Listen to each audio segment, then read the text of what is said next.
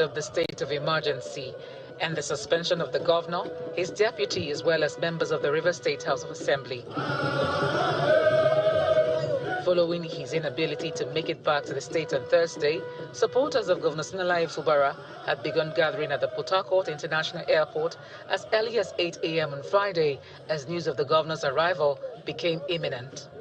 We are here because we are expecting the arrival of His Excellency, the Governor of Rivers State. You know, we expected him yesterday and he couldn't arrive. And from all available sources, he's arriving today. And you can see the joy. Rivers people have long expected this. And that's why today we are here to say, look, Your Excellency, your people are on ground to receive you. We have stayed in starvation, in wilderness for over 6 months. And when the president graciously announced the reactivation of democracy in Rivers State, the Rivers people doesn't need to wait for the governor before we converge to celebrate ourselves and celebrate the government of Rivers State. So it wasn't a disappointment to us. At exactly 12:17 p.m., his aircraft touched down, and shortly after he disembarked, accompanied by his wife, his deputy, as well as his chief of staff, to a waiting, cheering crowd. The governor stopped briefly to interact with his supporters. After the airport reception, Governor Fubara moved straight to the government house in company of some key stakeholders and security heads. He inspects his official residence before proceeding to his office. Speaking to journalists, Governor Fubara expressed gratitude for the warm reception at the airport and the show of solidarity at the government house gate. I am really humbled by what I saw at the airport. I was also briefed with some photographs of what happened here yesterday. That reception really humbled me. It showed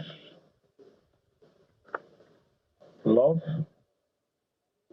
confidence, and solidarity of the bond between this government and the people that we are serving. He also assured that his administration will remain committed to policies and actions that will impact on the lives of Rivers people. I want to assure you that we will, by the grace of God, continue to do those things that has made you people love us. I want to appreciate everyone and to say that we love you. With the House of Assembly resuming plenary on Thursday and the governor returning to office on Friday, Rivers people are hopeful that both arms of government will work cordially for the development of the state.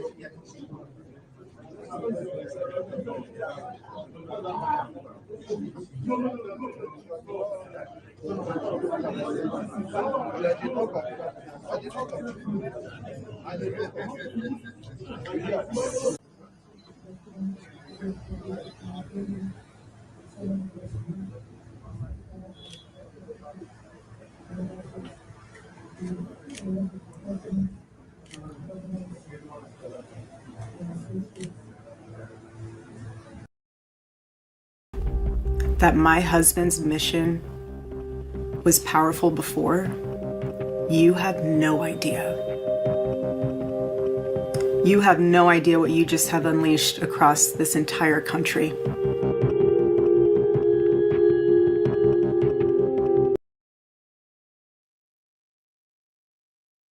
President Trump renewed his call to pull the broadcast license of television stations that broadcast criticisms of him. This week, ABC suspended Jimmy Kimmel indefinitely after the late-night host commented on the assassination of conservative activist Charlie Kirk. Kimmel has not commented publicly, and his future at the network is up in the air. But on Friday, workers were seen loading trucks outside the Hollywood theater where Kimmel's show has been produced since 2003. As Nancy Cordes reports, his suspension has sparked a debate over free speech that's stretching far beyond the late-night world. Bring Jimmy back! Bring Jimmy back! With Jimmy Kimmel off the air for a third straight day, the fallout is growing. Film and TV writers protested outside ABC headquarters in New York, even as President Trump warned he may go after other networks next. The newscasts are against me. The stories are 97% bad. So they gave me 97. They'll take a great story and they'll make it bad. See, I think that's really illegal, personally. Kimmel's late-night counterparts rallied to his defense and engaged in some mocking self-censorship. President Trump just wrapped up his 3-day trip to the UK, and he looked incredibly handsome. On Friday, Michael Eisner, the former CEO of ABC's parent company, Disney, slammed his successors, posting, "Where has all the leadership gone? Who will step up for the First Amendment?" Disney suspended Jimmy Kimmel Live on Wednesday for these remarks. We hit some new lows over the weekend with the MAGA gang desperately trying to characterize this kid who murdered Charlie Kirk as anything other than one of them and doing everything they can to score political points from it. The suspension came just hours after Trump's FCC chair, Brendan Carr, appeared to threaten to hold up a major affiliate deal over Kimmel's comments. We can do this the easy way or the hard way. Texas Republican Senator Ted Cruz called Carr's warning, quote, dangerous as hell. That's right out of Goodfellas. That's right out of a mafioso coming into a bar going, nice bar you have here. It'd be a shame if something happened to it. But other conservatives argued Kimmel had it coming. I don't feel sorry for him at all, and I think that Disney did the right thing. Trump's distaste for Kimmel's brand of comedy dates back years. Well, Jimmy Kimmel's a loser. Trump has slammed him on social media at least 16 times since 2020. Thank you, President Trump. Thank you for watching. I'm surprised you're still, isn't it past your jail time? For CBS Saturday Morning, I'm Nancy Cordes in Washington.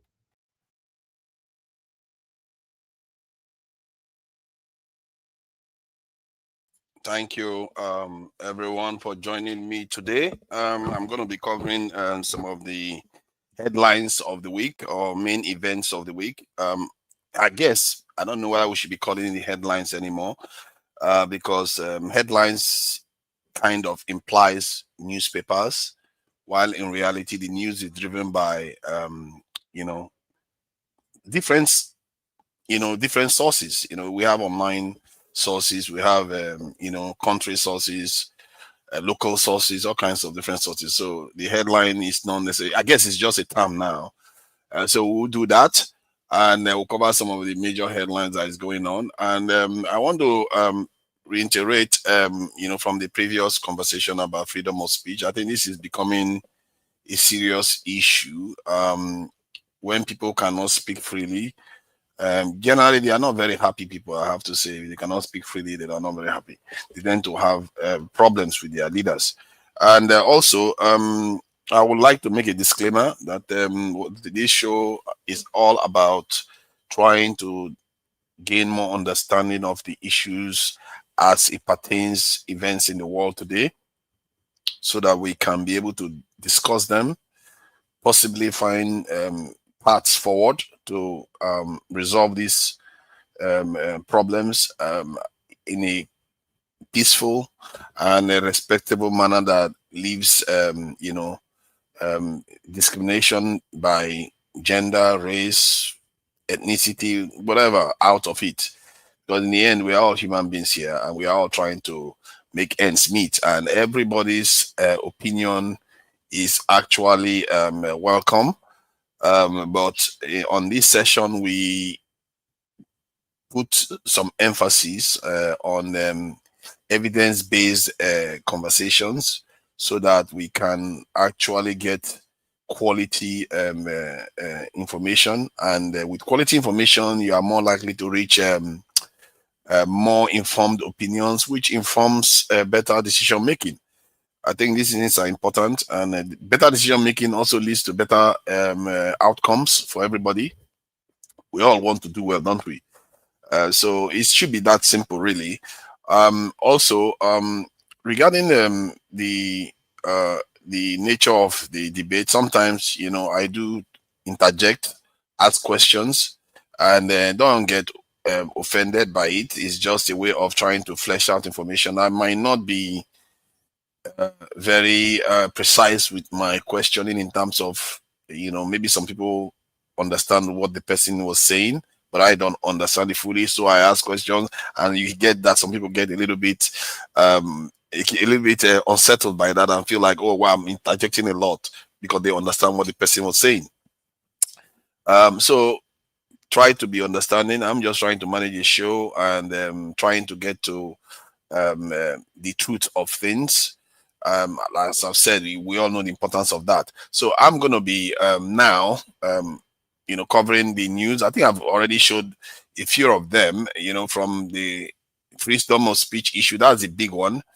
And then there is also the issue of discrimination, coming from the assassination of Charlie Kirk. Say whatever I like about Charlie Kirk. You might disagree with his opinions. You might, even strongly disagree with his opinions, but it tends to welcome debate. You have to give that to him. It tends to welcome debate, unlike some people that don't want debate. They just want to shut you down and you just follow their point of view. And I think that part of him has to be, applauded. And I also like the idea of families and all that, even if he's not necessarily prescribing it for all groups. So he's not the devil, and neither is he the angel that some people try to paint him as, although you have a right to, to canonize him if you want. That is for them to do. And I think we should also be tolerant of each other, allowing people to be what they are, allowing people to remember people the way they choose. That is important. There's nothing wrong with that. By even trying to criticize people that respect him, that even see him as a, some of them even try to call him like a prophet.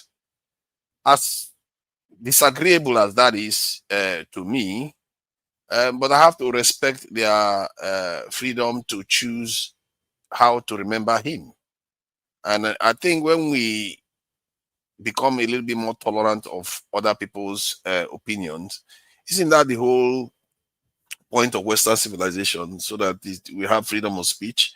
All right, so I will go to, there is this issue that occurred recently about Israel. There was an issue with this in the Saudi Arabians and the Pakistanis went and signed. Let me just play this, and you get to watch it for yourself. All right, let me just play that now.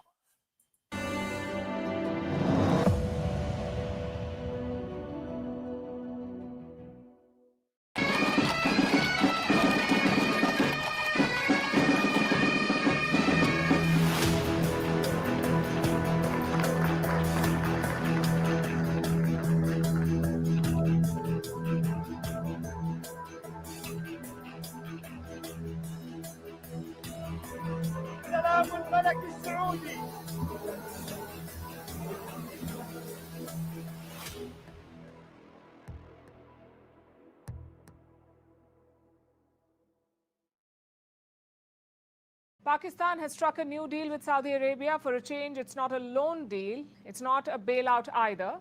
This one is a mutual defense deal, sort of like a bilateral NATO agreement. It says an attack on one country will be treated as an attack on the other.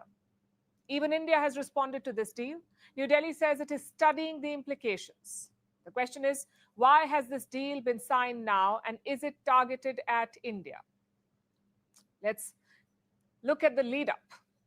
Pakistan's Prime Minister Shehbaz Sharif was in Saudi Arabia yesterday. He was hosted by Crown Prince Mohammed bin Salman, and the pictures told a story.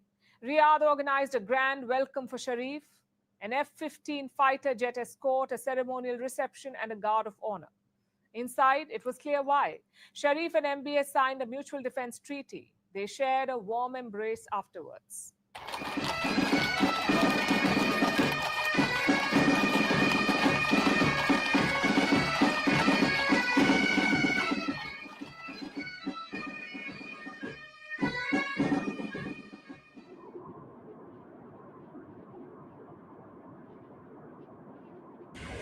Crown Prince Mohammed bin Salman. سلام الملك السعودي.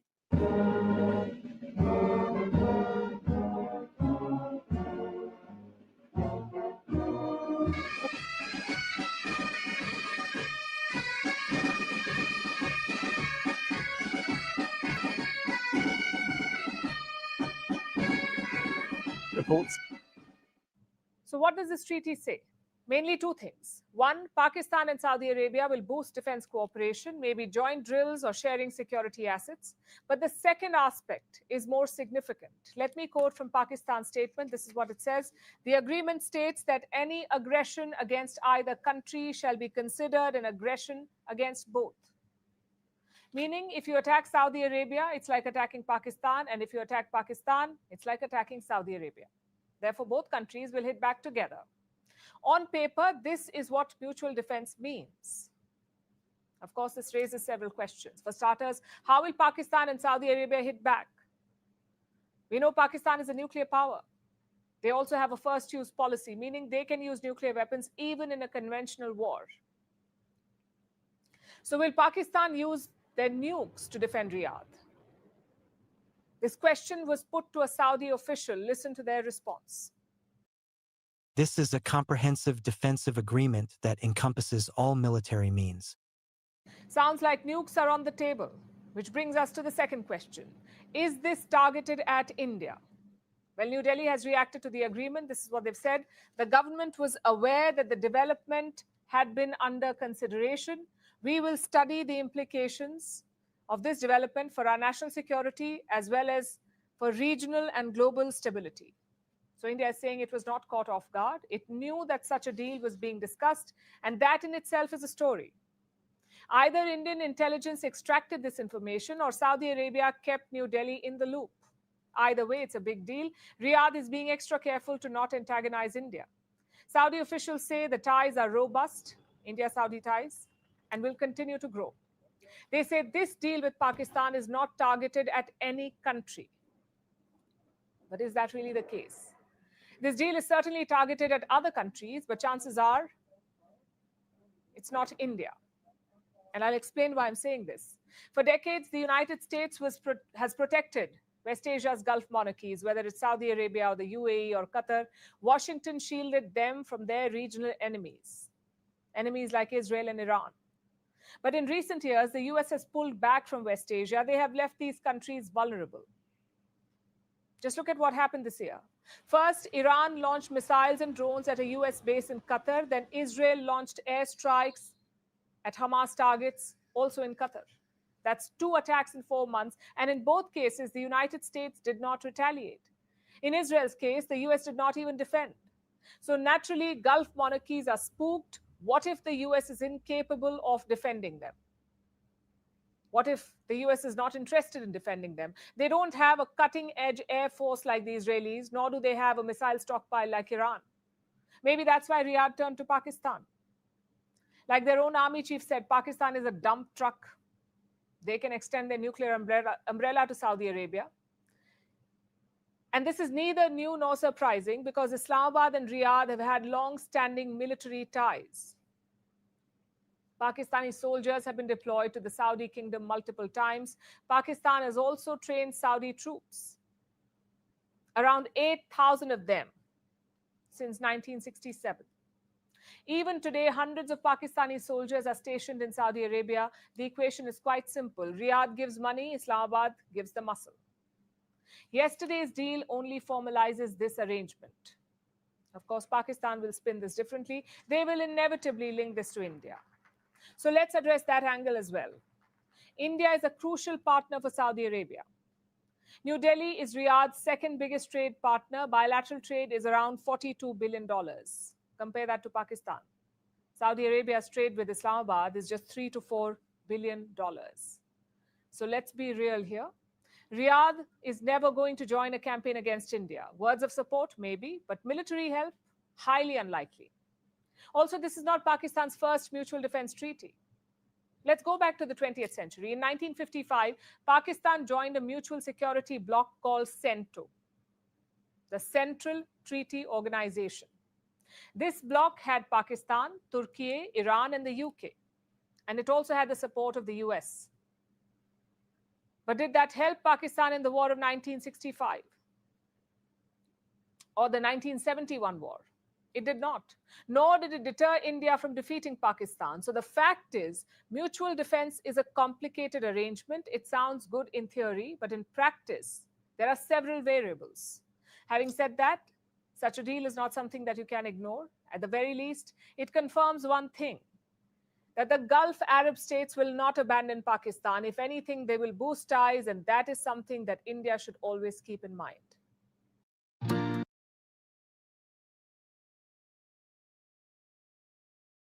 In the US media say President Trump's administration is seeking approval from lawmakers in Congress to sell Israel around $6 billion worth of military equipment. The planned package is reported to include 30 Apache.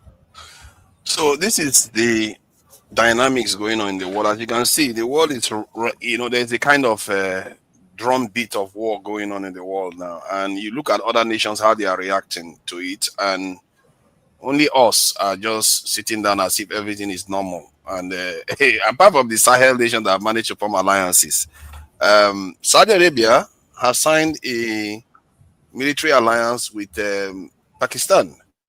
And that military alliance, I think, is mostly just to prevent Israel from, overreaching. Question is, why is it that we as a people are not doing it in West Africa? We have ECOWAS, but we don't even have a mutual defense pact. In other words, anybody can come and take Algeria, take whatever they like. We are not going to say anything. We are just there for the sake of it. These people, they see danger, they react to it. They see that they cannot rely on America anymore. Within weeks, I was in a taxi more than 2-3 years ago. A Pakistani man was the driver of that taxi. He said that their nuclear umbrella, they've already passed the technology to Saudi Arabia and Iran and all those. They've already passed the technology to them. That when things go down, they will defend them. You remember, they are Muslims and they are the same kind of people. Let's face it. If a Pakistani and a Saudi guy stand in front of you and they switch their clothes, you will not be able to tell the difference easily. They are basically the same kind of people. So the idea that these people are totally ignorant of their where their bread is buttered and how to react to possible dangers. Now they've seen that Israel is so dangerous to them and America is not going to save them because they were relying on America. That is the problem. America, you can't rely on America. As long as it comes to Israel, you can't rely on America. As a matter of fact, as long as it comes to America, you can't rely on America. America can turn on you any moment. They see that they don't like you anymore. The only people they defend are Europeans. NATO nations, they don't turn on NATO nations. If you join NATO, you're safe, no trouble for you. So I think we are going to go back maybe to the Nigerian arena because we've not really spoken a lot about Nigeria today. Let's deal with the Nigerian issue. Let me take this off. I don't know what any of you make of the issue of Fubara returning to the to his duties. Is that a good thing for Nigeria that he has returned? And does anyone think that things are going to go back to normal? And do they see him running for a second term? Let me start with the person that came first, Okpegolo, 2028. What do you make of Fubara's this return? Do you think he's going to toe the line and go on to run for a second term? And even if he did, what party is he going to be? That seems a bit confusing. This one no get respect like you. Why elders there? I go to break cola first. Eh? No, look at that. Look at Yeah, that. look at this man. Look at that. You want to start now already? I'm a native man, so You're a native man. So you want to go? You want me to go with the elders? let the elders go first. I think I'm gonna say, Mister, I get something special for you today. You don't dey plan We'll see now. We'll see. I don't tell us I'm not going to help him. We'll see how that will go now. So, Oga, what do you make of Fubara now? His return, is that a good thing that he's back? And is he going to be able to run for a second time? Which party is he going to be in? I don't even know what party he's representing now. Well, I don't know. Some bad people, when they really want to punish somebody, when they want to drown you in the ocean, they will tie your hands at your back and push you inside the ocean. And that is exactly what they have done to your governor of Rivers State. His hands are tied at his back, or they tied the hands at his neck or at his feet, and they took him to Okeja Shrine. When you look at him, does he look like a human being? Can't you people who went to school too much? When you look at the body language yesterday, we see that it's not the man speaking. You see what he was reading on paper yesterday? You think he wrote those things? Where he was praising Week and the man in Ashoro, you think he wrote those things? Is what he was asking. When he disappeared the day he was supposed to return, where was he? They have taken him to Okeja Shrine to tell him. They're taking him to Okeja Shrine to tell him what he has to do, and he's doing it. So listen. I'm sorry to say it, but there is not going to be no peace in Rivers State. That state is not going to know no peace anymore. It doesn't matter how we try to, how we're going to try to do it. Because the man is, listen, in the first place, in the first instance, I'm not a fan of Fubara. I wasn't fighting for him. He can go to hell, all I care. But my problem with the emergency rule was the democracy. I felt that the president has overreached everything. And because of the country we have, the people of Rivers State allowed it to stand. So my question was, the people that were rejoicing that Fubara is back, where were they when he went for 6 months? So Fubara is part of the criminal gang in Nigerian politics. He and his boss, they use the resources of Rivers State to play ping pong. So they are together. I have no sympathy for Fubara. My only sympathy is the people of Rivers State. My only sympathy is democracy in Nigeria. My only sympathy is the constitutionality of Nigeria, because what we have is strong men, but we don't have strong institutions. And that is the reason why that somebody like Wike will continue to insult Nigerians anyhow. Because Nasi finished this one be now. What did happen for Nigeria? Nasi finish be. They don't see us finish. We can't do anything. We can't react. We can only shout as we are shouting here at the autumn line. They know that you can't do anything. And that's why things are going the way it's going. So I don't see anything for people in Rivers State to celebrate. What are you celebrating? This man who was there, the administrator, was used to siphon the remaining resources of Rivers State on behalf of Wike and the man in Asorok and the people that are concerned that did what they did. The members of the House of Assembly are there to make sure that any day, any minute, any particular day that they wake up, they decide that this man, he didn't do what he was asked to do. That same minute, they're going to impeach him and remove him. So I'm sorry for the people of Rivers State. I'm sorry for Nigerian democracy. I'm sorry for the constitutionality of Nigeria. And I'm sorry for what is going on in Nigeria. The food economy basket of Nigeria has been turned into a ping pong. So, the man who is preaching peace is Fubara. Yesterday, when I was listening to when he was talking, you know, is a man without a soul. Is a man right now without, he doesn't have, he has to take authority to go to use the bathroom. That is the position your governor is in Nigeria right now. He cannot drink coffee without asking, can I drink coffee? He cannot change his clothes without asking the people that be, can I change this brown into red shirt? That is the position of your governor, forefathers. If you don't know, I am just telling you the fact. So I have, listen, I do not have any sympathy for this. For Fubara, whatever happened to him, I don't have the sympathy. He started a fight he could not fight. He started a fight he could not finish. Because the same people who were pushing him abandoned him at the middle of the road. And he was alone. And the same people now are praising. I think they all of them were at the airport. You know, the same people who abandoned him at the middle of the road. They are the same people now who are telling our governor is back. The chief executive is back. River State is alive. I was looking at these people. I say, Okuja Shrine now in the work show. Because your governor, his hand is at his back. He cannot make any decision, as I told you before my brother John Abba come in. If he wants to go and use the bathroom, he must ask, can I go to use the bathroom?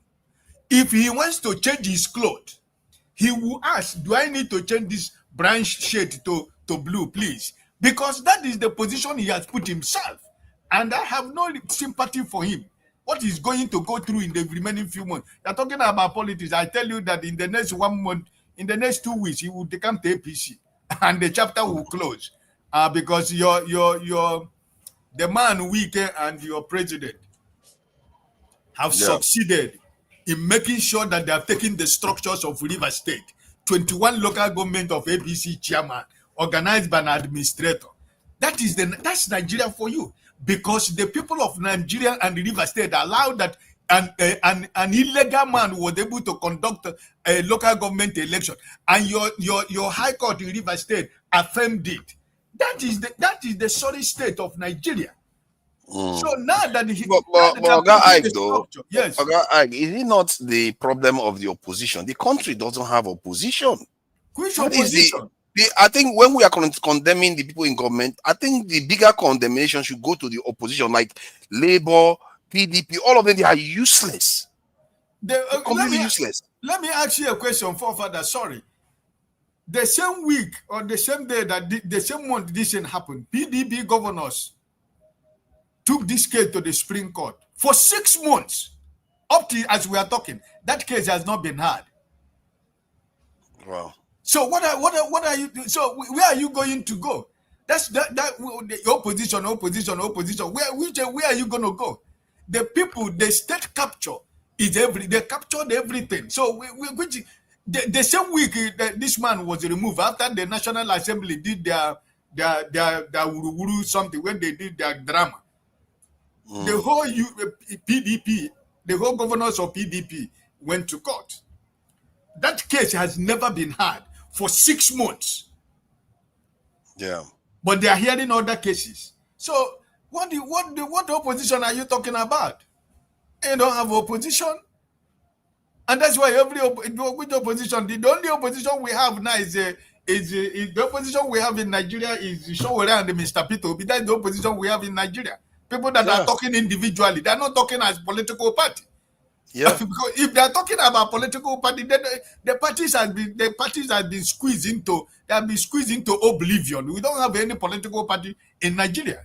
So that's bad. That's really that bad. is where we are. No opposition party, nobody challenging the government at all. This is not Nigerians. The way we behave when we see power, our eye will just be like red. Let's go for it. Let's go and be their friend quickly. They don't have principle at all. Like, why can't you just endure? Can't you just say, okay, I will stay in the opposition, even if it takes 10 years, we are going to get to power. But no, they don't do that. The moment they find themselves in the opposition, EFCC, DSS, I need money. They jump ship and go and join the party that is in office. Nobody tells the government what to do, and you wonder why we get bad governance. It's a shame, though. Jonaba, are you available? It looks like you are being called away for duty. Somewhere. No, so what do you make of this? This I don't know. The episode of Fubara is a very, very interesting thing because one, we know it's an abuse of power from the center. However, Fubara he was produced by them. He was produced by Wiki. I don't think Fubara made even one speech before he became a governor. He just came from nowhere. They made him a governor, and suddenly you want to start acting up now. Maybe that was too late for him to start showing that he has backbone. And then now look at where he is now. He's back Too to late or River too State. early? Maybe he was always the wrong person. Maybe that's the problem. On river thing, politics is local. I do not sympathize with the people of rivers. I do not sympathize with Fubara or what is his name, the governor. What Fubara. goes around, Fubara, okay. What goes around comes around. It's a puppet under Wiki, and is trying to grow wings so quick, and that's what you get. You have to get rooted.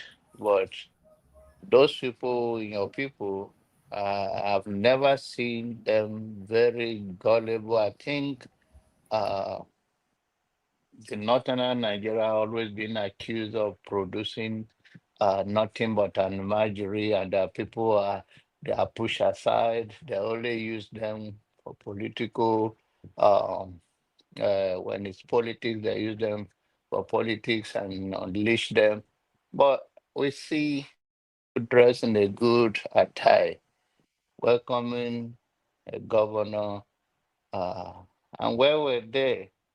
They do not protest. And now he came back quietly, walking like they give him agbo to drink. It's walking wule wule wule wule. Who's governor? I have not even see a beggar walking like this. Did they cripple him? What's wrong with him? These are people. I see them and they line up like I see them. I thought I was a guy woman. These are very good-looking people that are supposed to know they are right. So when I see people of River form my hand by lining up and then this guy come with a fabricated or written speech for him. He's reading it. He's not confident. I think if you take how much you need to take and just go, I'll come and buy a house in Houston and let that. Why is it wasting? Houston is where all of them go. You should go to any other country and settle down. There's nothing to write home. They say the death of democracy. What is death of democracy? They take their speech to Ghana to go and talk about it. Why they don't? Why didn't? When that thing happen? If they are real opposition and they mean well to be opposition of ideology and even hammer on the topic of this is unconstitutional. Why can't they rally in Nigeria? They are coward. They went to Ghana.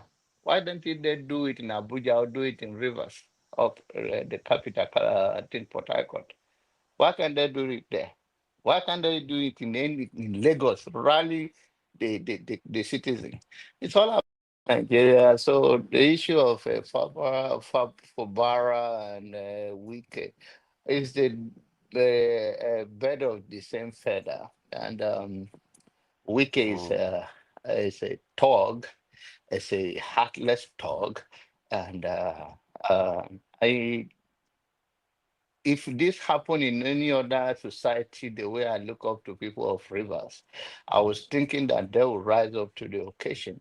But looking for how much they will share. And I think they don't, it's about giving them 1 million. Maybe the money that they borrow, maybe we'll go and investigate the one that the president say he gave out. Maybe it's the people of river to welcome a governor, which governor coming will I think the governor, the governor, his hand wasn't exactly very clean now when he went and destroyed the House of Assembly building. That is just excess behavior. I don't. What is wrong with these people, Nigerians, man? I don't know what's wrong with us.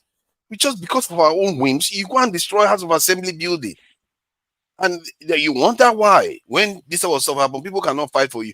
Can you imagine like someone like Dele Farotimi was the governor of Rivers State, and this sort of thing happened to him? People will go crazy because they know him is barely their person. He's just, the only thing he has is that he's from the Ijo, but the only everything else is a wicked man. Wicked manufactured him, gave him to the people, and they voted for him, and he forgets that Wike is in Aso Rock there. It's Aso Rock. You have to be careful what you are doing. You go and destroy assembly building. What do you think is going to happen? You are creating evidence against yourself. If he was governing like normal governors did, he didn't go about destroying all those buildings and just try to govern normally. Look, imagine if it was someone like P2B. P2B will handle this quite precisely, and it will be hard to beat P2B on this one, because he's not going to do things that is going to put him on the wrong side of the law. And even if you try to insinuate that he's on the wrong side of the law, he will fight you the right way, take you to court, and he did it twice and he won. But Fubara just went about it the wrong way. He tried to do an Obaseki and some of the crazy governors in Nigeria that feel like they can destroy House of Assembly, the House of Governance of a state. You destroy it and you just think you can get away with it. I don't know, man. He has not been punished for that even. The people shouldn't be getting away with this sort of thing. How do you want him to get punished again? This man come like a thief in the night. He just that's the problem. They don't prosecute them.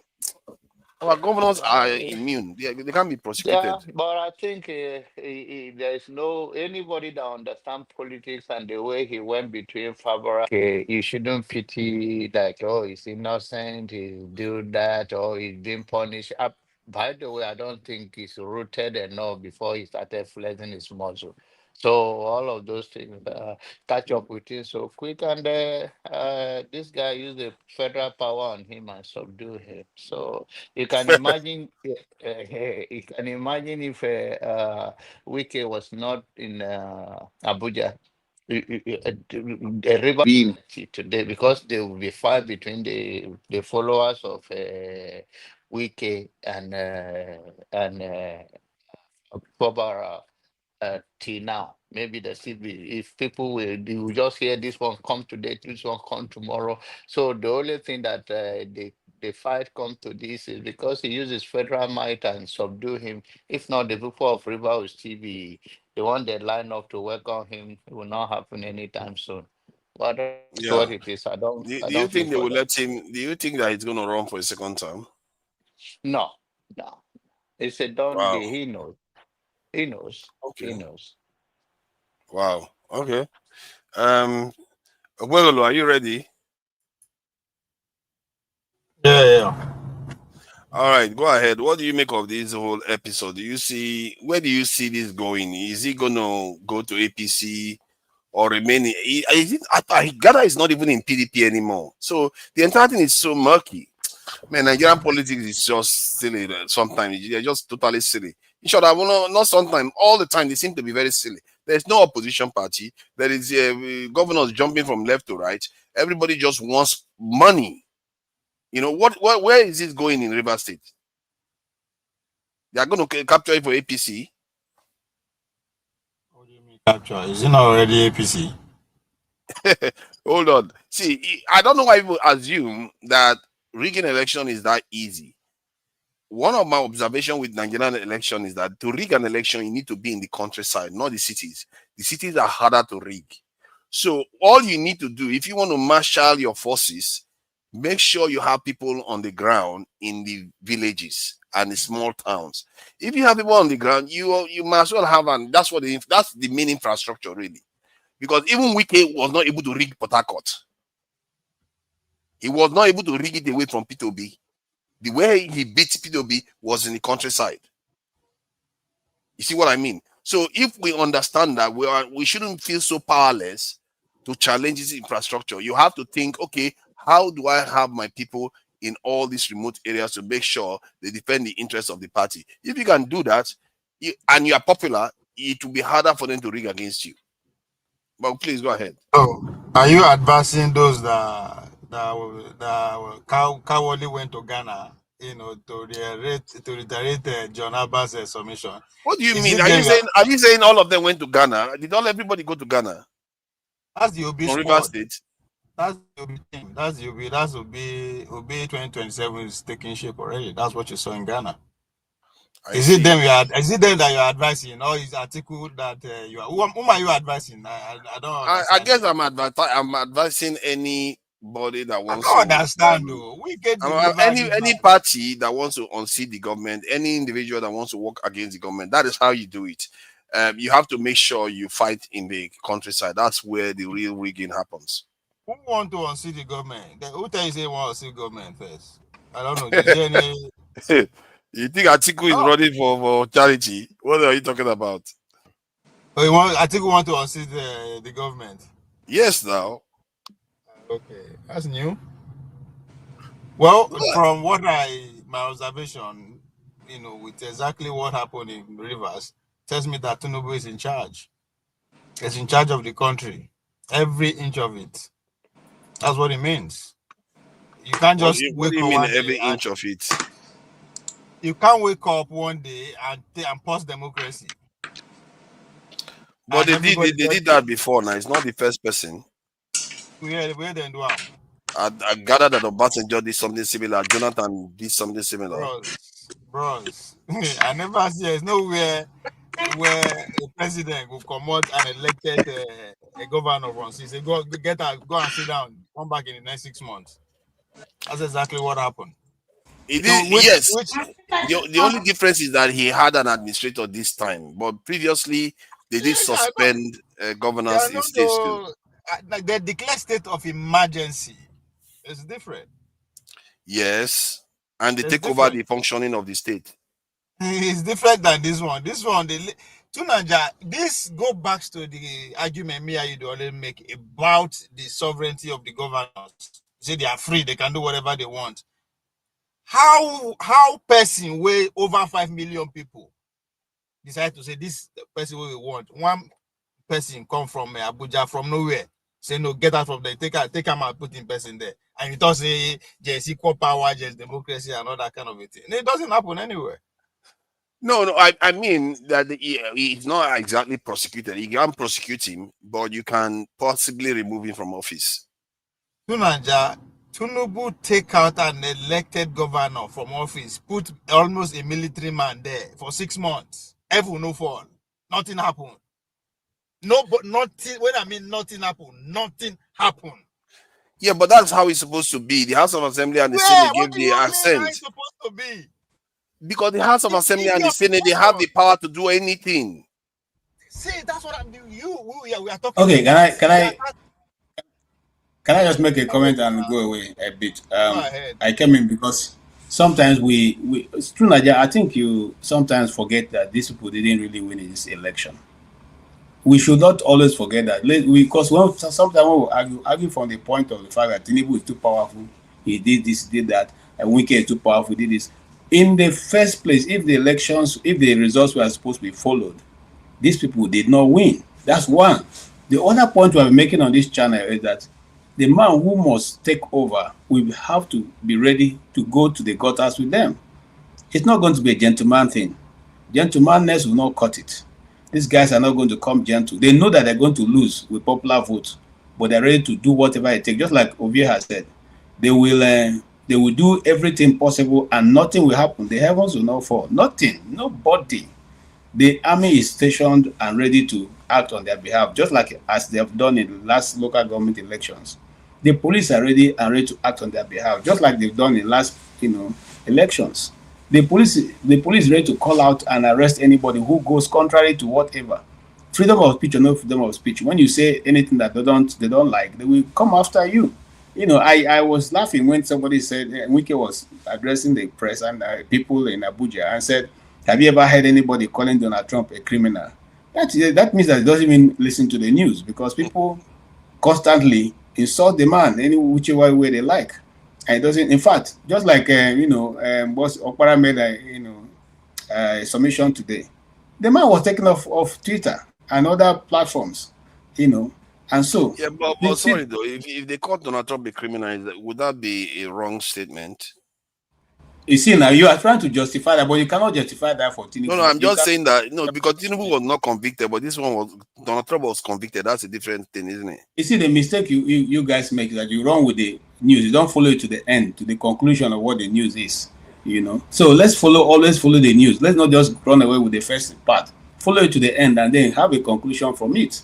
So, but I'm not here to argue for or against. I'm just simply saying that we'll have a worse situation in our hands. At least in the United States, the Supreme Court can stand and say, no, this is not going to happen.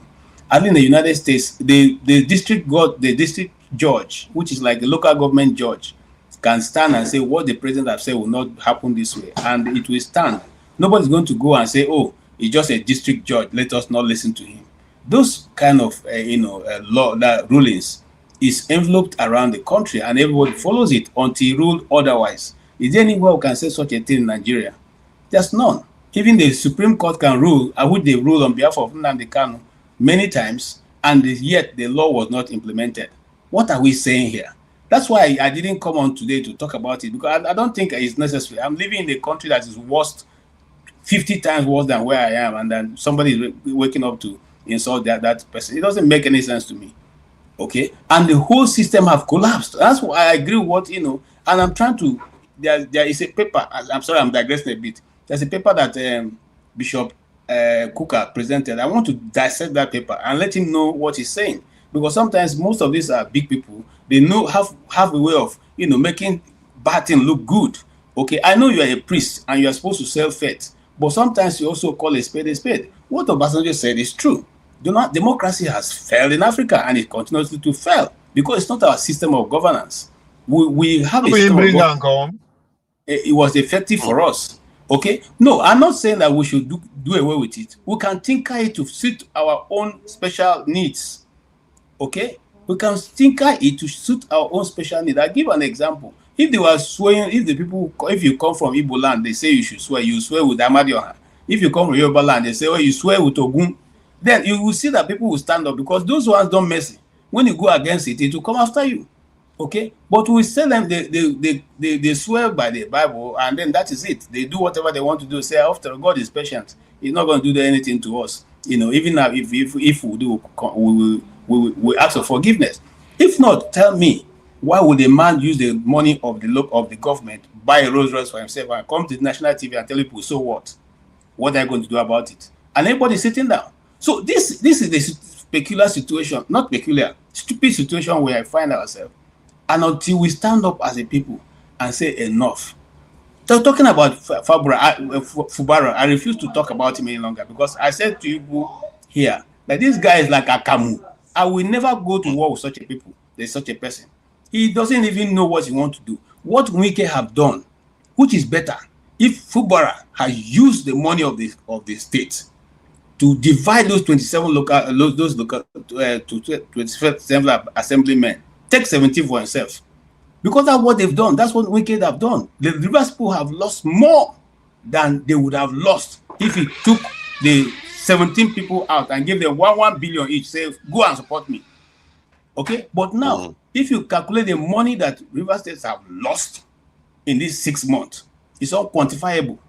Okay? So if you want to fight. If you don't want to fight, my friend, just walk away and don't disgrace yourself. Okay? If you think you are going to be a gentleman in governance in Nigeria, you are wasting your time, because it doesn't come that way. It doesn't come that way. There's no way it comes that way.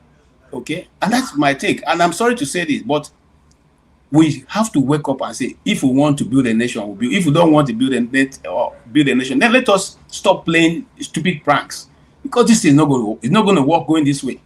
And look, every system, and I repeat, tell me one system of the governance that is still standing in Nigeria that's not being bastardized. Which one? Have you ever seen any country where a minister talks down on the people? He can just decide and call a press conference just to yap people and tell you can't do it. Okay? And then he still sits in the office and people are clapping for him. He's even, one of their best comedians these days. If you want to listen to comedy, you go to Wike. Wike will entertain you for the next 1 hour with the people's money. And but hold on. That is the point you made just now is quite fascinating, because that is highly irregular. how can somebody like Wike is just an ex-governor from another state, and then he's by Tinubu's this thing, Aso Rock, and he seems to still wield power beyond his office? What is going on here? That's what you should ask yourself. And the constitution is supposed to be, we are supposed to have a constitution. The constitution we have, it has been bastardized. It has never before, never in the history of Nigeria has any president run Nigeria, rule Nigeria, or govern Nigeria without winning Abuja. But we are seeing it today. It's happening. Okay? The Supreme Court turns up everything upside down. And we are still looking at it. Okay? The Wike is ruling from Abuja to Rivers State. And nobody said anything. Wike came to the national TV and said, if you dare, he will put fire on your state. If you dare to challenge him, and nobody said anything. If he came to the national TV and said, if you think you are who, remove him from PDP and see what will happen. Are we not looking at him? Yeah, but we have to ask some pertinent question here. Where does that power come from? Is it that Tinubu upholds his deals? That's why he's allowing Wike to do what he is doing? Or where does that power come from? Because I don't understand it. I will leave that for you. I don't know. That's a bit serious. It's got a mystery out there because I don't understand. He seems to even be more powerful than Shetima. It's like, what is going on? You know where the power I comes from.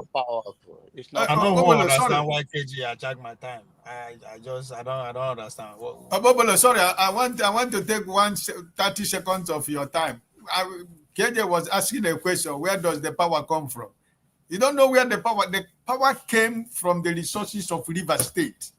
He took the resources of River State and bought every governor in every state. This Tambuwa that is having problem with Tambuwa, do you know how much he gave the state of Sokoto State when Tambuwa was governor of Sokoto State? So he used the resources of River State and he bought almost everybody in Nigeria. And he has the secret of almost everybody because he doesn't give you anything for free. He have you on his file. Any day he sleep and wake up and remember you, that you are his problem.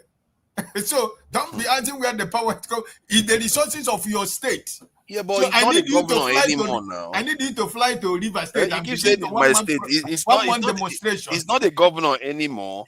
He's a powerful president is sitting there that could do whatever he likes with.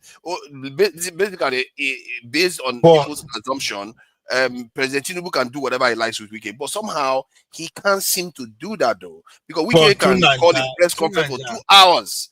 One man called press conference for 2 hours under some other person's government. That seems odd. Hold on. You are the #1 praising guy of Wike when Wike was commissioning over a bridge every week. No, that's accurate. That's accurate. So what was your point? So what do you expect? All those things, he was able to build a structure, solid structure that will last him a lifetime. It doesn't matter anywhere he is now. Then what is this structure? That's what I want to understand. What is it? How is he able to? How is he able to keep Tinubu at bay? I say you praise him. You as a person, you praise him for 4 years. What do you think? I didn't praise him for 4 years. Don't overdo it now. I just praised it towards the election. That's all I did. I came and saw him.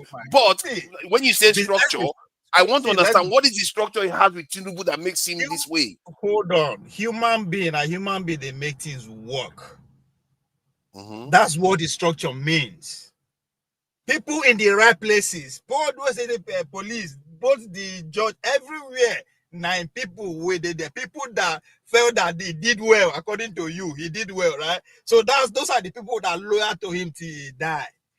The governor himself, Fubara, was one of them. We keep forgetting that me and you don't know Fubara. He bring and come and say they must vote for him. So I mean, that's why I keep saying somebody give you something. But Fubara is not President Tinubu. You are not understanding. Fubara is not President Tinubu. You are not getting it. To win the presidency, there are states that are very pertinent. You have to be in control. Port Harcourt, River State is one of them. You know they listen to the conversation. You don't have to win Port Harcourt to win the presidency. I say it's one of them. For 2 reasons. It's not my problem. Why? So are you telling me? Hold on, no. I want to understand. I just don't be exasperated. Are you saying that because President Tinubu needs River State. That is why he allows Wike such wiggle room. But my problem with you, now after 2027 election, you call and say, when would they tell you say the sick in the villages? You say no, na cities. Today now you know they admit. Listen, don't start. You are the one that said Tinubu. You are the one that said Wike is not going to be nobody after the election. That he's going to be a retired. You remember you said that. But now he's still powerful. That's the problem. Hold on now. That's why I'm surprised. Where are you coming from? If you that whole Wike high esteem as one of the best politicians ever known to Nigerians, this is your assessment of No, at that time, yes, he was the best politician. So why are you not surprised that he's so powerful? Why are you not surprised? Because he's not the president. Before he was the governor, he was powerful in the states. Hold on now. You ask question. I mean, listen, let's basically answer you. You are amazed at the dynamics. That's what I'm trying to tell you. Waiting bring Wike and Tinubu together. Now interest. Now interest. Nothing more. Nobody need to bribe either one. Wike want to keep going. How do you keep going? Tinubu wants to continue to be president. How do you keep? I mean, this is very easy. Them said they tell you, the man they tell you say he go die for Tinubu. But you see they don't say why? What do you mean by why? When they say Tinubu gets structure everywhere, now only in the worker, now human beings, you are advocating that one. That's why I ask you, who are you advising? You are advising opposition to go into the villages. With what? With human beings. But it just seems odd. I'm just highlighting that it is odd that Wike wills more power. Wike wills more power than Shetima. So, but it's okay. Let's get to this. When you ask question, now because you so allow other people to now it's odd to you, but it is very telling. These two people have something they both want. Now, no mind, me and you, our goal is to take our KJ today. It doesn't matter if me and you they say eye to eye. Right? So look at the interest. These people have one goal, but most important thing, if they pay attention to Wike rhetoric, it's more than just a simple. This is a battle between North and South. If you pay attention to his rhetoric, no be then get to it. Just pay. You will be fine. You know, understand how he in the talk. So, and again, the question is you ask yourself, just imagine Wike know this administration. Who will be taking all this heat for Tinubu? Is it Wike that is taking the heat for Tinubu? No be me and you they argue over him. Is he not a minister? But me and you we take him as a topic. He's just a minister in the cabinet. Yes, but he's not taking the hit. Tinubu still gets the blame when the blame is due to him. It's very real. Just like what happened in Rivers. Now, the culprit here is the president. Tinubu, Wike, no matter how he mad rich, if the president say go and take him out, it not go happen. So again, everybody is paying attention. That's why he came out with that interview. It was a special interview. Even she was talking. It's a special interview. It's a special interview for a reason. Because it dominates the conversation. Instead of us to focus on how democracy die, according to those that went to Ghana. Right? We are talking about Wike, how powerful Wike is, how Wike is not powerful. It is a game. You're buying time. When the man, where did they protect? Where is he? He go meeting where power lies in Kaduna, break all with them. These people are moving. We there and they argue how Wike is powerful. It's powerful is that even you are, that's why I use as an example. You respected what Wike did in Port Harcourt. But again, I'm now wondering how is he so powerful? Because he performed. Just a simple conversation. Yeah, but I understand that. He keeps saying he's not in office anymore. Like he's like Tinubu leaving office. Then suddenly he's more powerful than Shetima. Why do you say he's not in office no more? No, are you the one that brought the governor? Are you the one that brought the governor? Are you the one that brought the governor? Yeah, but that's my point though. It's not like see, try to understand. It's not like Fubara is against Tinubu in terms of Tinubu could not have influenced Fubara himself. Are you trying to tell me Tinubu could not have influenced Fubara himself without Wike? He could have done it. So why does he need Wike so much? You know, that's the point. That's what you need to get. That's why I said just by his performance alone, that give him influence. If I want to just go just for the sake of conversation, that's good. So Jay, it's no be me bring you come. Just like now, Dr. Dameji that brought you here, right? I want jump over you. No, it's not going to happen. You have to go with my boss. My boss is wicked. Now the boss, maybe the guy is trying to do exactly what you are assuming. That's why he was in trouble. You cannot bite the finger that feeds you. I think if nobody agree with Fubara coming in as a governor, as a candidate, nobody. When I mean nobody, both the residents of Rivers, both the power brokers, both the outsiders. But he put it off. He did it. Oshomole couldn't do it. Oricha Sokrocha could not do it. Ibukule Amusu could not do it. He did it. Sorry, could not do what? Could not produce impose a successor on the citizens of the states. Because they didn't perform now. They didn't perform. Exactly. So why are you now marvel that now you're not expecting Tinubu to jump him and be negotiating with somebody that you brought, but because of your performance, and you think Tinubu will succeed? You know if he succeed. My take was that Tinubu, I would have thought Tinubu would want the power for himself instead of allowing a FCT governor to. Sometimes I think I heard Wike said certain things that made Tinubu look weak. Even like I begin to wonder who is in charge here. That's how I ask you, take Wike out of this government. Who for the play that role when they play? It's not a nuisance. It's a very important one at that. It's like a gate man. You go pass through one first before you go PPS the main man. So it has value. Maybe but you remember before the election, you were one of those people that were saying he's going to become a nobody, but that's fine. Anyway, that's why I said. That's why I'm kind of like, why is this guy? This guy kind of surprised that Wike is this because I'm the one that's supposed to be. I'm supposed to be surprised, and I'm still shocked that this guy is going the way he's going. I'm not going to lie. I'm kind of like, who is this guy?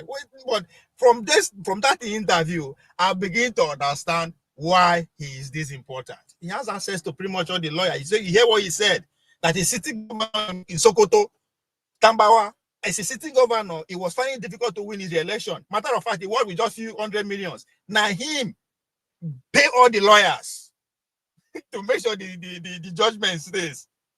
That's what I say. Okay, this guy, yes, there's something. So are you saying that he's bragging that he paid off the lawyers to help with the case, or he paid them in a legal way to actually represent Tambawa? Either way, they did it. Okay, the same again. Just understand. He said something about the Senate president that why Tambawa betrayed him. It's not because of anything, but because they promised him they are going to make him the Senate president. He never win the seat, though, but he won because just like what they did to Saraki. The guy said, hey, that's the case. Okay, let's see how you're going to come to the chamber. Not talk of the Senate president. So hence, you now see why your Senate president, no matter despite all the controversy around him, he's sitting gidigba, he's doing whatever that he likes.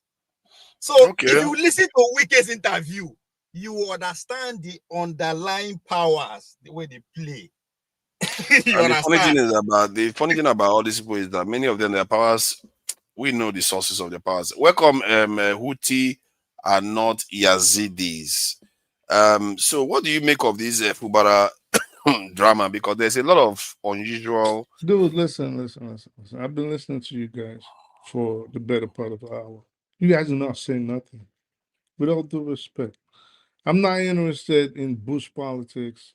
I'm not interested. Yeah, I'm not. Like, nobody on here, and I understand is the situation on the ground, but I'm not interested in something nobody's talking about. Not one person spoke about, oh, this is this person's ideology. This is this party's ideology. This is what they're trying to do for the country. Because there is none. I'm sorry to tell you. Yeah, that thing, it makes me want to weep. There is no ideology in that country.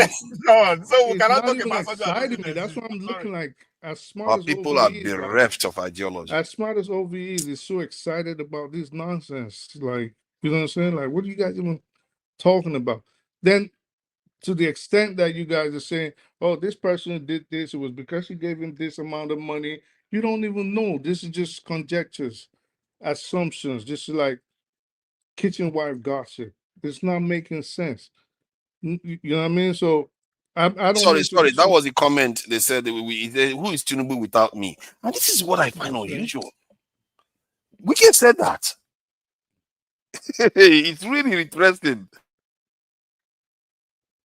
Please So go ahead. yeah. So that's just the thing. Like, if we're not talking about how to move the country forward, or things more enlightening, personally, I'll just listen. Because imagine this is how many of us, right? This are the people on the ground in Nigeria. Considering you guys or us on here are perhaps some of the most educated, and look at what the discussion is about. So imagine 220 million other people regurgitating the same nonsense. And then you wonder why they have those kind of politicians there. Why is that? It is because the politicians are just an image of the people that put them in the place. So you might say, well, they rig their way in, they don't deserve to be there, they use the power of the state. But as far as we keep talking about issues that are not important, that don't serve us, that don't serve humanity, things like this shouldn't even be discussed. We need to start increasing the level of our discussion. We need to up it. I understand where you're coming from, and sometimes I have to. What I've realized is that you can't leap too far away from the people you want to discuss. If you live too far away, you are going to have a lot of problems. So you've seen me on this panel, and I would be talking about concepts that are just flying over. People say they think I'm crazy.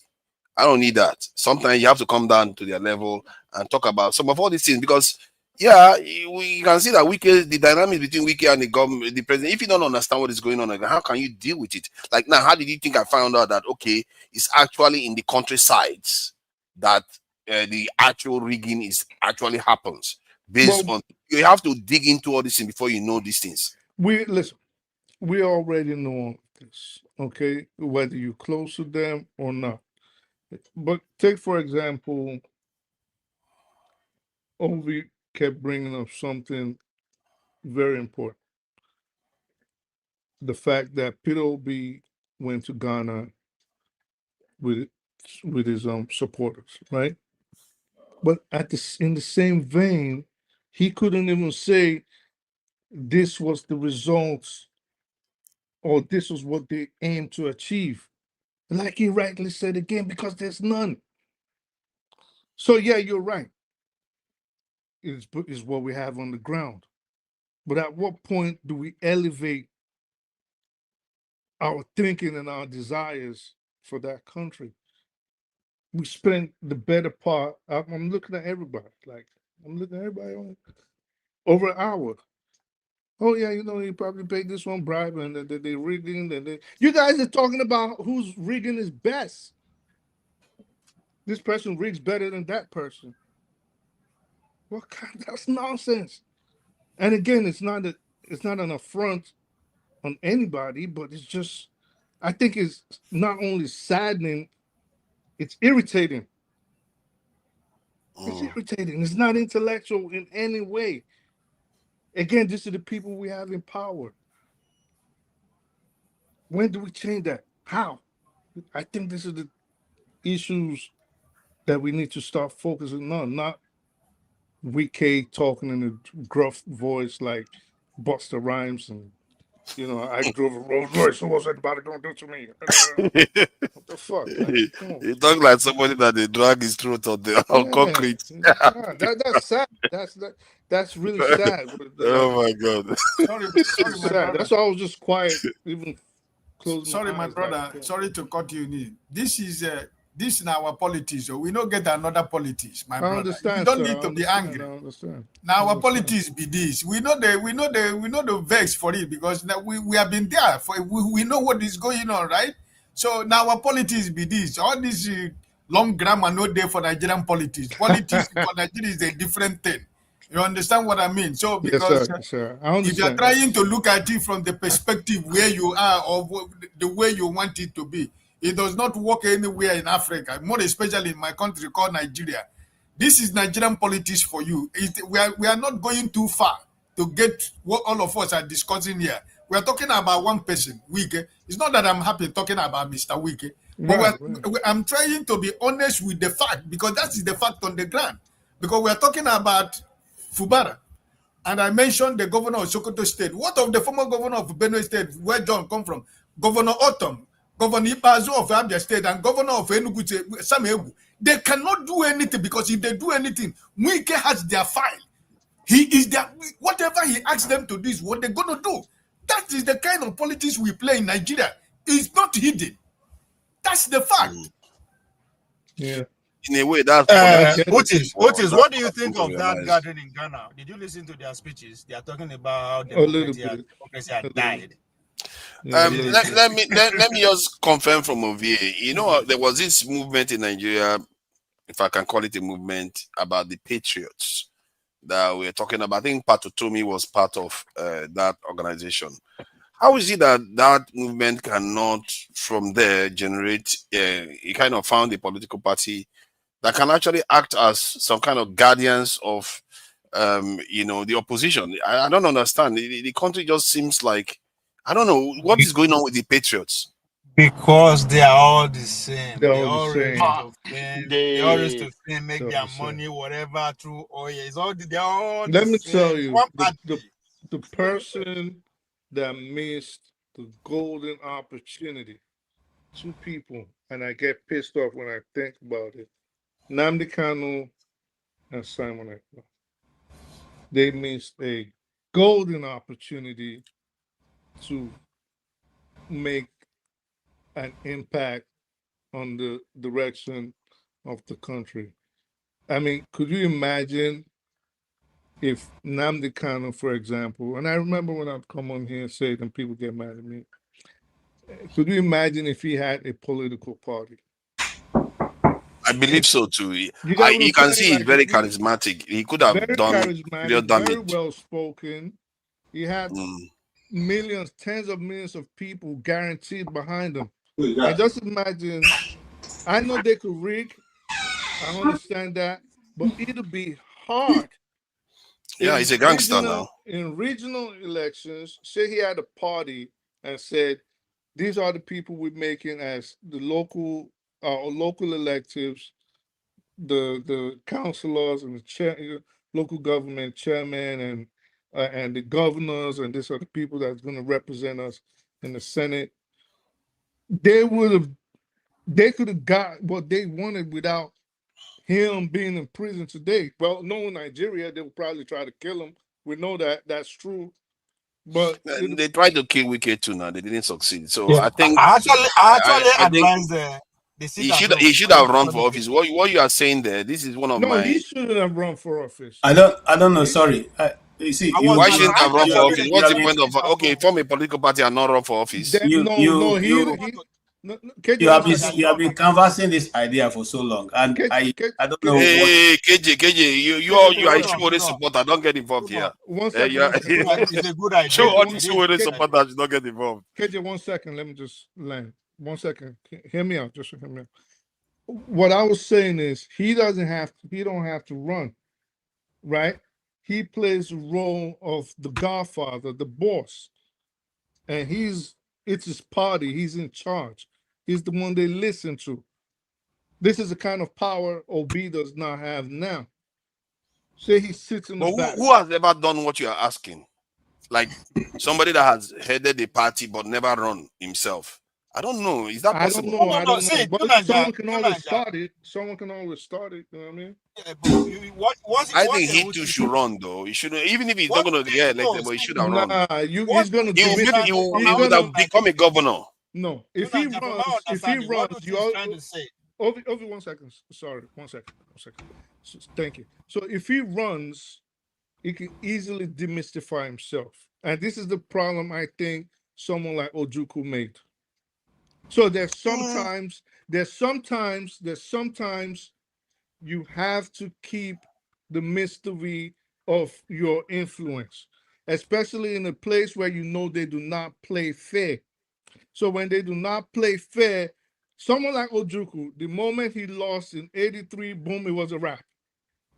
He was a rapper. Yeah, because he didn't see. See, if I take the example of Nigel Farage here, the guy, every time he ran more than 4 or 5 times of parliament, he was never elected into parliament. Today, he's not elected. Hold on. But this guy who held a lot of influence in the UK, you know that. So you don't have to win. Sorry. Let me come in here. Sorry, right here. I think I'm with you. What you are saying. I make that suggestion before we decide at home. To Nanja, don't conclude on Nanja Farage yet, right? Everything is about timing, right? What I understand Huti is trying to say. The movement is there. Now you have to use to build a political structure.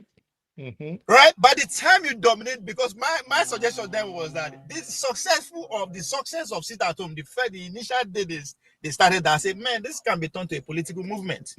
Make sure all the governors, the local government chairman, the senator are people who have your ideology being elected. That is it. You will come in later. You don't have to jump into the race immediately. That's what Nigel Farage is doing. Nigel Farage will end up as the Prime Minister of United Kingdom. No, he's been running for office. So you do know he has been running for office all this while.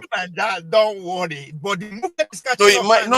I'm not saying that he's not going to make it into office. He might still make it into office. He was a MEP for the UK. That's in terms of European. There was no movement behind him then. It was not building a movement. That's why when you use Obi as an example. There has always been a movement. The people that Brexit movement. It's always been there.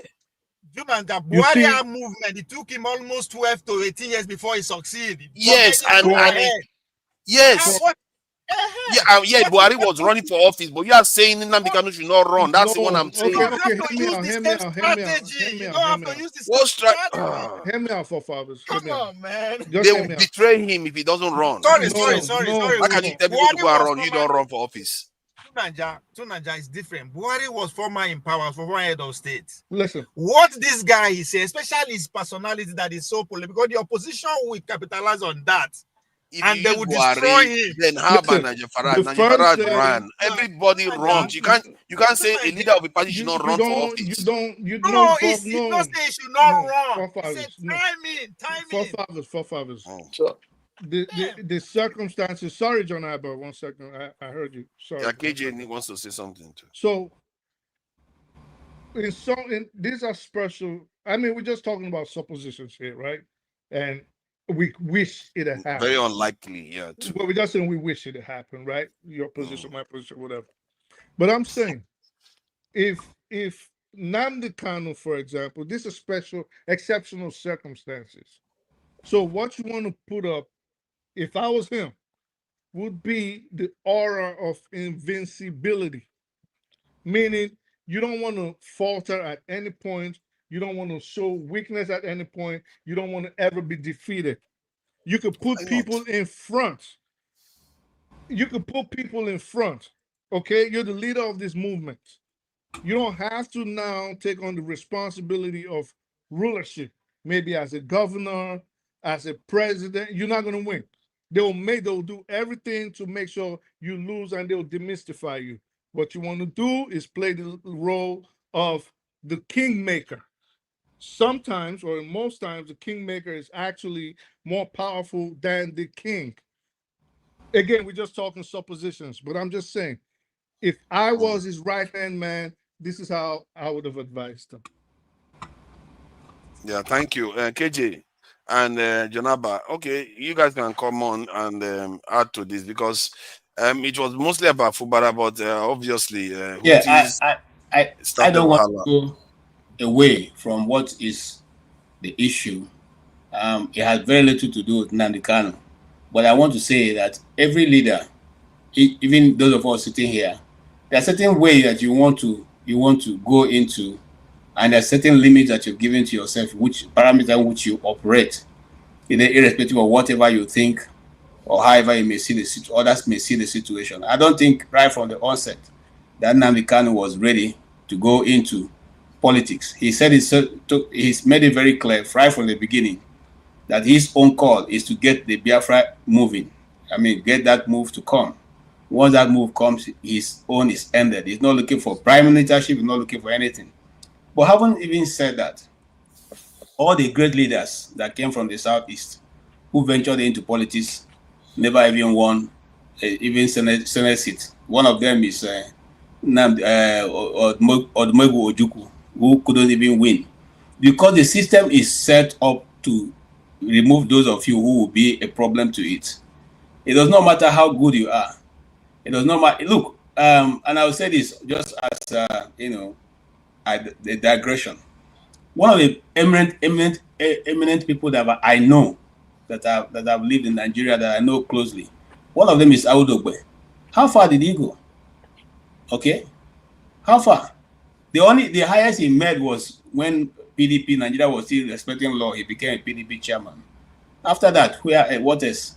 So people who they know will stand against the system are not usually allowed to go far.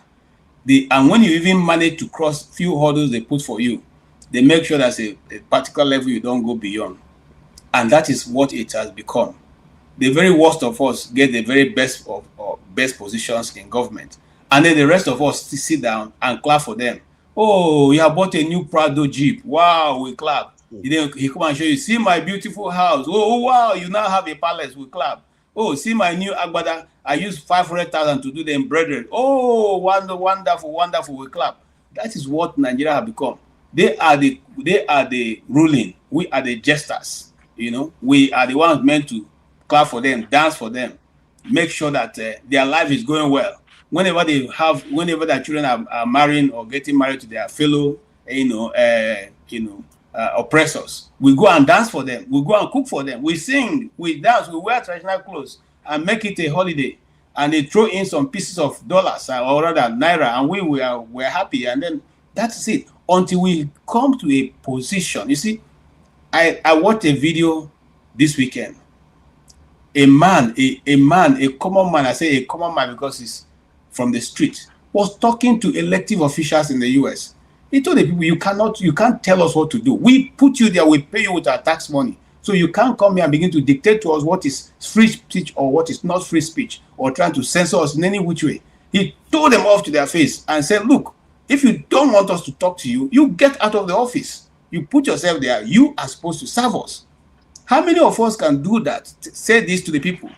But when they enter there, look at we start with the example of Wike. They behave as if they are the emperors. They are the all and all. After God, they are the ones. In fact, right now I want to call Wike God of Nigeria because it's now dictating whatever will happen to anybody. If you think you can oppose him, he will use money and destroy you and destroy your family. And so everybody is running from him. Even the Atiku, the Turaki Damawa, is running from him. Okay, if not, tell me why will somebody be able to get you people as PDP members to sign that he cannot be expelled from the party? How does that happen? Think about it for a minute. Even if you're the one who has been financing it when every other person ran away, which he says, yes, it's true. The truth is that all of them ran away. They ran to other parties. It was him who held PDP to the point where it is today. But that does not make you a god of PDP. Yeah, but KJ, this whole thing, I hear your statement regarding Nnamdi Kanu, and it's a shame because when I look at Nnamdi Kanu, I see somebody, a fiery politician that could be in the image of a wiki, but 10 times more charismatic, but didn't use it to, transform the Southeast. He could have. I truly believe that, and maybe that's what I speak the truth to is saying. However, this wiki power, I don't fully understand it, because when I saw Tinubu going to Rivers State before the election, I just thought he was just going to Rivers State. People were saying that maybe Wike is going to support Peter Obi or is going to support Tinubu. But now it's like they are hooked in a heap together to the point where Wike is able to say, who is Tinubu without me? It's like, what is going on? How did that happen? How is it that they can enforce such loyalty among themselves? How is that even possible? While every other people, they keep betraying each other in the back. Let me tell you something, and I think I'll end with it because I think we're not going anywhere with it. Let me tell you something. The money they've all stolen, they've stolen for two purposes: to hijack Nigeria and run it the way they want till they are tired of it. And that money is still pouring in. Okay? That's why you see contracts right now are not even bidded, but they are in the $1 trillion, $1 trillion naira. Like contracts now come in trillions. Okay, you don't know who owns the companies, but these things come in trillions. Take example of International Conference Center. How much was used to renovate it? Not build it, renovate only. And yet the central AC is not even still working well till today. And yet the pens, the pen they use is even inferior to the one they used that was originally used for the building. So what are we saying here? These are things that are facts. Am I the only person who can see? Are other people? No. Everybody knows the truth. But we're all hiding from telling the truth. We know what is going on. You know that the nation is being slated for sale by one individual who they now call the Jagaban, who feels that, and then you see what even annoys me the most. They say he's a powerful politician. How powerful is he? How powerful is he? He's using your money to oppress you, and you're saying he's powerful. How powerful is that? Okay, we are turning up even a small constitution we thought was even a problem. Now it's been made worse because the judiciary is one man's pocket, the legislature is one man's pocket. Okay, and we are clapping. Look at how much is being used. They're going to use to renovate Murtala Mohammed International Airport, to renovate it. Look at how much they are trying to use now to build the new port transport station in Abuja. So why don't you ask yourself the one question? Why is it only projects they are doing? Why is it only projects that they are doing? East-West Coast Road, how much have been spent so far? Nobody knows. How much will be spent tomorrow? We don't even know. So we need to come to ask ourselves, really, because I have sat down to look at what is going on in Nigeria. Just like Sanusi said, who is also part of the problem. But I like to speak when they speak the truth, we interrogate it. What we started fighting in 1960, we are still fighting to today. So when shall we now become? What we started fighting in 1960, when Nigeria became independent, we are still fighting till today. So what have we become? Can we truly say we have made any progress whatsoever? In which area? I think there is something strange going on in Nigeria. I think I will talk about that later. Where is Janaba? I wanted to add to this. Janaba, please go ahead. You wanted to talk about either the Fubara or Nnamdi Kanu stuff. Oh, Fubara is not a case for me. Fubara, and you guys can keep your rivers. Well, your governor, was he not the one that was bending knee to Bello? Bello, I'm not sure which one is which anymore. Which one is Bello? Kogi? Okay, that was Kogi. It's not yours. Okay, sorry.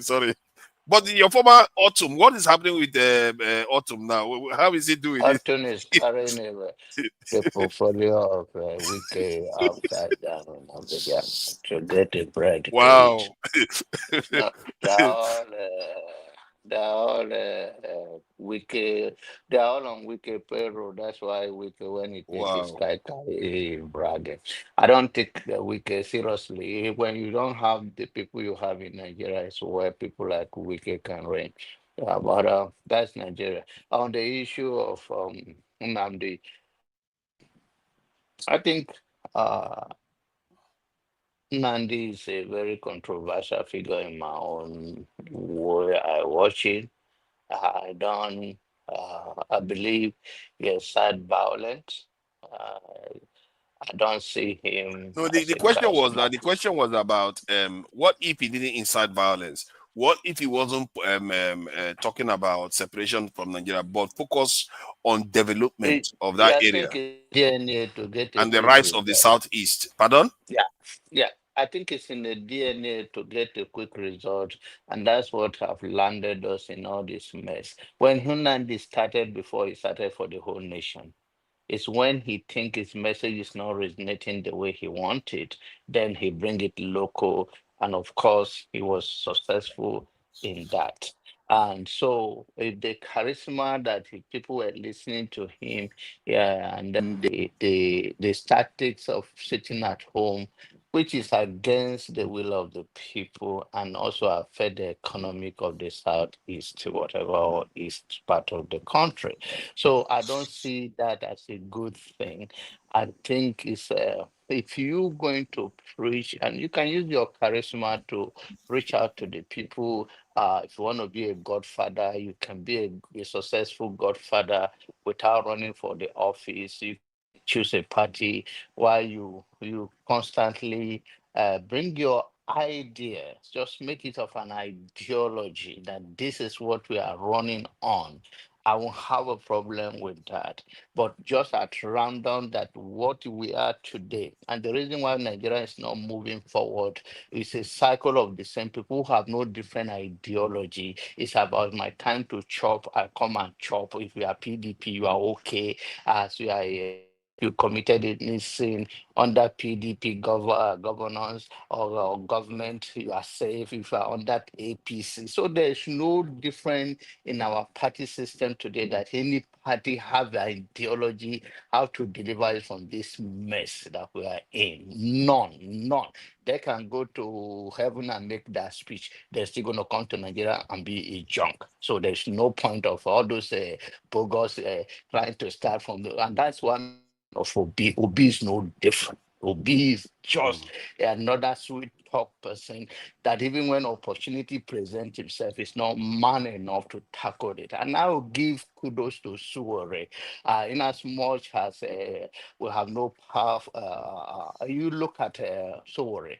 What gives this guy the backbone to call a sitting president in the Nigeria, sitting in Nigeria? If he's here in America now, he say from New York or New Jersey, where that's oh, come to Nigeria. These guys in Nigeria call them for who they are in their face. He called even, or he posted and he wrote it. He called even Wike a criminal and a murderer. He called him the same guy. He called him worse after Wike have said that he's alive to be whatever he's saying. So I love people like Sori who can speak to them right in their face. This is who you are.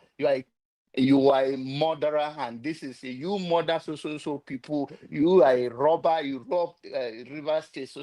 These are people. In as much whether he win election, he doesn't win election, we need a voice, a radical voice to call them who they are, not to be carrying their portfolio. And the speech of the former vice president, it make no difference to me. People are applauding him. He's just talking, and he wear that hat or whatever he wear that irritate me. Whether he have a duplicate of, he's speaking the same thing. His daughter was caught. In the Bible, there's what is called restitution. He never make any restitution. He want to say his hand is clean. He's condemning all the spiritual people. Is he any different? He is a pastor. If you are a pastor, you're a pastor. He was a politician. Where is the restitution? Why don't he say that when I was a president, or when I was a vice president, or when I was attorney general, not a perfect human being. This is my own mistake. This is how do we fix Whom the are you economy? referring to as a vice I'm president? Are you talking referring to about the Atiku? former vice president, Atiku or the one Sibanjo? that Subanjo, that make a bogus speech recently that they are praising him. That is Jonathan. how do you? No, I say the vice president, Osubanjo. So I must clear Osubanjo. my Osubanjo. Okay. His speech, like, oh, he made a speech about Nigeria, they transform. There are other, this is the level I see in Nigeria, that they use religion to brainwash us. There are other countries that are not Christian nation. They are doing very well, build infrastructure for their people. Why is the Bible is a liar that, oh, every other country like this was built on Bible principle, and these pastors are taking money and they are used to, and you played the both role as an attorney general of Lagos and become a vice president of Nigeria, and you are a pastor. All of this you have play role.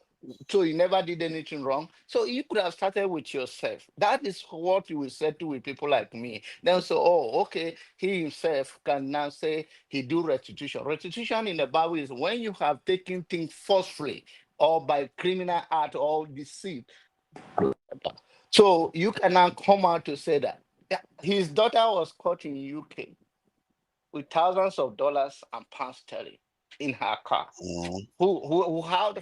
How did she get that money? Is it not through the influence, whether the father influenced directly or indirectly? So did she? There's no proof that she worked in social place and she was paying such large amount of money. So when people present and they keep bamboozling us, they change party today, we change. They change words today, we change with them. We also, as a people, we don't have a principle. We don't have what we are. We don't have a principle. It's okay. This is the way we want our life to be. So if somebody come into your life and it's not aligned with it as a citizen, say no. You are just don't come to change party for us. We want to see idea. We want to see Yeah, ideology that we want to run us on. John Abba, you know, there was this thing quote that I read from a book for Ovaro Wenoba. He said, when a tortoise with iron shell has been consumed by the flame, what will happen to the hen with the feathered gown? Because if you look at America right now, their politicians are not listening to them; they are listening to the Israelis. If America, with all their power, their politicians are focused on making sure Israel is fine, that their people, what do you think our people, like our politicians don't have, our people are more susceptible. My point is that we are susceptible to money, That is bribery. bind to We are very, very ideology. susceptible. No, that Pardon? in that aspect is that in that aspect of Israeli enter our government to a certain level and dictate to them.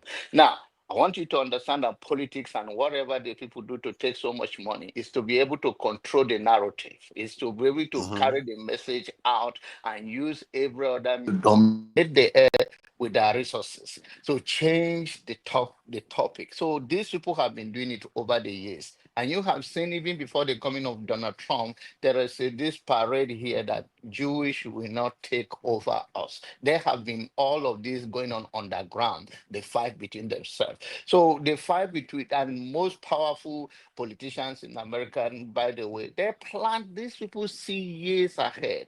Netanyahu what more modern people like a chicken, and that does not make any sense to anybody because it's not aligned with its own anybody that is not aligned with the belief of what they have been camouflaging people or bamboozling people, or the propaganda message they have been selling is failing, and now they are using other they will still fail.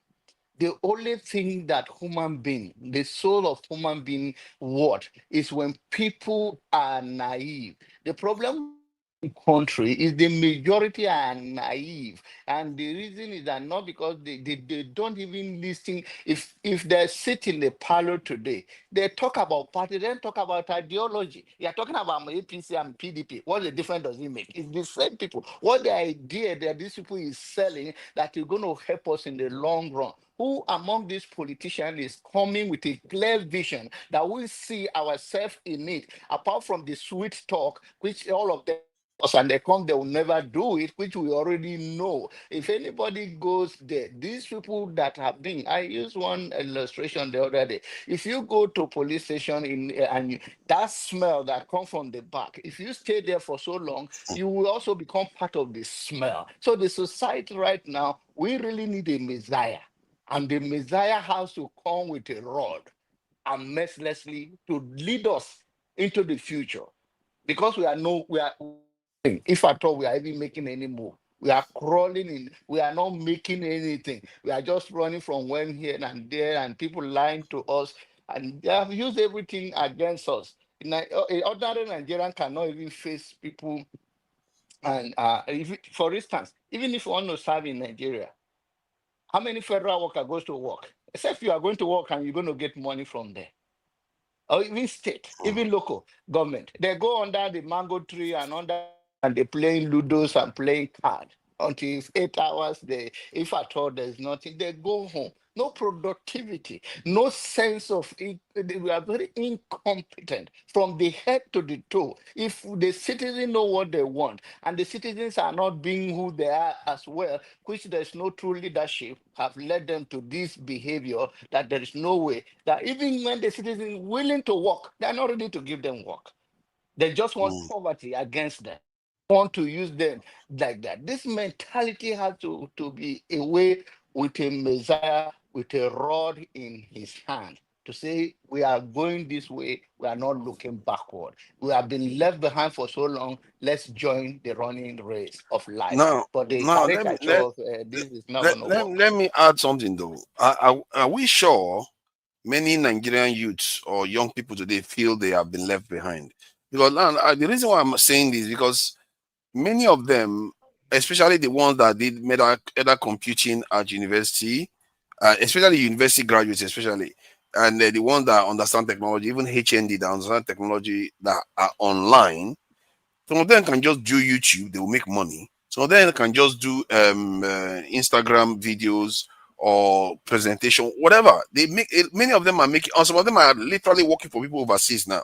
Yeah, but they And are still that in number the is increasing. environment. They are Pardon? still they are still in an environment where things are against them. They are still in an environment when police can see stop them in the road and tell them you look like a Yahoo boy. They are still in an environment even when the world is they can walk overseas, like you say, whether through Instagram, whatever that is available for them to walk and earn their living and feel unsafe in that society and feel that they don't have a basic human right. They can even the road, give me your computer. There is no search warrant. There is no any list. This is the country we are having. Yeah, No that true is, but leadership. let me add though. Let's say Even when the that one is individuals true. are thriving, it's not Mm. even say that one is true. It's a daily occurrence in No, I, Nigeria. I I agree with you on that. But the Okay, the thing point is, I'm I'm making is trying to that get in you as to much see. as our youth, you are trying to tell me that our youth are meeting up with the 21st century because of the availability of the media, they can in their nice, hey, oh, that is And even the ones that and are that is suffering, true like of you are them. saying, they are hoping that they are going to leave the country, so they don't want to react. Their own approaches, even if they are this time by experiencing this, I don't care about this. Are we I not want to losing leave. our and we that are in diaspora are praying that one day we can even go back. So if we how does that add up for all having our nation and having the identity and attached to our value, our culture, our so do you think that every people that left Nigeria left because they want to leave? They leave because they are looking for a greener pasture. They left because Nigeria is not working for them. And so if the youth in Nigeria want to leave Nigeria, I mean everybody have right to leave, but it's not in a good way because there's no true leadership. They could have stayed in Nigeria. You tell the people in America now and every other developed country where their country are doing well. You want to tell another country, they will go for vacation, they will go for exploring the war, but not like the way our people want to live because of the condition they are in, both politically. If you want to have a goodwill, that's why I always say I may have my own difference, but I congratulate Sowore. This is the voice that need to hear more. Like Nnamdi Kanu, if his voice was steady and focused on that, and yo, yes, I would also appreciate. I need more voices like that. We are not going to be a cowardice and stay and then become mumu in their hand. But then we, the youth, need to rally around these people, not the people giving them 10,000 to go and vote. I will give them bag of rice or half bag of rice or Yeah, but mudu of what makes you rice. think that these people too are not compromised? What is the guarantee? What is the compromise in somebody that tell you steady, calling it things that has no godfather? That have no Mm-hmm. godfather. In Nigeria, what That you Soro know is of. doing, you must be very connected to a level, and you cannot walk as an ordinary person the way he walk around. So the point that I'm not even saying, I'm talking about whether it's compromised or not compromised, but what I hear from him now, Yeah. it represents the yes, whatever behind the scene that I don't know, I can't speak to it. But then the fact is that he has boldness, the gut to call things the way it is. Even the so-called the guy threatening him, wiki, telling him you could have been disappear or whatever. And in the next day, he say you are a murderer, you are a criminal, you are, I call him. So you come and do what you want to do if you think that. And you say, oh, Mm. thank God for our president have is he keep the rule of law. Oh yeah, Yeah. is that true? Yeah, Ganifa Oyemi was very, very hot against Abacha. Now, if you think challenging this government was something, Ganifa Oyemi was challenging Abacha, the most ruthless Nigerian leader. They were on the street. Falana, this in what was the other one that passed? The one that was assassinated. Hi, I've forgotten his name. That's so sad. Delegiwa. No, only Delegiwa, the politician. He survived. Delegiwa was under Babangida, right? Yeah, this one was minister of. I think he became a minister of power or something under Obasanjo. No, this is a Yoruba guy. He was assassinated. What's his name? Bola Ige. Bola Ige. These guys were brave, man. They were taking up. They were on the ground. But Tinubu was overseas then. I was in Nigeria then. They were on the ground taking on Abacha. They will go on protest and they will arrest them, take them away, and the 5 people will be out again, starting on that war again. Now we know more of. We need it. We need it in our society. Nnamdi Kanu can stand in the same way, and all of that. Use the energy in such a way. But with having said that, I know that better days are coming, and hope that we don't give up because we don't have another country to go. And I'm believing it's coming so fast. If African understand the dynamic the world is going, do everything to empower their people and secure their people and planning, because this system will reject you one day and they will tell you you can have all the citizens you want. You are out of here. So I believe it may not come in my lifetime, but so many things is going around the world. Something is pushing. It might come a lot sooner than we like to think, because when change want to happen, it's when the leaders think they've arrived.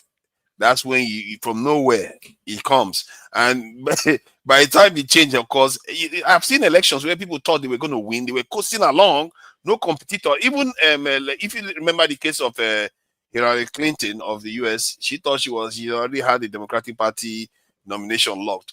Obama came from nowhere and just blew her away. And it happens in politics all the time, in nations all the time. If you assume you gain power and you are at your zenith, don't worry. Keep thinking. Remember the last election, nobody knew P2B was going to happen. You just never know. And I just keep saying all these Jagaban people, keep acting arrogant, keep thinking everything is okay. Nothing is going to change. We'll see. Before I allow somebody else to talk, so because I've talked for some time, if it will happen like that, I believe the only way it will happen if Nigeria flood the street. If they do not, nothing is going to happen. Trust me, 2027, if they do not come out in masses and say enough is enough, these people will undermine them. They know the game, they know them psychologically, they're going to win the election as usual. But if the youth come out overwhelmingly, and not this party now, there's ADC, no party of ideology, before you know it, they divide them. That you say that Tinubu is not powerful. Understand what my friend KJ mean. Nobody say he's powerful or not powerful, but the point is that you are looking at a guy when he was outsider, was rejected by the Kaaba, and breakthrough, and now he's here, and you're going to tell him that he's not. Before you know it, he himself will create 2 more parties to compete, because he knows strategically that when you have that party going on, you have 3 to 4 parties competing against a sitting president, you are a loser. Thank you. Well, listen, I have to disagree with my brother John Abba. Tinubu is not a strategy. It's only a strategy in criminality.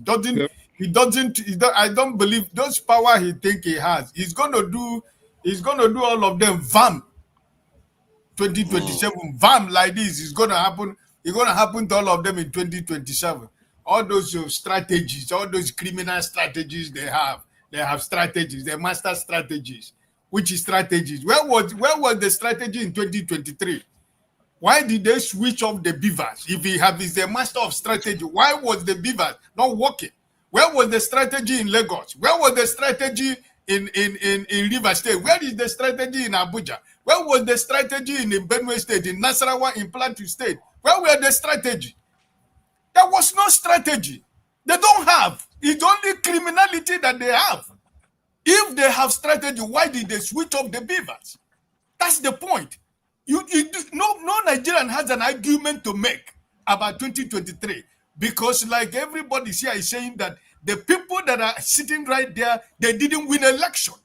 So I don't know the kind of strategy you people are talking about. The strategy of criminality, of run with it, steal with it, and grab it. That's the strategy we think that is the same kind of strategy we play where we live. All of us live in a developed world. Is it the same strategy we witness in other countries of the world? By stealing, by stealing and grabbing along with it. So this is my personal opinion. I'm not telling you to believe me. I do not know. This political strategy you talk about, they don't have nothing. It's because Nigerians are allowing them to do what they are doing. But I am telling you that it's going to be VAM on 2027.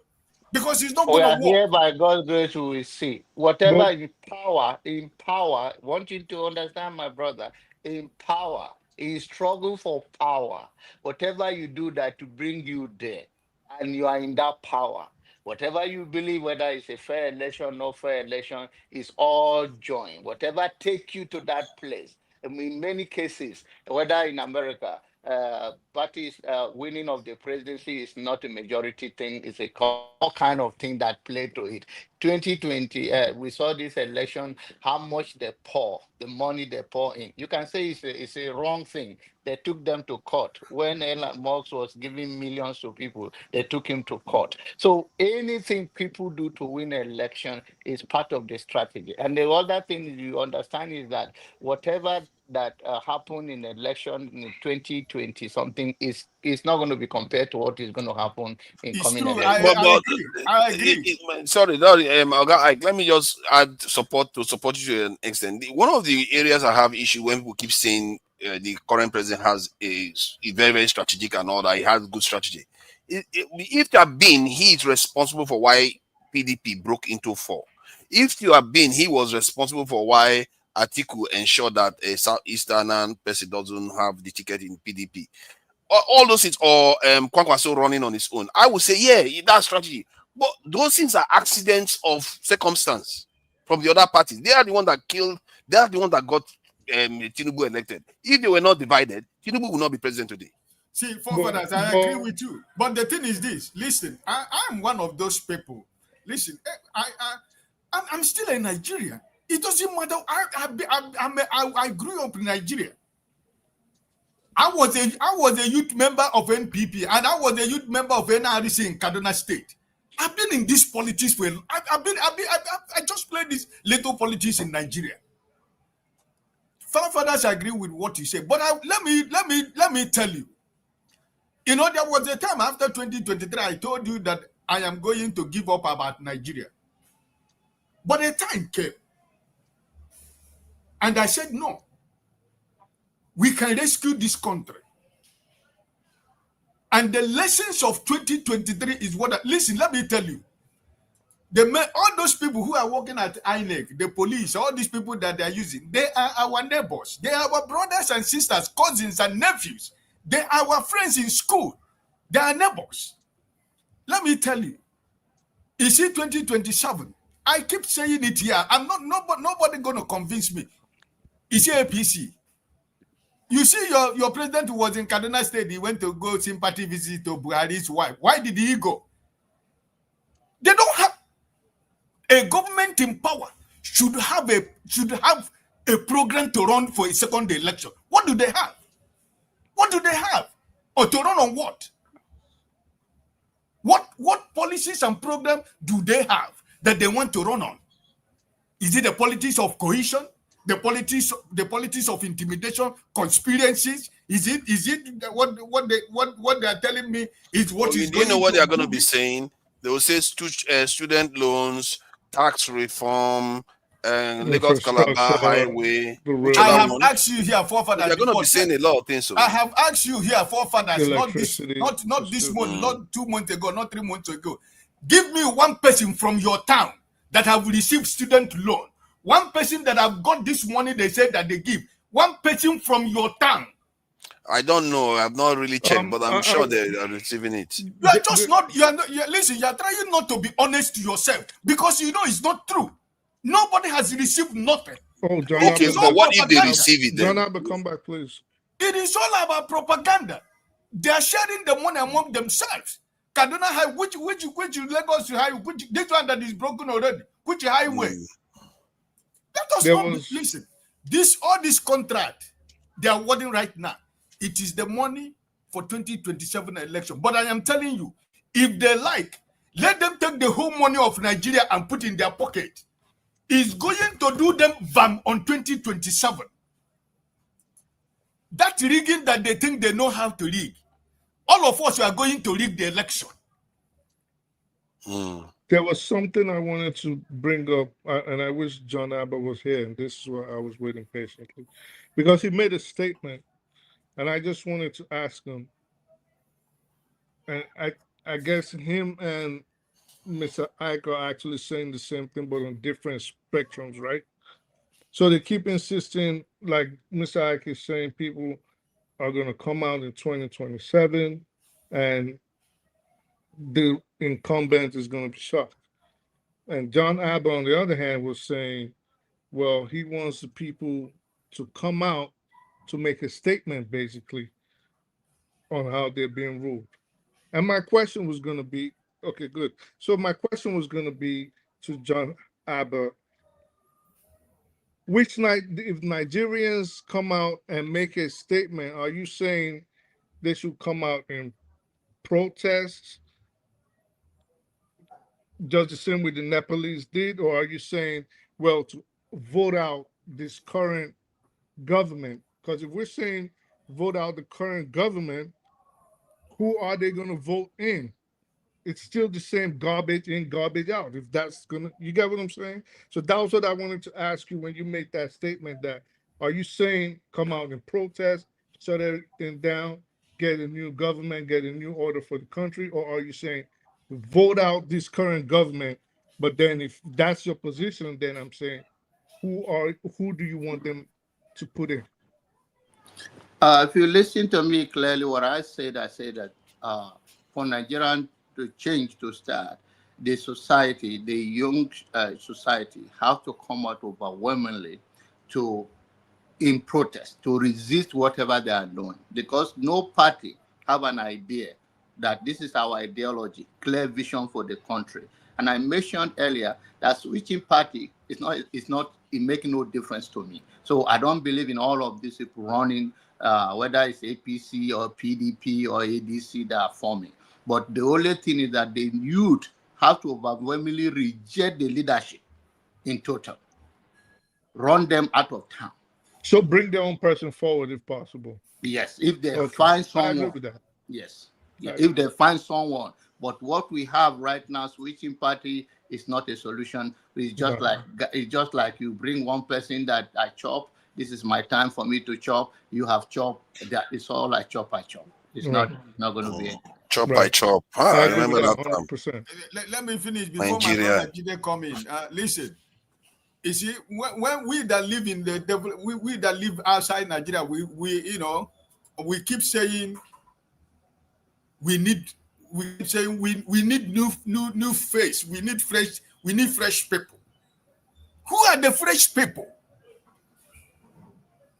Because me and you, if we want to be honest ourselves, me and you, we abandoned the political system for the criminals to take over.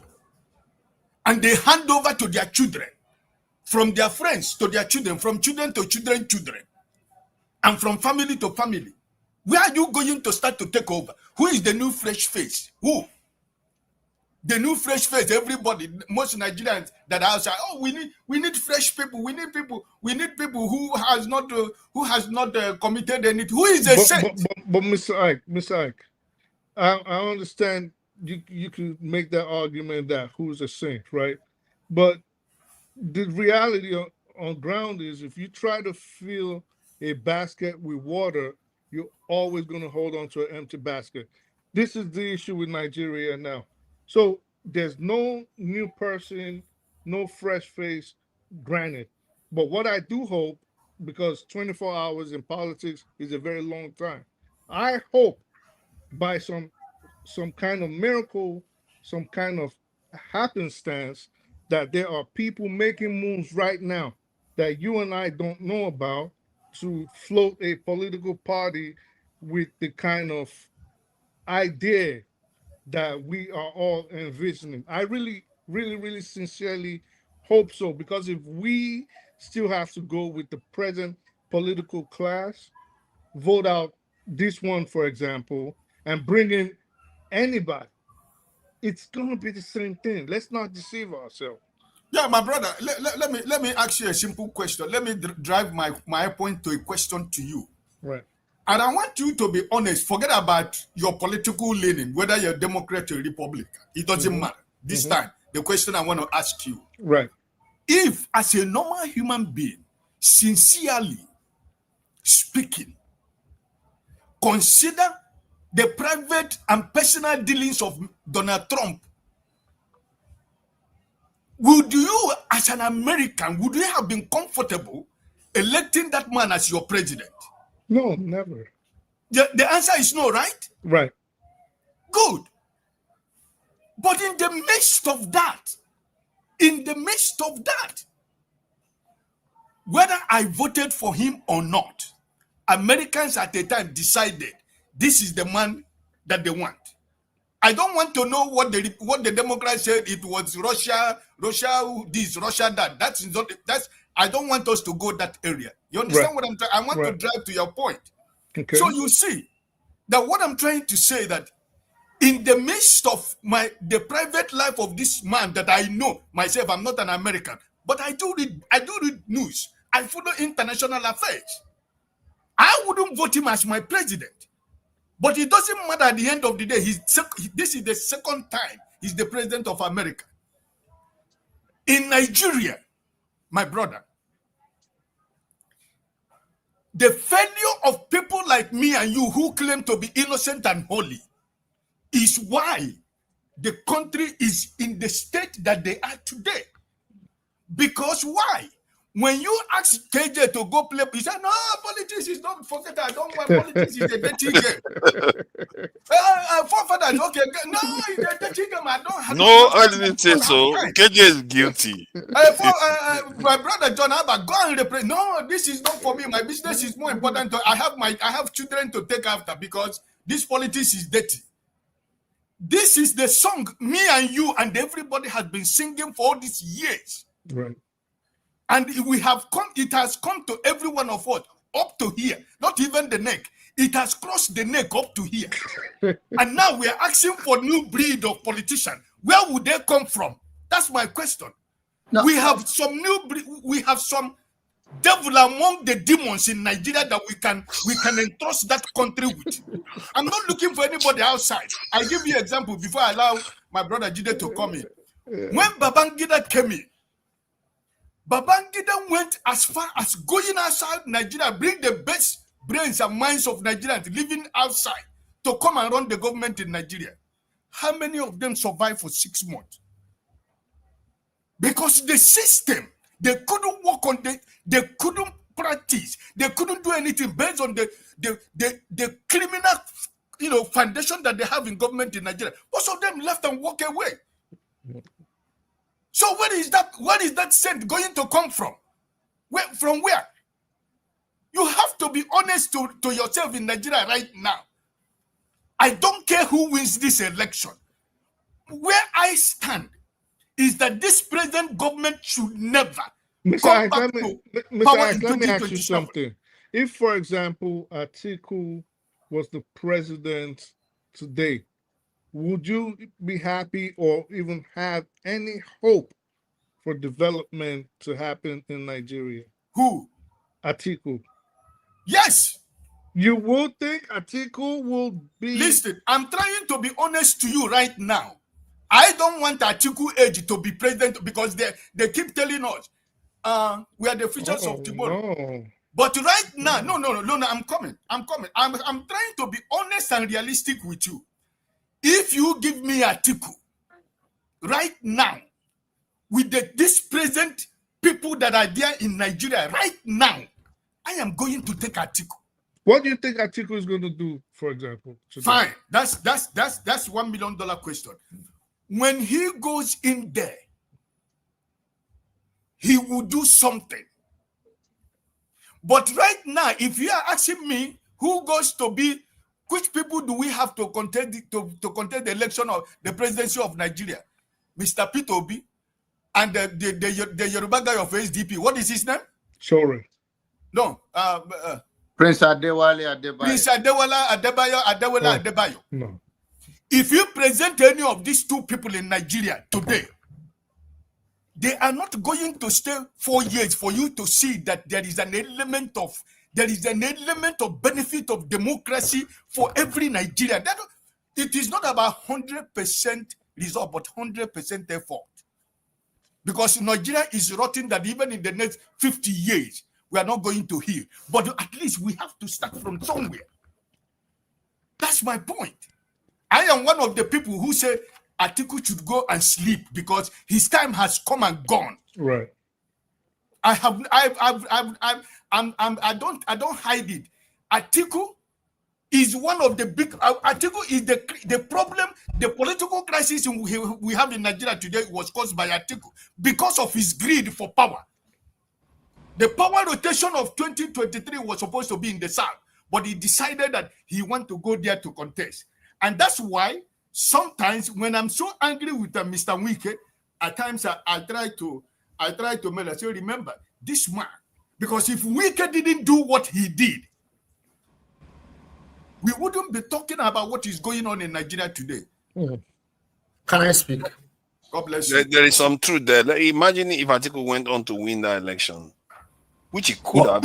What will happen? Excuse me. I'm not sure. Nigeria would not be very, very calm. I think I disagree, but right now, Fulani would have been like the big boogie guys everywhere right now. Excuse me, Mr. Forefather. KJ, they say, why you make your face like you owe money for meeting? Can I?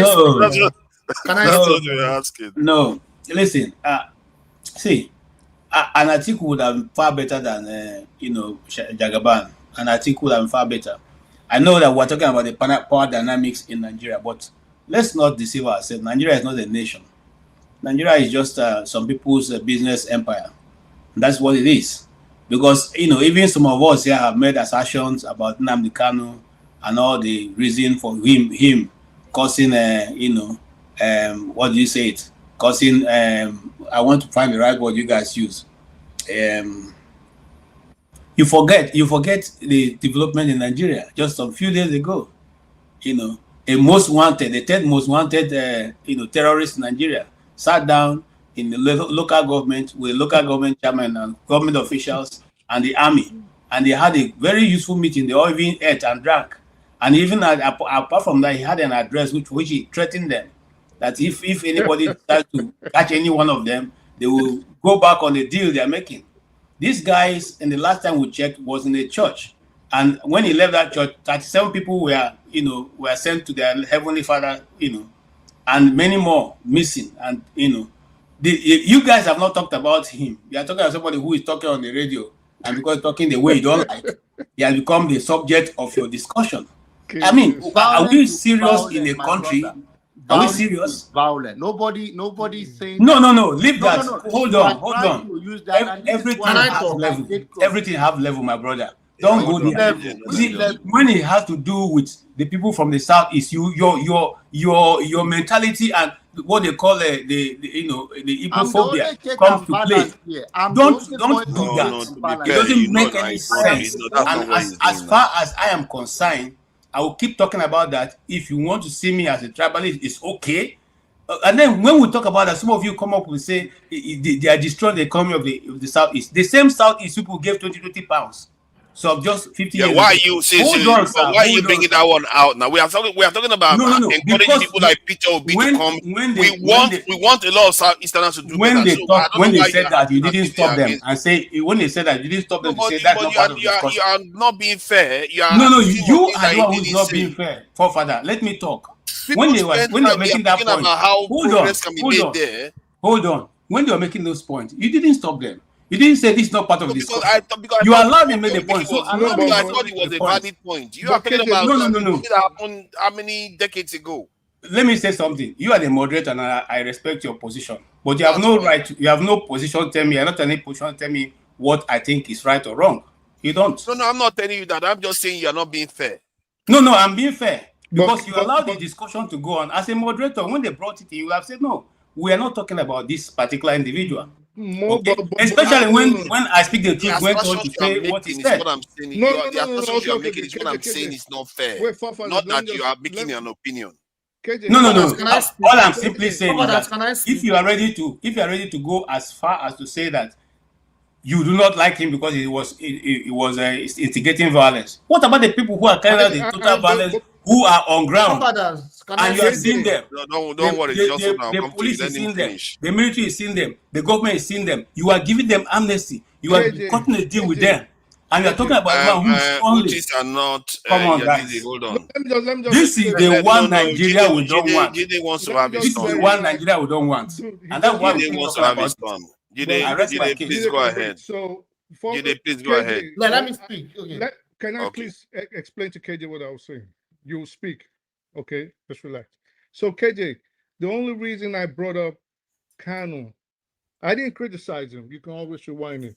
I said, because we said there's no opposition, right or wrong. This is what we were talking about. True. This was no opposition. So I brought him up saying, we missed a golden opportunity. That was what I said verbatim. You can always rewind it. I didn't criticize him. I didn't say anything bad about him. I said, we missed a golden opportunity to change the trajectory. I actually used the word direction of the country. And I said, if only, for example, he had had the foresight. I mean, now hindsight is 2020, right? But I said, if he had the foresight, he could have created a political party, played Godfather, and pushed people in front and have them voted for. I don't think there was anything wrong with what I said. I didn't criticize him. I just said we could have had a valid, viable opposition if he had formed a political party. So I didn't say anything bad about him. I agree with you. Now, if you put it this way, hold on 1 minute. No, but that Jide, was exactly what I said. 1 minute, Jide, you come in.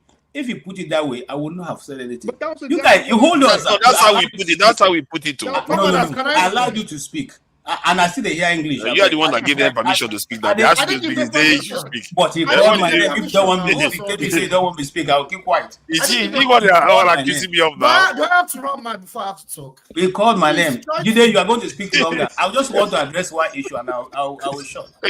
You see, You have to if you had put it that way, I will not say anything.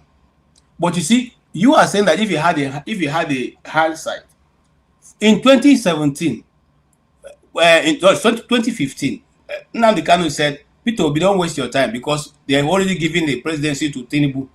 Okay, in 2017, 2015, he also said that 2 years after they are going to declare Buhari dead.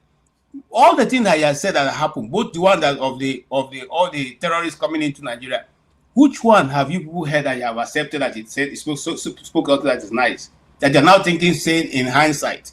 So let us call a spade a spade. That's what I'm saying. Do not allow the bias of being Ibophobia that is now prevalent in Nigeria. Let's not do that. Let's not go there. Come on. That's not Ibophobia. It is Ibophobia.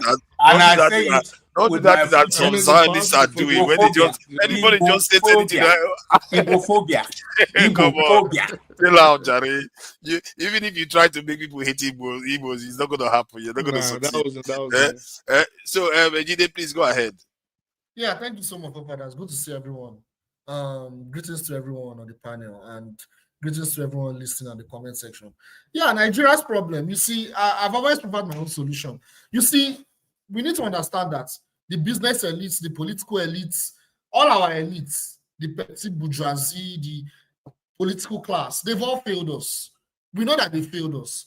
And the people themselves, they are not ready for change. They do not have a change mindset. We all agree. Either Yoruba, Igbo, Hausa, Christians, Muslims, they are not ready for that change. They don't have a change mindset. So in my opinion, like we need to go back to the drawing board. And the drawing board is, we need to go back to grassroots politics. If we want to hijack power from the criminals that are running the country, we need to go back to grassroots politics. Underground, we're not ready to do that. The people that can do that, they are not willing to do that. They are not nationalistic in their mindsets.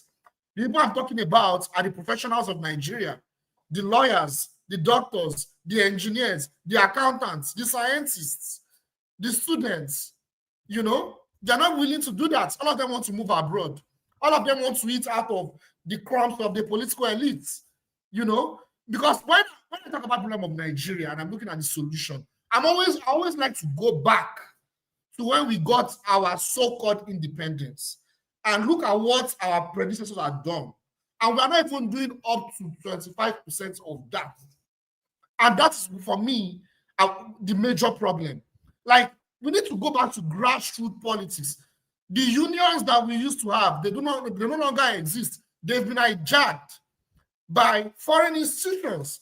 The labor unions that we used to have that can sabotage these elite criminals, they no longer exist. The so-called labor union that we have, they are mediocres. You know, they are mediocres. The professionals, they can form a political party. You have Raison Kuti. He did it in the past, in the 70s and the 80s. These are not violent things that we need to do. Align with the poor people of Nigeria from grassroots political parties and develop an ideology. Then from there, a leader will come out of it. Not selecting out of these political elites. Not selecting, maybe Peter Obi will come, things will get better, or Atiku, we re-elect Atiku, or we should go back and vote in, what's the name of this guy? Goodluck Jonathan. We can't keep going round and round. They say it. You can't keep doing the same thing and expect a different result. You know, you cannot. You need to change your strategy. And for that, but the problem we have is the funding, because most of what it requires funding and to create organizations like this. And if you look at how most Western people, you know, we've all heard about how they organize people to fight for candidates. They often pour money in. You have to have a benefactor or a way of raising funds that enables it to happen. Without it, nobody wants to stop their work to go and do this when they know that they can't feed their family. You see what I mean? This is why professionals cannot do it in Nigeria. So that's exactly the problem. It is all about money, and that is where the problem is. These professionals, this is what I'm saying, they don't have a nationalistic mindset. All they think about is money, money, money. And they don't know that. That's exactly the problem. To align with the poor people and form grassroots politics, you don't need money. You don't actually need millions of naira. Yeah, but you need a lot of motivation. See, try to understand. You need a disproportionate amount of motivation to compel you to just depart from the time that you are supposed to be using to work to go and do things like that. The mechanism to doing it, I can understand the need to do it. Even they too know, but they don't have. There are so many things I wanted to do, but I can't do it physically. In a way, that's why I understand what is happening there too. The only motivation a poor Nigerian citizen will have is money. So whether you can talk, your oratory skills could be good, you could talk from now till tomorrow, they're not listening to you if they're not eating something. So the bottom line is, if there's no money behind whatever movement, it ain't gonna work. It's not gonna work. And I wanted to ask a quick question. Okay. And maybe this might be more directed to forefathers, but you could answer, anybody could answer. Yeah. If you wanted, for example, and I have a number in mind, and I know I've spoken about this before. If you wanted to form a political movement in Nigeria to get results by the next term, say you were to form a political movement today, how much do you think you would need between now and 2027? That's a good question. If I would need to mobilize people. I would need to get people into my political movements, and I would need, at least, if I'm going to look at the nation as a whole, the entire nation, and get people into my political movements, I would need to look at least 1 million people. How much, though? How much would you need? How much? Oh, you mean money? Yeah. Yeah. Yeah, that's what I'm saying. You see, like, when it comes to money, I'm not saying money is irrelevant. But it's not as important as figures are portraying. But to answer your question, how much money I would need, the point is I don't need up to $1 million. Now lie. $1 million. You're not serious. You're not going You to lie. go anywhere. You're not even going to the local You government. need What the hell are you 20, talking 50 about? million. Look at that. He has not thought it through now. He has not thought it through. Oh my God. Look at everybody unanimously conflicted. Yes, now because you see, You've not some thought of it us through. when we are talking because we know certain things and we will not put it online. You've not thought it through, man. Let me even It takes tell you, a I lot. thought 10 billion is not even Dude, if you don't have at least $100 million, it's not enough. I'm telling you. $100 million is not enough. The last election, one man alone spent almost $1 trillion. One man alone. One man alone. $1 million. You're not going to get even within Lagos. You're going to struggle within Lagos $100 to reach million everybody. to even start anything. That's why I said I have a number in mind because I've discussed it on here. What? $1 million? But from what you guys are saying, don't think it's too expensive. That's politics. It's not. It's a large country. And that's that thing. No, forefather, it's deliberately done so that you and Jide cannot be part of it. Yes. It's deliberate. American style politics, you need money. It is deliberate. So that you need money. Eh? No. Listen. You have to organize so many things. And I can give you at my fingertips. One, you need offices in all the local governments. Yeah. Yes. Two, a lot of you need money. at least 4 staff in all the local governments. Yes. At 3, least. Yes. you need office equipment in all local governments. Yes. Now, you will now need representatives in all the local governments. Yes. You see, that alone has put you out of business. Because you're looking for 774 already. 774 already. Not full soldiers. Not full soldiers. You haven't started $1 million. What? I think when you asked that question, I was thinking somewhere around 20 million. The reason why I said that, I understand where you're coming from, but I know it wasn't going to be enough. But my approach was going to be, I will do asymmetric campaigning. You know how Trump was able to outclass Clinton the last time, even without spending a lot of money. You could do things in a political way where you don't spend as much money as the other people, but you get as much attention and you make just as much mileage, if not more. You have to be smart about it. Forefather, you are treading into an unknown territory. Let me tell you. It's well known. The reason, Trump did it. Whatever I say is well known. Trump did it. Hold on. The reason why that happened for Trump is for 2 reasons. One, the media thought they were doing him bad by giving him bad publicity. Yes. So that bad publicity gave him a rise. More popularity. Yes, that's why I'm saying you have to do that. You have to know what you are doing. 2, he had loyal people. You know, in this society, money is not a problem. Nobody is looking for your money. So the money spending was less. Even at that, he still spent money. But it was less because the people here, if they give you their word, they stand by it. Okay? But in our own society, we are suffering with poverty. It is deliberate. The people are poor. The poverty is too much, bro. You need money. Yes, you must create a very, very powerful ideology that is going to more than 1 million is going to be spent creating a very, very powerful ideology. You see, this is what I talk about foreign interference. Hold on, Jide, don't let me say 5 seconds. Sorry. Thank you. Forefathers, Nigerians are not educated or enlightened enough for just ideology to convince them. You do the one that is for them, not the one that is for Russia. So you have to do it that it matches them. From everything you guys have said, it's part of what I usually see when I look at the big picture, right, about Nigerian politics. That this so-called bourgeoisie democracy is easily hijacked by foreign powers. When I mean foreign powers, I'm not talking about, like, I'm not even going into CIA dealings, willings and dealings in the country now. But I'm talking about how they use all these NGOs to pump in money, to pump in billions of dollars.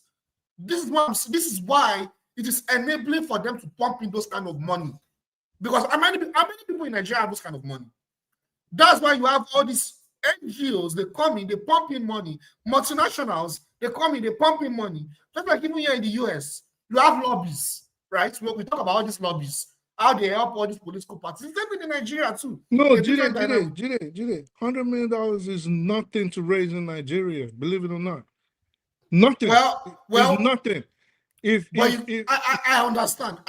No, listen. No, you don't understand. Listen, $100 million is just they don't have the belief in the system or a person that can actually show people and say, this is the dream. This is what we hope to achieve. This is how it's going to benefit you. And this is how it's going to benefit us in its entirety. Nobody like that has come to convince people. If you think $100 million is nothing, there's youthful people under the age of 40 that can easily raise that money. Easy in that Nigeria. From where? They will still have to connect to some organizations. There will still be a lot of corruption. Just listen, my friend. From their pockets. What's NGO? NGO what?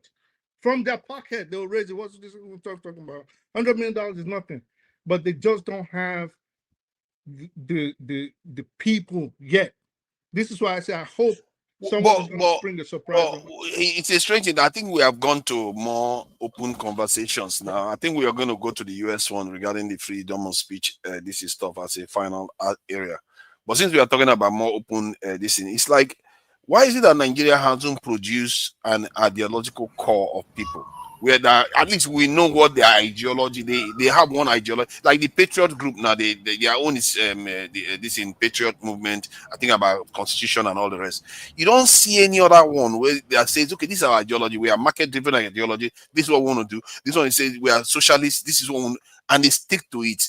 Why don't we have that? You know, is that not something that we really need within the country so that at least you know that these people, they have been like this, they went to election, they lost, they still remain like this, they refuse to change because of money. I think you have people like that's what you need. I think that's why in Latin America, I have to talk about this, very important. In Latin America and some countries, because the democratic system there is probably not as expensive, that's why the people can vote in maybe a taxi driver to win the election.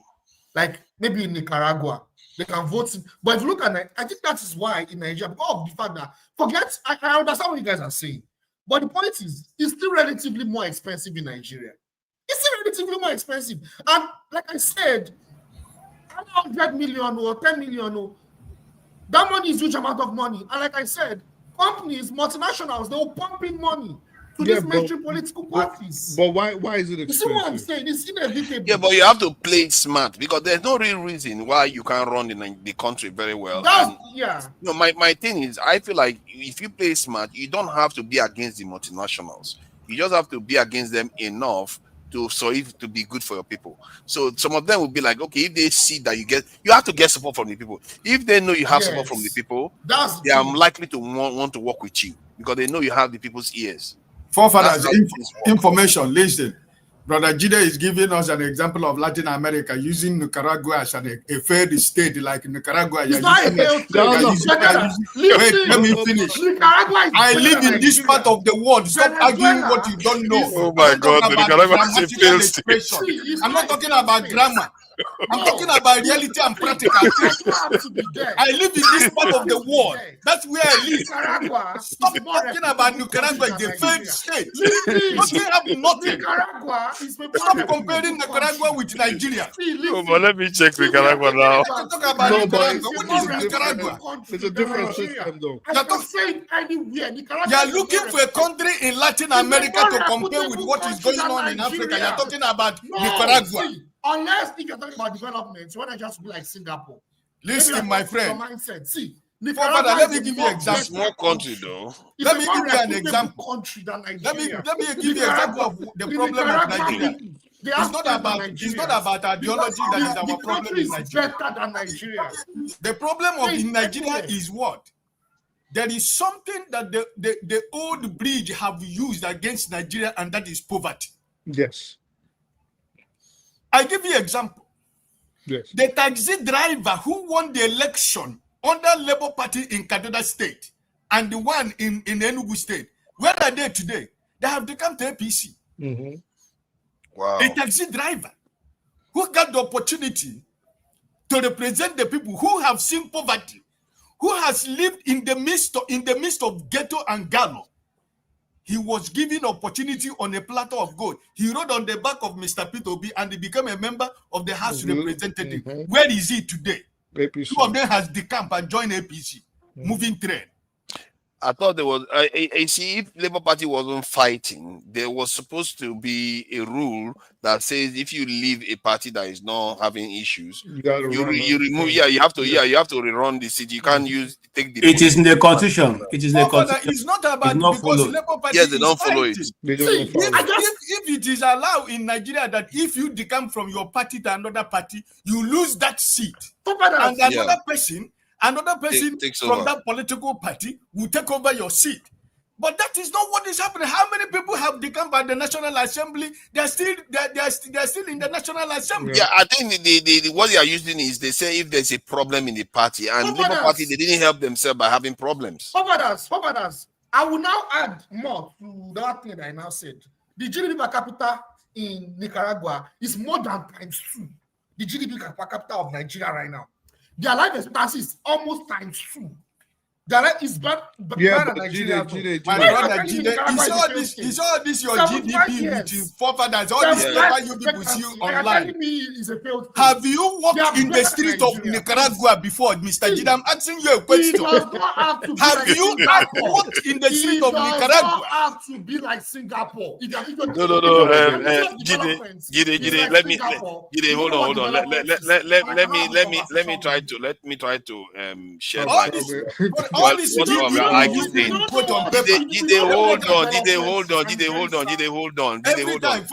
Every time you bring out paper, quote GDP of America. Yes. All this GDP of something you people quote.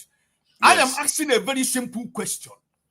If you are comparing countries in Latin America, I just ask you a question. Have you ever been to Nicaragua before and walk in the street of Nicaragua? Let me just ask something quickly. Hold on, Jide, hold on. Now, see, Oga Ike, hold on. I think I have to sympathize with Oga Ike. Oga Ike has a point. Jide, that GDP per capita you quoted, which is 2,000 something GDP, compare that to that of Brazil, that is 10,000. Nigeria was at 2,000 something dollars GDP before Buhari Tinubu got into office. So you can see what Oga Ike is saying. It means that Nicaragua is not that far from where Nigeria was in 2022. But that's not expectancy. Okay, yeah, but there's a reason why Oga Ike is saying what he's saying. You remember, he's from that. He's in that area. You know, he travels around. I'm not disagreeing with him. The point is, we don't have exactly the problem. We don't even know what development is. We think development is just modernization. Be like Singapore. Be like America. Look at America. With all the modernity in America, look at the life expectancy of America. But expectancy. What are you saying? The healthcare in Cuba is better than American healthcare. Life expectancy is quite high. Let me interject. 75 years life expectancy. That is high. We mistake modernization with development. We don't know what development is. That's a problem. It's okay. We all have a point. You know, it's not so bad. We're straying off topic. The issue was the cost of getting elected in Nigeria compared to America and why it was that expensive, which I was expecting we were going to bring up very simple fact that it is because we run an American style democracy.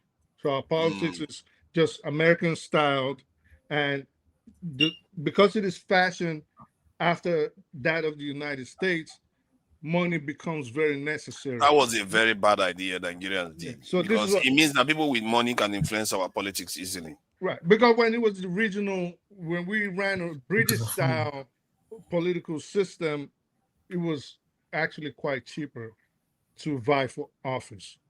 So the American style one, the steps to even get to the final level makes it more expensive, which in a poor society like Nigeria and a badly run one makes corruption very attractive.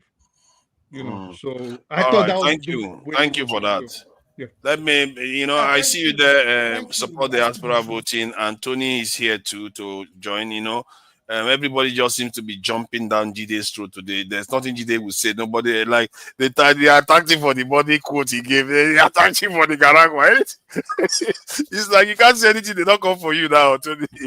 Jide, I mean. Tony, what do you make of the conversation so far? We know we're talking about Fubara and the outsized power Wike seems to be wielding in Nigeria. He seems to not act like a normal FCT minister, and then I speak the truth, decided to go and wade into this in Nnamdi Kanu's saying that Nnamdi Kanu could have run for office, and he could have made not run for office, created a political party, become the godfather, and he would have been able to transform the Middle East if he didn't go the route that he went this in now. So I don't know what you make of the conversation and all the stuff that has been said. Please go ahead. Welcome. Yeah, greetings, forefathers. Greetings, everybody in the panel. I speak the truth. Lukopi, Jide, KJ, who's else that I've not seen? Every other one that is there. Sorry if I don't mention your name, pardon me. Yeah, I've been following, listening in the background. Ike, yeah. It's quite interesting. Everybody is making a very interesting point and holding, very exciting positions. With respect to River State, Forefathers State, I think that what has happened now, what we see today, is not something I would say is needs to, for anyone who understands the politics in River State, to be happy about. I think the politics there has been totally decimated. I think the people are the worst for it. I don't think Nike is the winner in this. But the same thing is worst.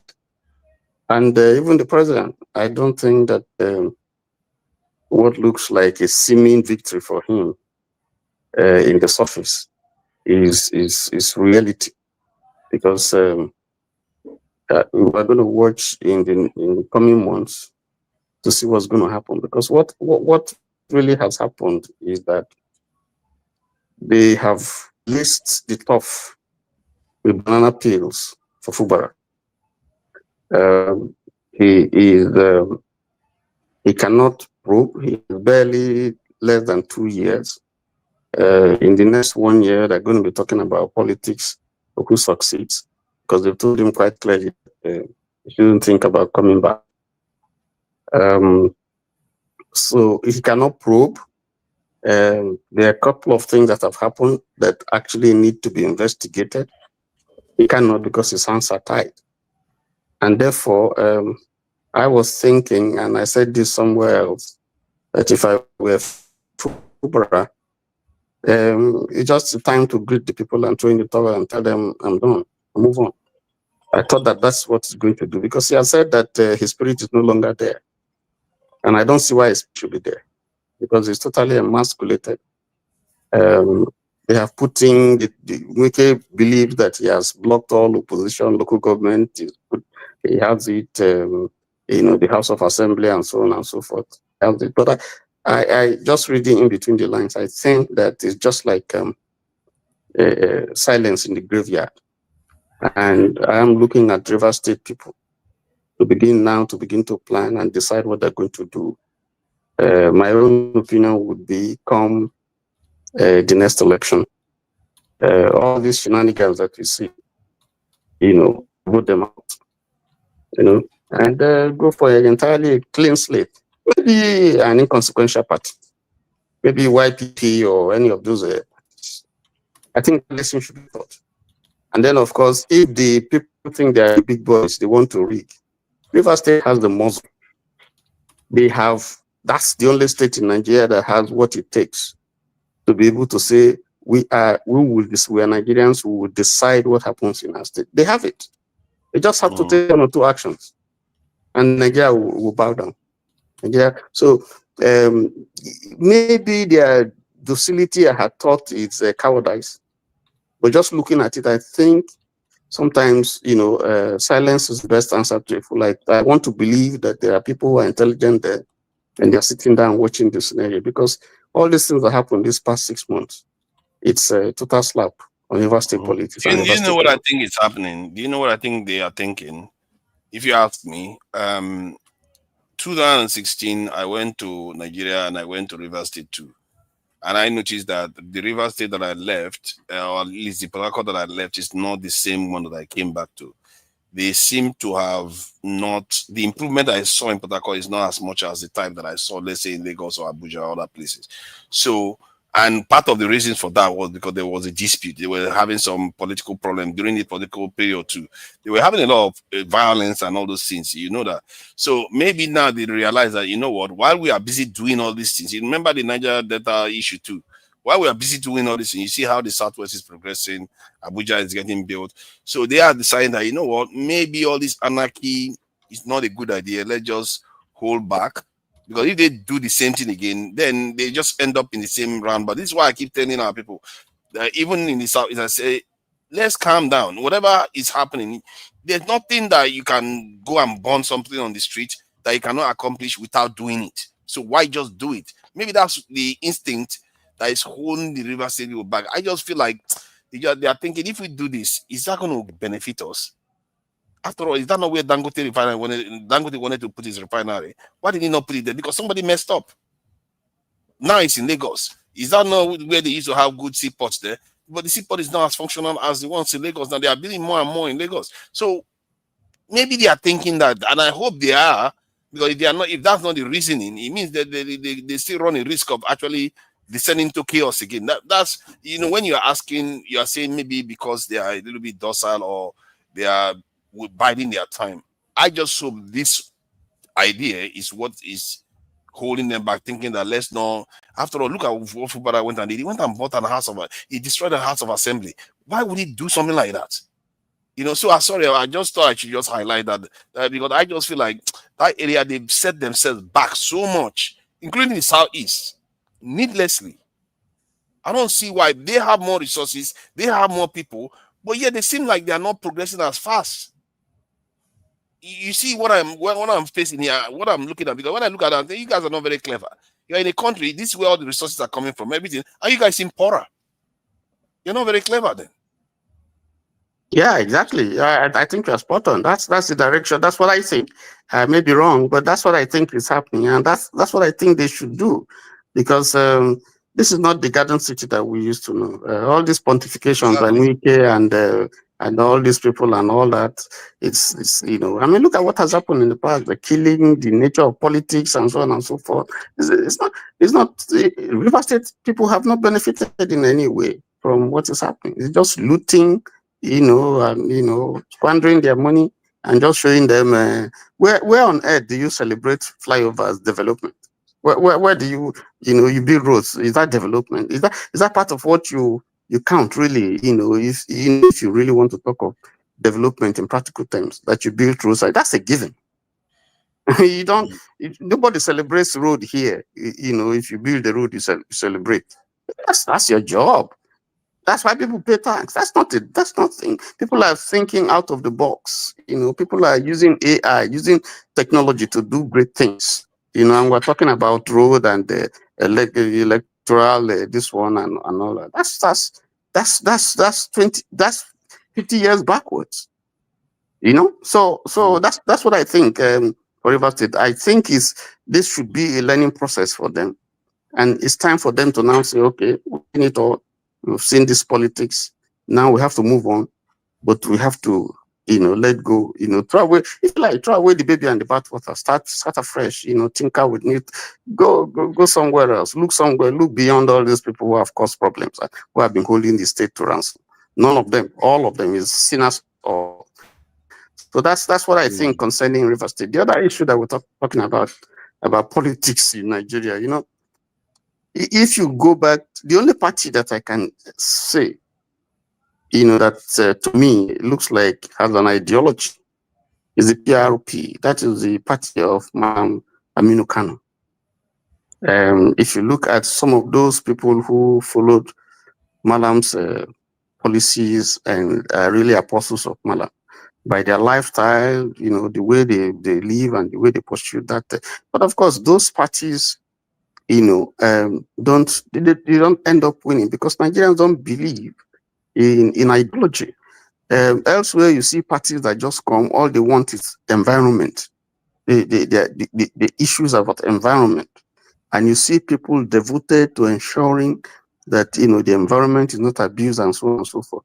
You have people who have policies that are socially based, and you can see that's what they pursue consistently. So that PRP now, have they been running for office since 2000 and they've not won office and they remain the same, have they? No, they can't win because that's not what Nigerians are looking for. Nigerians are pauperized. The politicians have used a strategy where they made the people poor, and therefore. What I'm trying to gather is whether they are true believers. They never defected. They never did all those things. They remain the same, even if they keep losing. They still remain the same. Because I think there's something to be applauded in that, isn't it? They believe in their ideology. They don't change.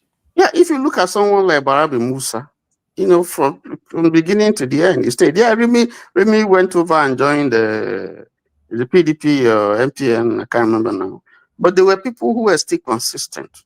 I mean, it doesn't mean you can still go to PDP and still hold that same value, because in the party, you have people who are in the center, you have people who are in the left, you have people who are in the right, and so on and so forth. I mean, just like you have the democracy, you have people like Bernie Sanders who they say is socialist and so on. You can see consistently the views that he's pushing, is how do we better the lot of the common people? How do we better the lot of the common people? Some people see him as being anti-rich people and so on and so forth, being anti-capitalism and so on, even though America is a capitalist nation. But there are politics is supposed to be based on ideology.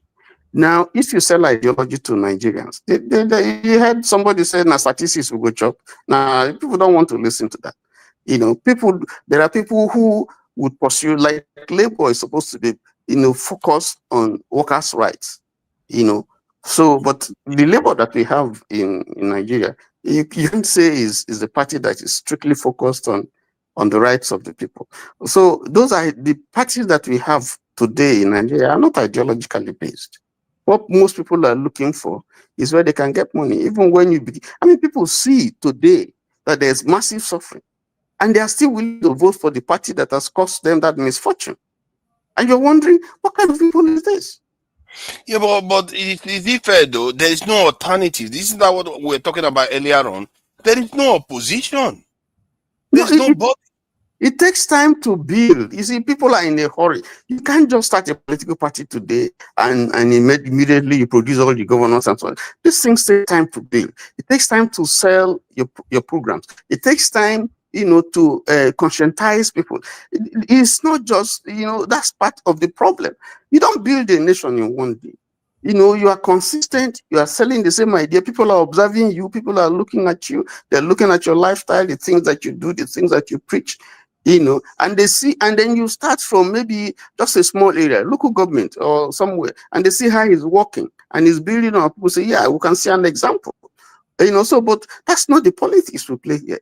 It's a winner take all. People just want to they take everything and they emasculate everybody and so on. So the politics that we play, there's something very wrong in the kind of politics that we play.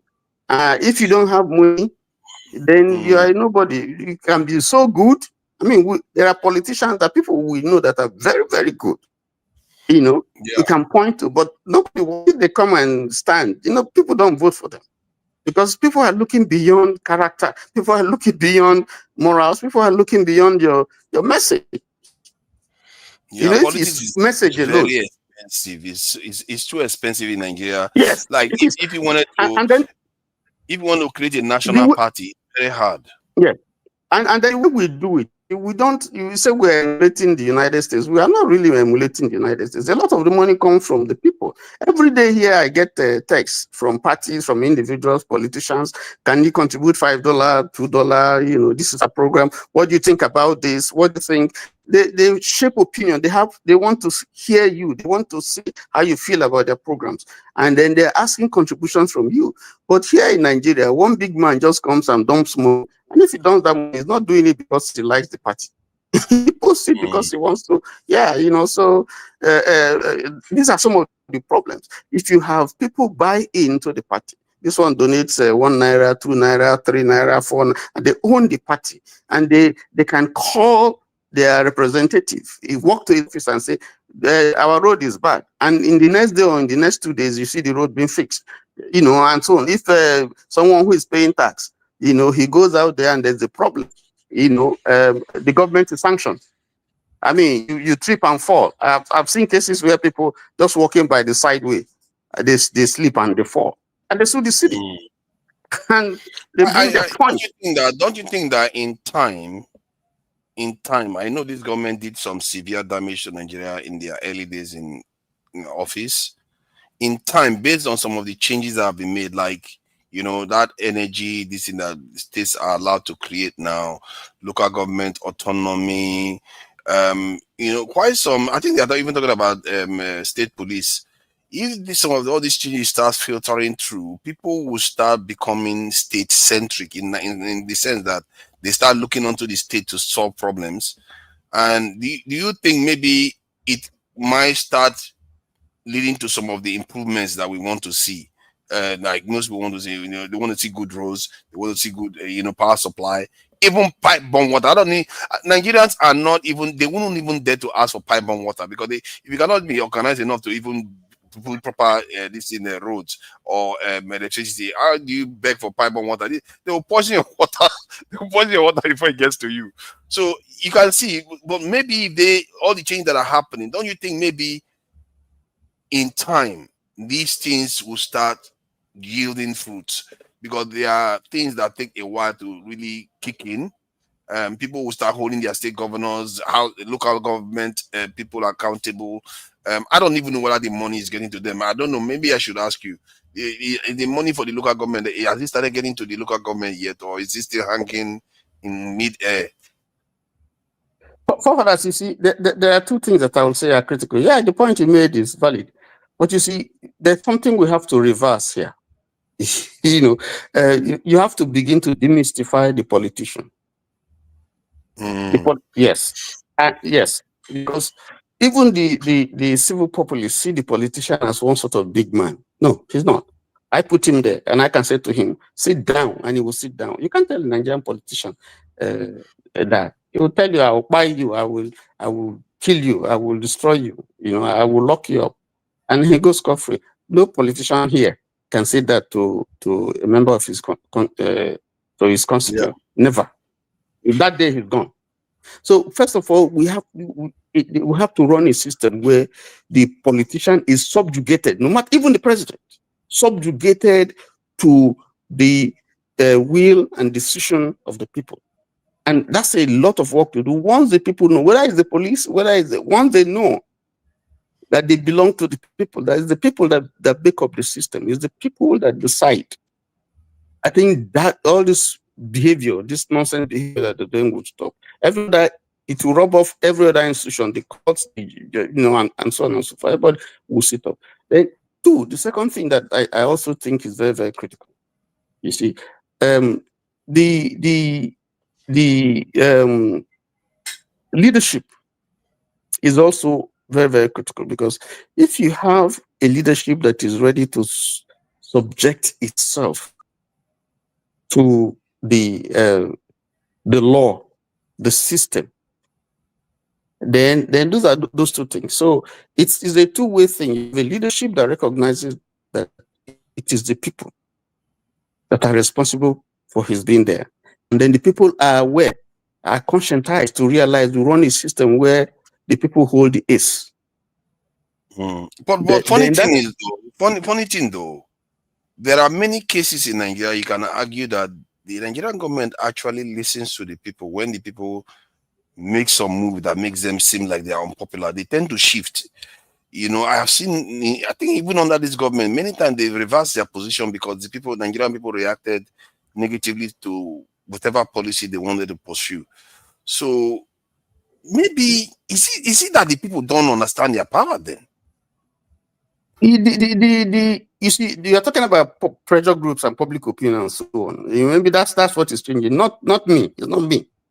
It's not me. I can say whatever I like in social media, but I don't have the right to walk to my. I don't even know where my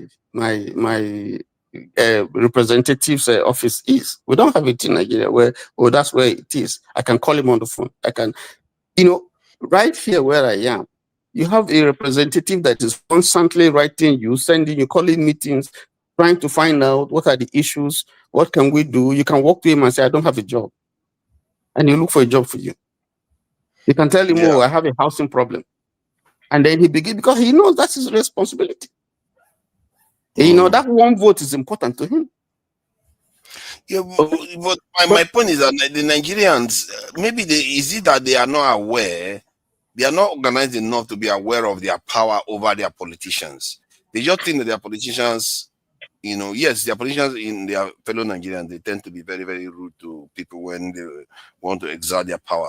But at the same time, you also see them, especially nationally, I don't know about the states, when the government passes a law, I think, which was the last one, when they tried to do something. Oh, that was the fuel tax they are looking to put next year. It's been removed now because they feel like people are not liking it. They just say, let's take it away. So the Nigerian government, you can see they are trying. I wouldn't say they are trying.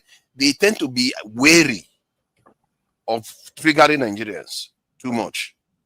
Am I mistaken? Because there are many cases, not just one like that. It's happened with even the student loan one. They had to take it back and change it because they saw the way people reacted. They didn't like it. They had to take it back, change it, then they brought it back on again. So many times when they do things, Nigerians say, hey, we don't like this. You tend to see that they pull back very, very quickly. I don't know, maybe you are indicting the government by what you have said. Or maybe I'm indicting the people. Yes, because I want to leave you guys. I'm finished in the office. I want to go home, and thank you for the opportunity. Thank you for joining us. I hope to see all of us tomorrow, God's willing. God bless you. Okay. Thank you for joining us. Well done. Tomorrow. Thank you. You see, you are indicting the government, and your indictment means that they have not done the right thing. If you say they are afraid, that means they haven't done the right thing. Because if you're carrying the people along, listening. You can also say they are listening. No, they are not listening. You say they are afraid. That means that yes, if that means that it means that they are afraid that the people will revolt, so they don't want the people to revolt. Okay, not that their revolt might take them out. They have the means of coercion, but what the politics is supposed to be is I have sensitized my people. I've carried them along. These are their views on the basis of which I'm voting for this particular issue. Okay, so when you table it, everybody comes with what his. I mean, haven't you seen people who are Democrats and they go to maybe the House or the Senate floor, and there's an issue that is tabled? Most of them will stand on how that thing impacts their community. And yet it may be a Republican that is pushing the issue, and they are Democrats. But because the people, this is what they feel, so they stand on it. And nobody, they might even go against their party because they're looking more on how their people feel and how it impacts the party, how the people benefit. Yeah, well, I think somebody was saying it in the chat that here in the West too, you do see some of these irregularities and corrupt practices, and sometimes hubris from the politicians. So it's not only Nigeria, it's just that Nigeria's one is far more acute. That is without Nigerians, they don't have ideology like we said. I just feel like maybe, just maybe there is a way Nigerians can be able to make demands. I've said it before. It's one thing to know something. It's one thing to really know something and want to do something about it. It's another thing to be given the tools to do those things. Like, we can say all the stuff we want. We want to change the ideology. We want to sensitize people to do something. But if you don't have the funds to go and do it, you can't do that much. And I always say to people, if you are doing something, you are running a channel and everything, instead of seeking funds from all these foreign entities that you don't know what the agenda is, Just find somebody that believes what you believe. But the difference is that this person has a lot of money. That's how historically people do these things. Let me give you an example that helps you feel that you are part of the system, you are recognized and you are respected. I cannot go very close to Asu Rock by any stretch of imagination. Before you get there, the police will beat the hell out of your army or something. You can't even, who are you? Who born you? Where you go? You know, oh, it's my president. No, you can't go there. But I can go very, very close as far as possible to my president's the capital and so on and so forth. I move around there, I take pictures, and and I stay around. Nobody's going to harass me. Nobody's going to harass me. They would even encourage But you. it's a different context now. If you do that in Saudi Arabia, you probably can get swapped too. But this is politics. That's what I'm saying. So you don't see anything that suggests that you own the system that is part of you. You are distant. They don't see you as so you are an enemy. You shouldn't, you shouldn't, you don't belong. Well, are you sure that is it though? Are you sure? Because all these local, in some ways you are right, but in other ways it's not that clear. It's not as clear as we like, because like we like to think that the Nigerian people are doing all the right things. It's just their government that are misbehaving, but the Nigerian people are their government. In many ways, you will see it. They will keep showing you. We keep saying that the politicians are separate from the people. The people are their governments right now. The culture are blended themselves. They are all a Gunje culture, catching cruise culture, and all this. So this is why, if you run an election, you see a good candidate. That candidate will have officials to represent him. That official will go and sell out to another party that is going to pay them. And then they will betray their party. The reason why that is because they are Nigerians. They've all bought into the mindset that this is how politics is done, and this is how we earn a living. So it's a very I don't know what we can separate the leaders from Nigerians. No. You see, that is how it seems now. That's why I said that they bought over Nigerians. That's not politics. That's not. You come with an idea. That's politics. You come with an idea, you table it before the people, and they say, yeah, we like it. Okay, it's not, so that's not the way it works here. There is no idea that all of them is the same thing. There's no idea. The idea that we have here is, oh, my brother is running for governorship. Once he wins, or he becomes a senator, I relocate to Abuja. I mean, just look at what has happened now with this guy who killed Keck. Here in the US. Yeah. The father, from what I understand, the father went and called the authorities and say, "Come and take my son." Now, if you were to be in Nigeria, for most of us, we say, "Run, we'll take care, go. Don't mention my name. We'll just go, run." So the nation, the concept of the nation, does not exist for most of us. It's me, self, my people. So once you have that, then yes, you're going to have these problems. Once my brother is there, he can never go wrong, except for very few people. But that shouldn't be. The focus should be, on me, on my people. Does it favor us? If my brother is there, is he doing something that is going to benefit the community or the constituency that put him there? Once that is not the focus, then we missed it. We'll continue to have in circles this same problem that we are having. And it's going to go from both the local government to the federal, to the state, to the commissioner, and so on and so forth. So that's the problem. That's the problem. Maybe the way to go about it is, if your brother eats, he does good work too.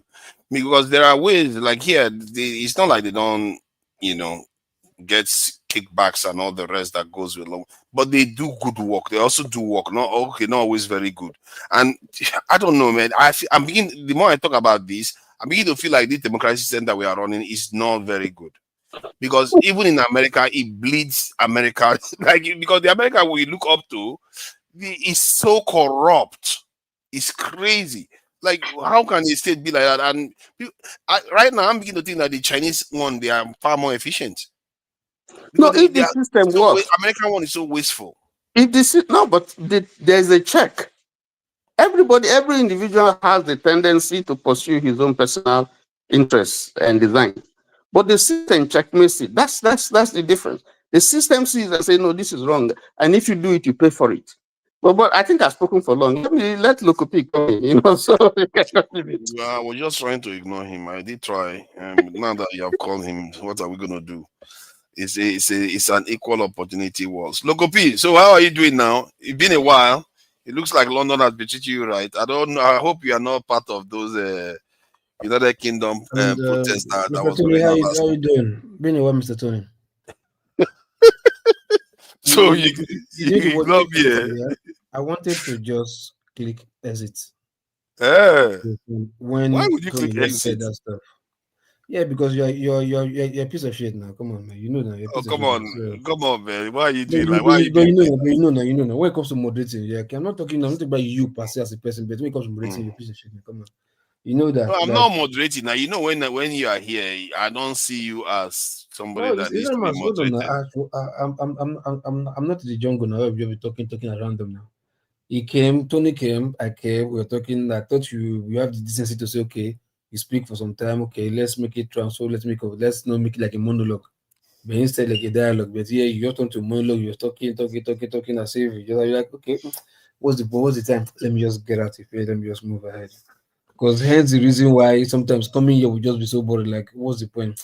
Same old, same old. I mean, no need, let me watch movie Jare instead of because the reason why I just came in and I turned YouTube and I saw KJ's talking what I would say is nonsense right now because I'm beginning to become fed up of what he's always doing. Because hence why I say so is because I wish he was here because he left. I was like, ah, god damn. Fathers was talking. You know, you see, you don't allow KJ come out. Yeah? But I wanted to Tango is He's back. there, So make but you on the he's camera, here, on but he's not your on camera. I know. I don't see. And I see me on the camera. Me here. Yes, also because what's it called? I was having a conversation with two friends from two different locations and two separate locations in Nigeria. One from Delta, one from Rivers. Yes, and I was like, hey, do you still go to that your program that you guys discuss and oh, I'm just say, yeah. Once. Anyway, so I like it's beginning. Then I said I'm beginning to get tired. I said, no, why did you say so? He said, because I said once now. I said, no, because walk. The next day I said, why did they say so? They're like, yeah, that's your program, like any small thing. People will be talking about, started with interesting topic, thinking about whatever. Before you know, somebody will just twist it to apple matter, every time, all the time, like it's sickening. That both of them, and I spoke to them, it was a conference call, and I called both of them randomly. You understand? And I was like, random every time, like that they're becoming bored of the show. They just have no need. So I just said, no, Dr. Damages is like that. It's like, no, this guy is upright, he's free for his tribal, this and that. Like, so we just had an argument and we talk about something else. So when I turned in and I saw KG talking about something, like I just remember, like, God damn, man, no, yeah, I understand this guy is really coming from. So I was now even thinking, like, not be loud, this guy I talk to. KG don't really do this all the time. Any little thing, you always find a way to twist it to just look for anyhow, throw Southeast inside the mix or call airport, something, marginalization, something will just be there. Like, yeah, these guys are really saying what I was just defending from the angle of Dr. Damages, not knowing yet. This guy was talking about the show, and probably maybe most of the time they're watching or whatever, maybe when KJ is uncle or whatever. Like, so when he was talking about, like, guy, you stop this thing, it's too much. You understand? Everything is not just a little thing. You just Apple must be said, must be mentioned, something must be whatever. Even when Aspiritude was even saying, no, this was what I meant. The next thing, KJ now said that. Oh, okay, for me, okay, I thought what you like, because you choose to see it that way because that is what you want to see. You want whatever it is, you always want to like put it to that subject, whatever. Because I was trying to think back all the shows. Yeah, don't be like, this guy really does this all the time. Like, we can't just even say something just different without even him bringing us. So that was why I even came to the show. You understand? So they'll be like, guys, stop this thing, man. Everything's all about something. You understand? Whatever you are feeling, you are not the first, you are not the last. You understand that we won't feel this thing, whatever. Even you're not the first to speak, and you're not the last to speak. So let it be. Don't every time be taking people's mood off to be talking something else about Apple, whatever, all the time. Like, I mean, you have big issues in Nigeria. You understand? You know, like somebody was even doing this when with that Nepal stuff happened. that they have even more tribes, almost equivalent as Nigeria itself, that still they don't even say this and that. It was even a small kid that came out that started that revolution, and look at what happened. So our own little team, you must just yourself more, bro, man. That's why I came to like KJ stop. It's not healthy now, yeah, because when it's too much all the time, you're like, guy, we know this, you're always your antics. Stop, let's say something, understand. That's why I came. Then another question you asked, or what's it called? What's this guy? Jide, like how much it costs. So like I wanted to say like that question was the wrong question, because which context are you talking about? Is it a normal sane society, or you say Nigeria as insane society? You understand? Because if you say 100 million, like what you really did there? But I say, why will you even reach that amount on a very good day? When people believe, they say it's ideology. People, when it comes to ideology, people even spend their resources to make sure that ideology comes to fruition. They will not be even expecting you that bring their ideology, and they believe in your ideology, and they even want to, as you bring ideology, bring money, Jonah. You know, as it comes to ideology issue, money is even at the back seat.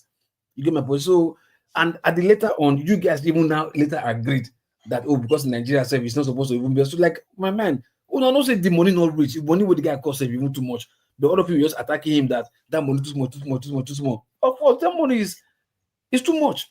If not for the great situation, so like your question was also supposed to be is it in an ideal situation or the situation with Nigeria? How much it will cost? You understand? So when the money wasn't too much that he mentioned. That we felt that $1 million was too little for Nigeria. That's what I'm saying. I say no. You guys later agree that if not for the Nigeria situation, the money for rich. And I wanted to ask a question. Many of you, like even like KG, will agree. Like, okay, we'll say, okay, Peter Obi won the election. Yeah, okay, fine. How much did he really spend? They did the budget when he was holding meeting with Aisha Yusuf. How much you were calculating this and that? How much was it? You understand? But if not for a little thing, maybe he likes of bringing whatever, he would have won the election. Did he spend up to that amount? You understand? So sometimes it's not really money. So that's why I say your question was wrong or it was incomplete, because we have added context to it. In normal sense society, or you understand, the society will do for Nigeria, we'll find ourselves. You understand? Because it says in sense society, why people can even sit under the tree, spread your ideology there. We don't need to go to office, put AC, put rug, put door, put roof. We don't even need that. We can get out of the tree, meet every Sunday after church, and discuss the same ideology. We believe in this, whatever. Even the IPOB people serve the ideology. Not be this what you call this boy now, what they call him, this the general the Yahoo. Not be that bush, they hold the ideology. Yes, but if you have you'll be able to see the thing about this our ideology is not just an ideology. You have to sometimes demonstrate it on the ground. So if you have offices, you can be able to attend to issues locally. And sorry. But before Peter Obi got to that mass, that motive that he had, you understand? They didn't have office anywhere. This was just social media, like listen to this guy. This guy makes sense. Yeah. Before you start knowing, people were coming. The multitude were there before the office. They didn't even think, we need this money, we need the office before the multitude. No, people were gathering. As he moved for street, everybody delivered they followed the guy. Yeah, but they were able to rig against him. See, the reason why I know this now, because I checked even Rivers State that was said to Tinubu to have won, which he didn't win. They couldn't rig Port Harcourt. They were able to rig the outskirts. So what tends to happen is that those areas that are not covered by a party, that's where they win. That's where they rig it. So if you have this type of network, you can stop that from happening. That is the advantage. No. Did you remember? Okay, if this audio was true, because I'm sure we brought out this audio again recently. I think I've heard that audio before. When Wiki was threatening somebody to kill, yes, I paid you money. If you don't do it, I will kill and this and that. You understand? But that place that he was threatening, the opposition have office there. But he was using his veto power to say, if they not do something, I will kill, I will buy the person. So office is not really the bone of contention there, because you can be twisted or press or threatened, whatever. But if there's an ideology like, but we die here, yeah, nothing will happen. No, I agree with you. Ideology is far more important. Exactly. but you have to be present in every. If you can't stand outside now. You're not going to stand outside when you go to every state. That's why I told you. That's why I said this. General did the Yahoo. Now inside bush, now you carry ideology go. They are arranged boys and people they beside bush. They not get office or AC with the one. Yeah, but they said that bush, but they didn't sleep under somewhere. They didn't just sleep. Maybe the entire cave they must build something for themselves. You have to have somewhere where you go that your own. That's why I called under tree. It must so you want to be meeting under tree. Every time people come and see you, it's under tree. Parliament, for listening, Parliament say meetings under tree Parliament day. Who had the lad? It's gathering. No, for listening. Let's be serious here. Under tree. You look at the way PDP and APC don't spoil the way politics be.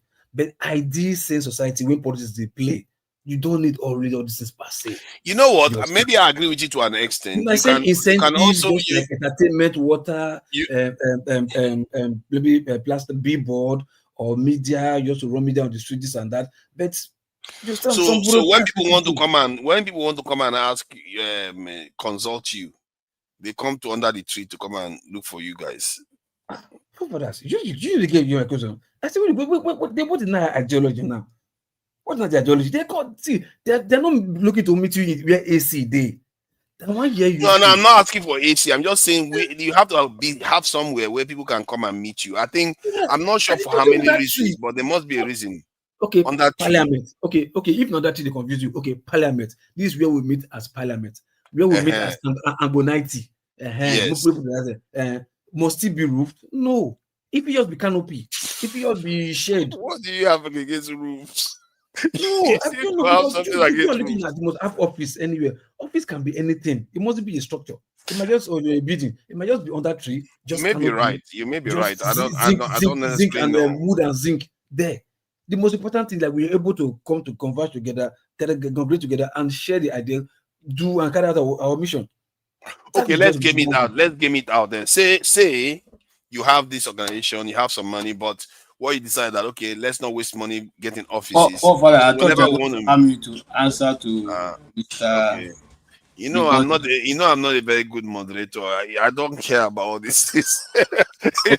Go ahead and answer.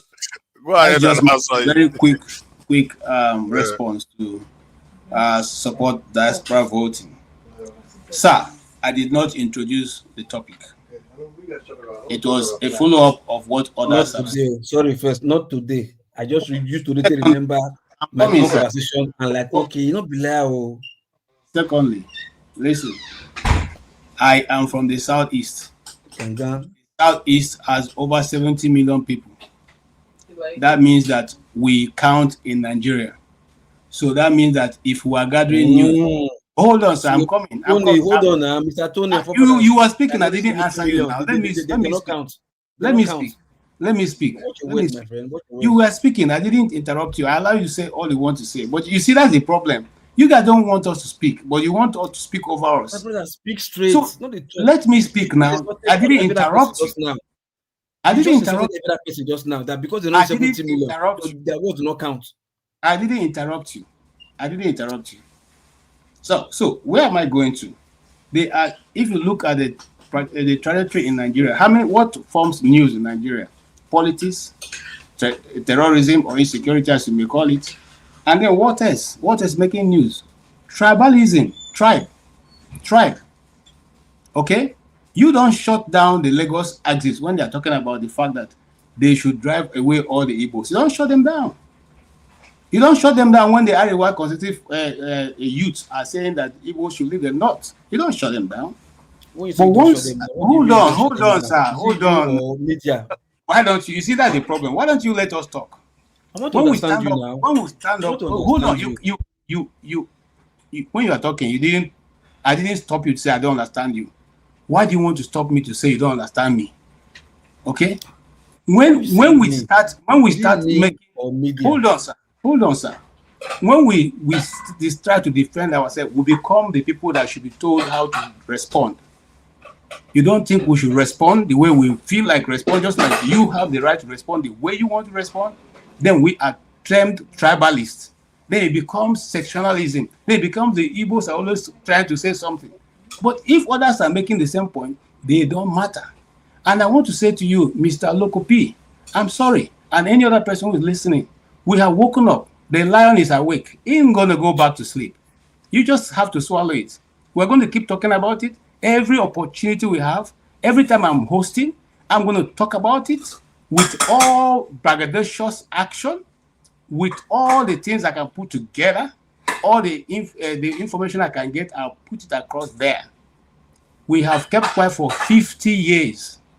The genie is out of the box, ain't going back. Okay, sir? So if your friends are gathering to say they don't like it, they can switch to another station. Sorry. Thank you. That's what we're going to do here. Okay? And if I'm hosting and those who don't want to hear it, they can go to another station. What do you mean that's with what we are going to do? Who is we now? I'm just simply telling you we. And when I mean we, I'm talking about IGBO, Igbos. We are going to keep talking about our story. Okay. It is time to tell our story. We will tell it the way we want to tell it. Because we have all suffered. Hold on. I'm talking to you, Mr. I'm asking a question to understand now. Okay. We have all been dealing with one single, that is this, the danger of a single story, like, just like Amanda put it. The danger of a single story, that you guys have told this story for so long. Okay? We've kept quiet about it. Now, when we want to speak, you guys say we are making it tribal. For this, hold on. Let me present you the story. I didn't know. Sorry, KJ. Are you trying to say before now, South? No, hold on. Are you trying to say that before now, Southeasterners have not had their say in Nigeria? It doesn't matter to me. No. Okay. Sorry, hold on. Are you saying that before now, Southeasterners have not had their say in Nigeria? They've not been able to tell their story? When you say that, I don't know why you are saying that. Have we been telling? You are saying that everybody has been telling their story, but Southeasterners have not told their story. That we have not. We have not.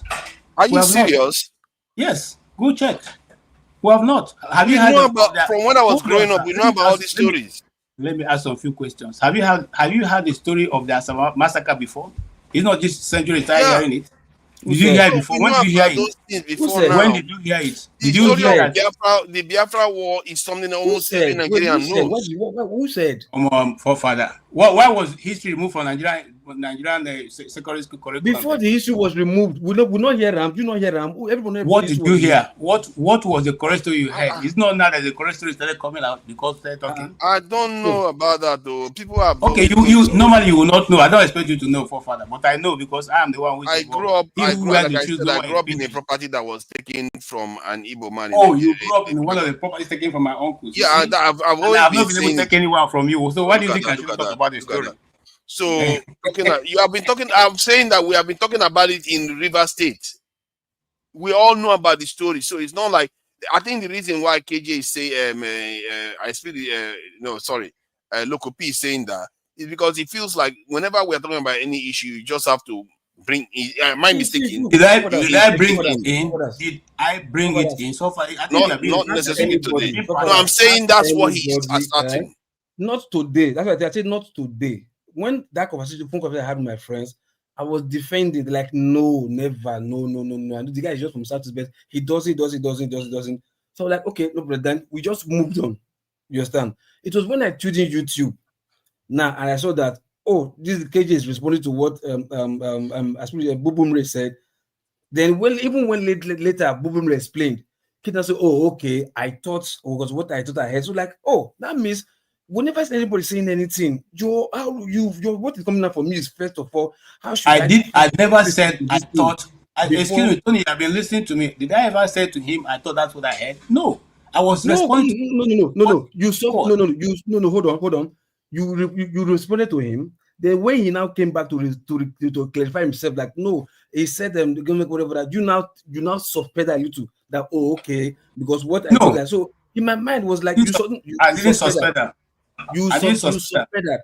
No, trust me. I will listen, and I'm here talking to myself. I'm talking to you, and I'm telling you, I'm not going to suspect that one has to do with anything that has to do with the Igbos. I won't suspect. You all go to one man's show. You don't go there and tell him what to say.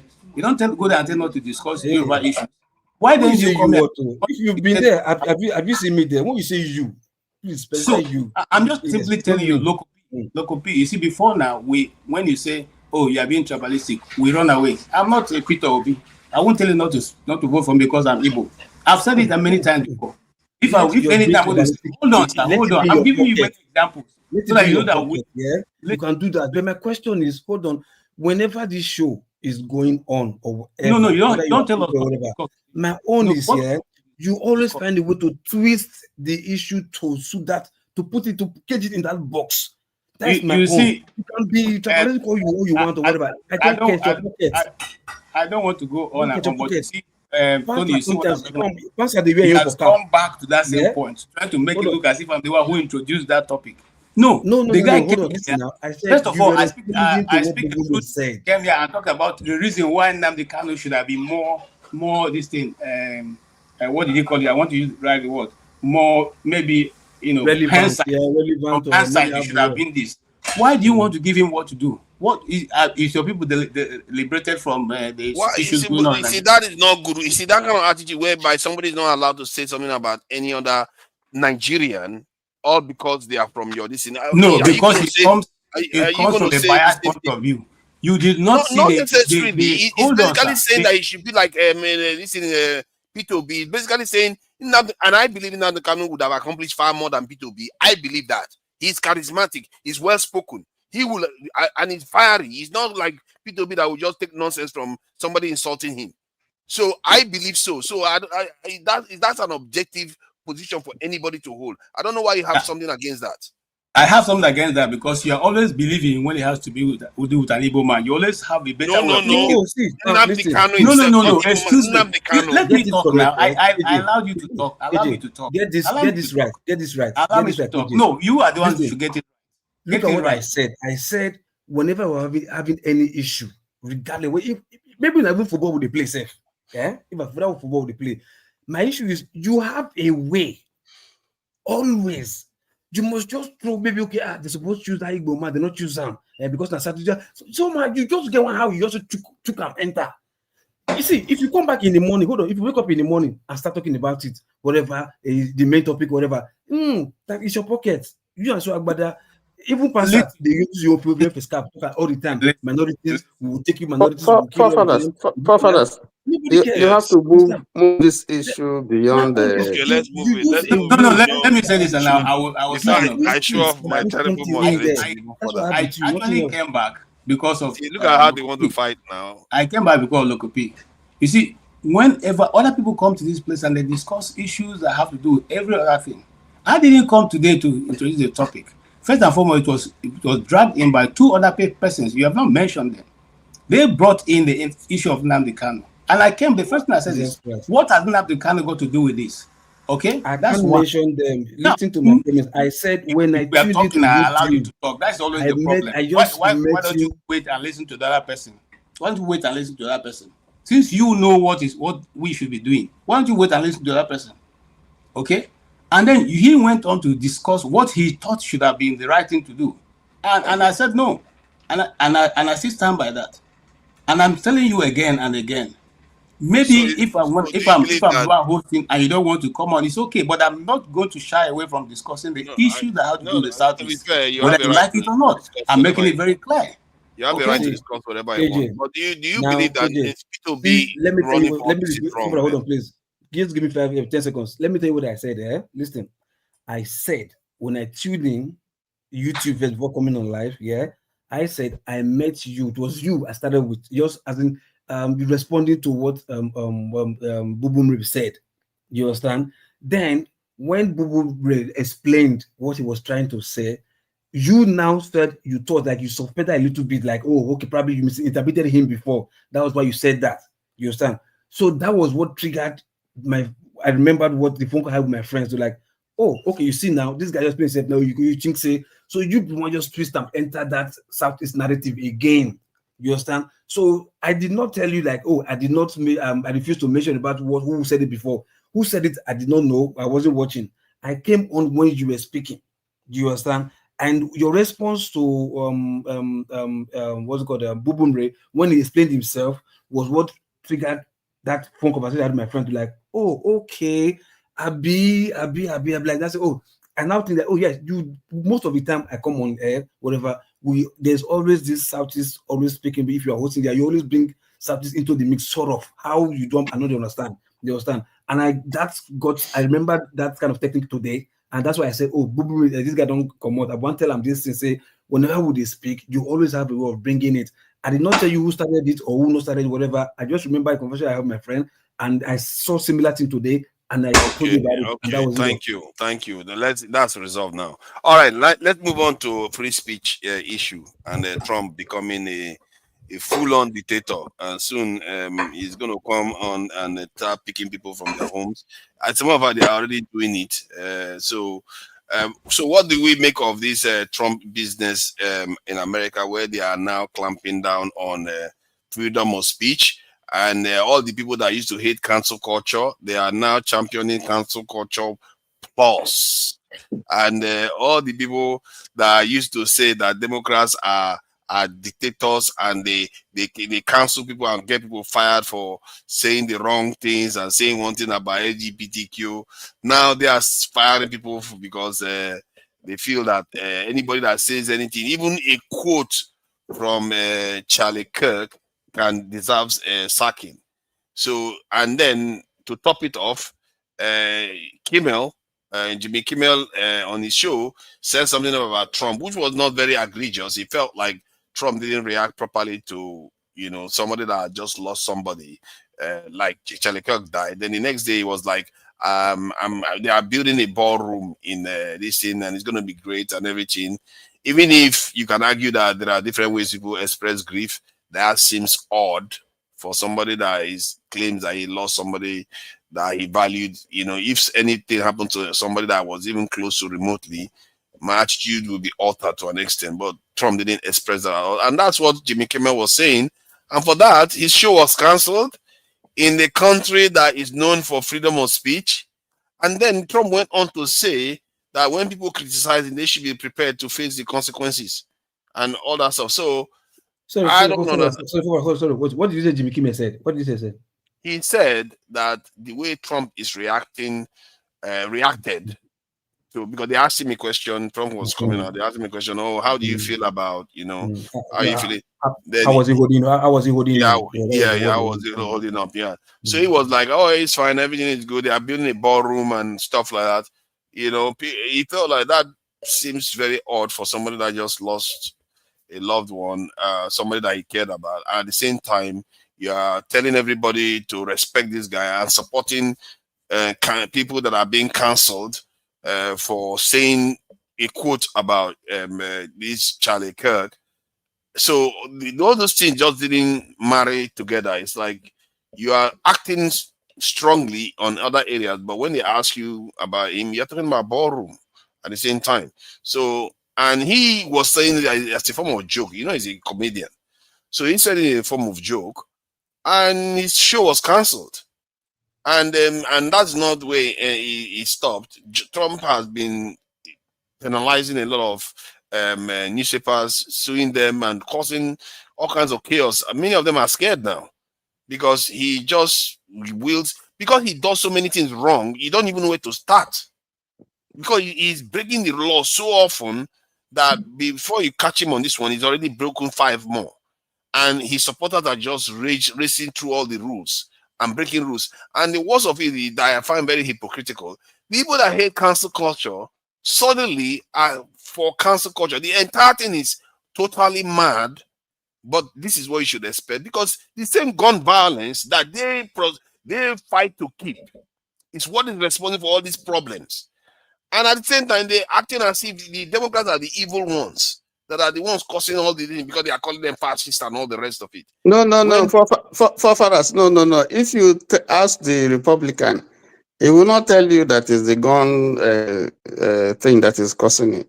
He will tell you that his mental is it's mental health. But why is it that the mental health person gets access to the gun? It's video game. It's video called the watch the money video game for only white children, no. But now black children is they are gangsters and hooligans or whatever. But for white children is video games and whatever that cost it. Why are mature people getting access to guns? This is the regulations Democrats have been asking for. They said you have to regulate this thing. People that are not fit to handle guns shouldn't be handling the guns. It's not like they're saying you should not have guns, but they refuse to do that. Even Charlie Kirk himself is against it. So people kept getting killed. Even in other this thing, there was a school that was shut up on the same day. Nobody cares. Children were shot. You said Charlie Kirk was against what? He was against gun control. He literally said that he was fine with the sacrifice of young people. People to be dying every day. One person to be die at least a day. No, he didn't say that she wanted to die. He said he was okay with the sacrifice of some lives. He said some death. He said some death can be done daily, like just to make a point. America is going. The Second Amendment will be protected. America is going through a phase. America is going through a phase, and right now, some of us who are here, whether you are a citizen or you are a permanent resident, we are cautious now when we speak, when we make statements that concern either Trump or Israel or whatever, So even though you are guaranteed free speech by the Constitution, you don't know your paymaster, what party belongs to. Yes, so it's a phase. I don't think we have seen this type of a thing recently. But all I would say is just being cautious. I would say that it will all pass away. It's not just a question of Republican or Democrat issue. I think it's like the elephant that was looking for an ear and eventually got an overdose. Are you not being slightly complacent? Are you not being slightly complacent by saying it's going to pass away? The thing about fascists is that when they take over, they don't allow democratic norms to return. No, what I'm trying to say is that you're dealing with a president that is always very blunt. He tells you what he wants to do. He doesn't hide it. That's why it's different. And if you know what he wants to do, and you deliberately go out there and vote for him, it means you endorse his policy. You endorse. So that's why I say it's a phase. Now that policy, we are seeing it now. I don't think that many people are happy on both sides of the aisle. I think there are issues that are being thrown up by certain policies, whether it's tariff, whether it's a policy of vendetta, whether it's gun control issues, and so on and so forth. The economy is not at best as what it should be. The job reports are not very positive. We see a downturn. People have been fired. Unemployment is still an issue here. Yeah, but you see, what I think? Why this president? Some of the benefits. Can you hear me? Can you hear me, Tony? Do you know why I think this president is going to be bulletproof if he carries on with that ICE thing that he's doing? Man, I'm telling you, man, they are going to support him because Americans are fed up. They really feel that if he can cut that number down, that is inside the country, and he's succeeding. You have to give it to him. People are not coming to the borders anymore. It has. I mean, so that's why it's hard to remove him. He's very popular on that front. No, but it also has its negatives. It also has its negatives. They don't care. As it stands right now, those white Europeans don't care. They can lose jobs, fine. They will say fine. Their people can train to take the opposition. That's it. Let me tell you some of the issues here. Both sides are guilty, because there are certain privileges that have been abused. There are certain policies that are good intentioned, but they have been abused. I'll give you one example. We had a DA in New York. I think she's still there, who does not want to get a prison crowded, particularly when it has to do with Black people. So for a lot of crimes, you find people who have committed 3, 4, 5 offenses and so on, and they are let go, they still remain in the street and they continue to perpetrate that kind of problem. I had a niece. I have a niece who was just going to a store to buy something, and some little kids, about 15, 16, just rushed out from nowhere. They attacked him and stabbed him at the back, and he collapsed. In And the he was, US? yes, and he collapsed. Sorry to hear And that. the owner of the shop saw what happened. So he quickly just went and scared them, because maybe they would have continued as he fell down. They would have continued to stab him. Then this is a very tall, big guy. I mean, he will beat the hell out of them. He didn't see them coming. So they had to call the cops and the ambulance, and they took him. And he was very lucky that the thing didn't get to his spinal cord. Now, the police came, they did the investigation, and they were able to get a couple of them. And the thing were that these are people who are in the court, and they are sending them for their first assignment to see if they will really perform. And then when the case went to court, the parents were begging. The DA did not allow the victim to actually press. Well, it was a state issue, but the victim was not even given any opportunity, or the family of the victim were not given any opportunity to express what they want or their desire. The DA just refused to prosecute them. Why do you think that is? Because the people who did it below, well, you know, I don't want to push, I don't want to be accused of any racial thing here. But the DA has a policy where they don't want to crowd the prisons with, you know, things like that. So you have people who commit offenses, they just go to court, they give them bail, they go out, and they still continue. I don't hear what you are saying. Make it clear. I need you to stand on what you are saying. What I'm saying, is that, are you saying that the people that they're supposed to be prosecuted were black people? I don't want to mention race now, but you know what I'm trying to say is that there are policies. No. What I'm trying to say is that there are. New York is a democratic state. They don't talk anyhow. New York is a democratic state, and there are policies that they pursue that may seem good on the surface, but in terms of reality, you can fault them. I agree. And so some of those policies are what Trump is challenging. And there are people who are saying, yes, you know, we must do away with this type of thing. So what I'm trying to say, I just use that to explain what I'm trying to say. Yes, in the immigration thing that you talked about, yes, there are parts of it that you can say, you know, is because America is a nation of immigrants. There are policies that were put there to help people who are running away because of one problem or the other, or people who, you know, for so many reasons, you know, who are economically deprived and so on. But some of those things have been abused. The procedure, the entry procedure and the policy has been abused.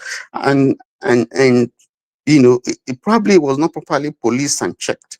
So you now have a situation where, you know, it was causing a problem, not just the policy, but the people who were coming in, even though they are useful, but they were also creating so many other problems that you can't keep a blind eye to. I hear what you are saying there, because Yes. I heard about the case of that, whether Polish girl or East European lady that was stabbed in the train. Ukraine. Ukrainian lady that was stabbed in the train, and she was supposed the guy that stabbed was supposed to be mentally ill, and the mother, his mother, said that she reported to the authority that they were supposed to take him in, but they refused to. So when you say some policies of the Democrats they appear good on the surface, but in reality it's not good, that's a good example of it, because you are supposed to take him off the street if he's demonstrating mental health challenges and is known to be violent. Why is he allowed to roam on the street? And now, for that more reason, harm. Yes. yeah, it causes more harm. So, so the idea behind it, according to them, was that they are afraid, they were worried that a lot of people were being taken into mental health clinics even when they were not ill. So they were abusing it. So this organization is fighting against it. So it's a very, very but I think the balance are tipped on the side of just letting people that could potentially do harm walk the street, and that is not good. I think Exactly. you on the side of caution. Exactly. You get my point. So that's why. So on both sides, you see. So, but some of us, when we do this assessment, we don't look at it. We don't put the whole thing in the balance, so we can, weigh both sides. If you ask a Republican, talk about gun violence, about gun, they hardly will not yield to sensible gun control measures. Some of them will tell you that the only way to stop an assassin, someone, is to have a gun yourself. Let me bring you in before I'm accused of being a trouble. There's only as much accusations like this to besmirch my good reputation that I've been building for decades. So, Jide, this issue of the gun, I want to touch on the issue of the Tyler Robinson, the guy that is said to have carried out the assassination of Charlie Kirk. The motive is interesting because some people are already saying that there is proof to an extent that the reports that we are getting is fake. They put the information that the police reported to the people, they put it in ChatGPT. ChatGPT said that thing is fake. Nobody, no teenager, no young no 22-year-old will write like that. 22-year-olds were using punctuation marks. They were they were saying hello, my love. No slang. Come on, man. So but this is becoming a joke now, and America is looking like a joke right now because we see this kind of behavior with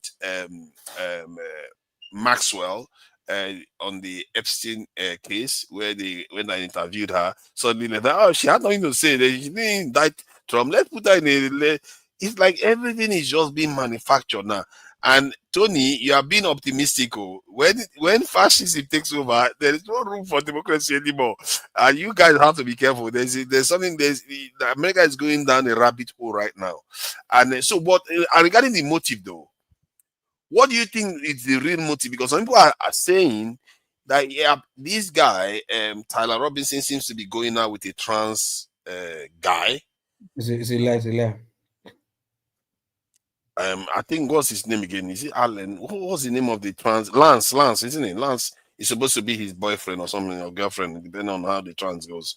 But he seems to be going out with that. He's involved with a trans lady or guy. I'm not sure which is which. However, if Charlie Kirk was saying things that were hurtful to that guy, is it possible that he could feel like this guy is saying stuff against the community of my partner? I may want to take revenge, even if he himself, as an individual, may actually be Republican because he's from a Republican party. He's from a gun-loving party. His family is MAGA and all the rest. But just because his family is MAGA cannot. And okay, my point, the question I'm asking is that because I think it's very, very tricky, this point, because I think a lot of people are arguing about this in America too, where they are like, there's no way he could be Democrat or left-leaning because he's from this party. But while other people are saying he's been radicalized, that's why he's doing it. So, but is it possible that somebody can still be Republican, but because of their own personal life, they get muddled up with things that Democrats feel strongly about, and they react based on that? Why they are still Republican? Is it possible? I mean, okay, just like Brother Tony said, we are in the US and we have to be very careful. I'll try to watch my words. There's some things I don't want to say because I don't know what, I don't know what the ramification is with the political atmosphere right now, with the controversy with this guy. But this is where I'm going to come from, because I have to be very careful. There are a lot of speculations, like you mentioned, about the death of this young man. And there are a lot of allegations that now they said this guy is Tyler Robinson is the guy that is the prime suspect and all that. But me, I'm looking at the big picture. Now, we are in a country where the people of the country are becoming slightly, I always feel like the consciousness of Americans is not to that high level still, but there's that little bit of awareness that, their government is involved in wars in Ukraine, in the Middle East. The left, some elements of the left and the right are slowly coming together, some elements, to voice out against some of this foreign interference going on, particularly with the genocide in Gaza, right? And now, my point is, could there be, is a question. I'm not making any allegation, I'm not making any point. I don't come here to just say things that I don't know, right? But I have to be careful here. Could there be foreign or central intelligence involved in the death of this guy? That's a big question I want everyone to think about. Because I think the Candice Owen is suggesting, I wouldn't say suggesting, it's investigating it. There are quite a lot of people that feel like this doesn't look right. There's a lot of things that needs to be fleshed out, but there's no clear evidence. The reaction is weird. Exactly. Why are they forging text messages? Why are they forging text messages if you don't feel guilty about anything? So there's a lot of questions there. You understand? Like because the reaction their forging is called distraction, because they just want to give them something to think about, even if they don't believe it, but it will distract them from where to look. Everybody knows that guy is not the one. It's just the guy. That guy is a fall guy. Everybody knows that guy is just a fall guy. Then how do you get the fall guy to go on the roof? Yeah, the fall guy. But you forgot the fact that the first person they caught was an older guy, about the 60s or whatever. You understand? Which is also strange. So that one, like, I did it. Why would you? Somebody be saying I did it. Looking at the big picture now. A lot of strange things happen that day. Forefathers, have you ever heard of MK Ultra? Forefathers. I've heard the word before. Go look into MK Ultra. Yeah, there's a point I'm trying to make, and I want everyone to listen. Someone like that will end up on a rooftop willingly. So you look at operations like that where they can actually put people in a trance, manipulate them, basically brainwash them, and make them carry out. They do what they call activation. You activate the subject, and the subject goes and carries out. That's where I'm going with that. Regardless of that. No, sorry. Hey, before you say I'm a bad moderator, hey, that's where I'm going with that. Let you finish, please. That's where I'm going. I want why you want me to call me bad moderator? After you start saying I'm a bad moderator, let you finish, Jerry. That's why I'm going with that question. So this playbook has happened historically in another country, and CIA was involved. Italy, we call it Operation Gladio. You see, after the Second World War, the communists were winning votes, winning elections in Western Europe, especially in Italy, and I think France.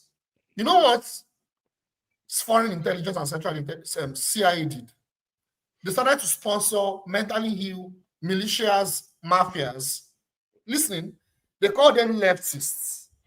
Because I don't think I have to connect the dots. They call them mentally ill, but what kind of Listen, you're going. What kind of set of mentally ill? No. It's mentally ill, like different kind of radical groups, like crazy people, Okay. May not have anything to even do with communism or leftism, but they use those people to carry out violence, to kill people. I shouldn't use the word kill. To unalive people. Excuse my language. To unalive people. Yes? It's kind of like a false flag. Then, when that happened, they said, oh, the communists are terrorists. They are rebels. They are violent. Are you seeing? Then they started to purge all the leftists in Italy. They call it Operation Gladio. It was that Operation Gladio that now evolved over time to become a military that now formed NATO. Over time. I don't want to go into I don't have enough time. We're talking about how Operation So hold on. You are saying that the Operation Gladio was deliberately done by It's the a psyop. Yeah. actual Listen. You guys Yes. haven't gone too far. It's not. No. The point I'm making is they're using it to purge out leftists. All right. So and I'm thinking, because I I see the correlation you are trying to make. Well, like I said, I don't know what might have caused them, but I suppose you should talk. Yeah. So the question you asked was, how did he get on the rooftop? You're going too far mentioning France and Italy and all these other sides. On home turf, when JFK got killed, till today we still do not know who killed JFK. Because if you look at it, every time they do the reframing and you go frame by frame, you realize it wasn't the shot did not come from just from outside. No. It came from the driver. Hold on. Yeah, it might have come from the driver. It might have come from the bodyguard in front. But what we do know is that there was more than one shooter outside of Lee Harvey Oswald. This much we know. And what they did, if you go look at the archives, when they had back then, they would do the pep walk.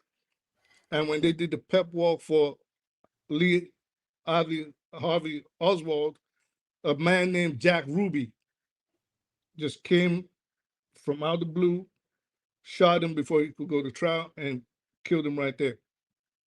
This is what everybody suspected was going to happen with this Tyler Robinson again. And this is why people like Candace Owens and Ann Carroll and Dan Bazarian and the rest of them have been screaming Stu Peters from the rooftop. And why are they doing this? Well, things are not adding up. Let's start from when Charlie Kirk got killed. Right away, his security team, which under normal circumstances, since they are trained LEO officers, they're trained law enforcement officers, they know to secure the scene. This is the first thing you do. You secure the scene, you cordon it off, you form a perimeter until the investigative unit can come gather evidence. This 101, right? They didn't do that. They started dismantling the cameras. Yeah. That's the first thing. Then they came out. This is Kash Patel. Kash Patel tells us we have the suspect in custody. It turned out to be the old man Local P is talking about. Yeah. Then for 2 days we did not know who he was. Then they brought out a still picture of an individual. Then before that, they told us they found a Mauser rifle in the woods with the box. This is where people started becoming intrigued. Like, okay, we see the rifle. They made a mistake. The scope was on the left side. It wasn't fitted right, fitted too close. So there was a joke amongst everybody. If anybody on here knows about guns or rifles, everybody started saying, we might be looking for a guy with a black eye. Because when you look at the gun, a recoil would have given whoever shot that gun a black eye. A black eye, because it would have popped back. Yeah. So it was what we call a scope eye. So it would have been a scope eye. Right? So that was the ongoing joke. The next thing they told us, the kid came up there with a gun, he dismantled it, he walked up there. Go try walking with a rifle in your pants. You can't do it. Then they're telling us he shot the gun from 172 yards, dismantled it, and started running off. Go try dismantling it. Even to dismantle a scope, you need 2 freaking pins.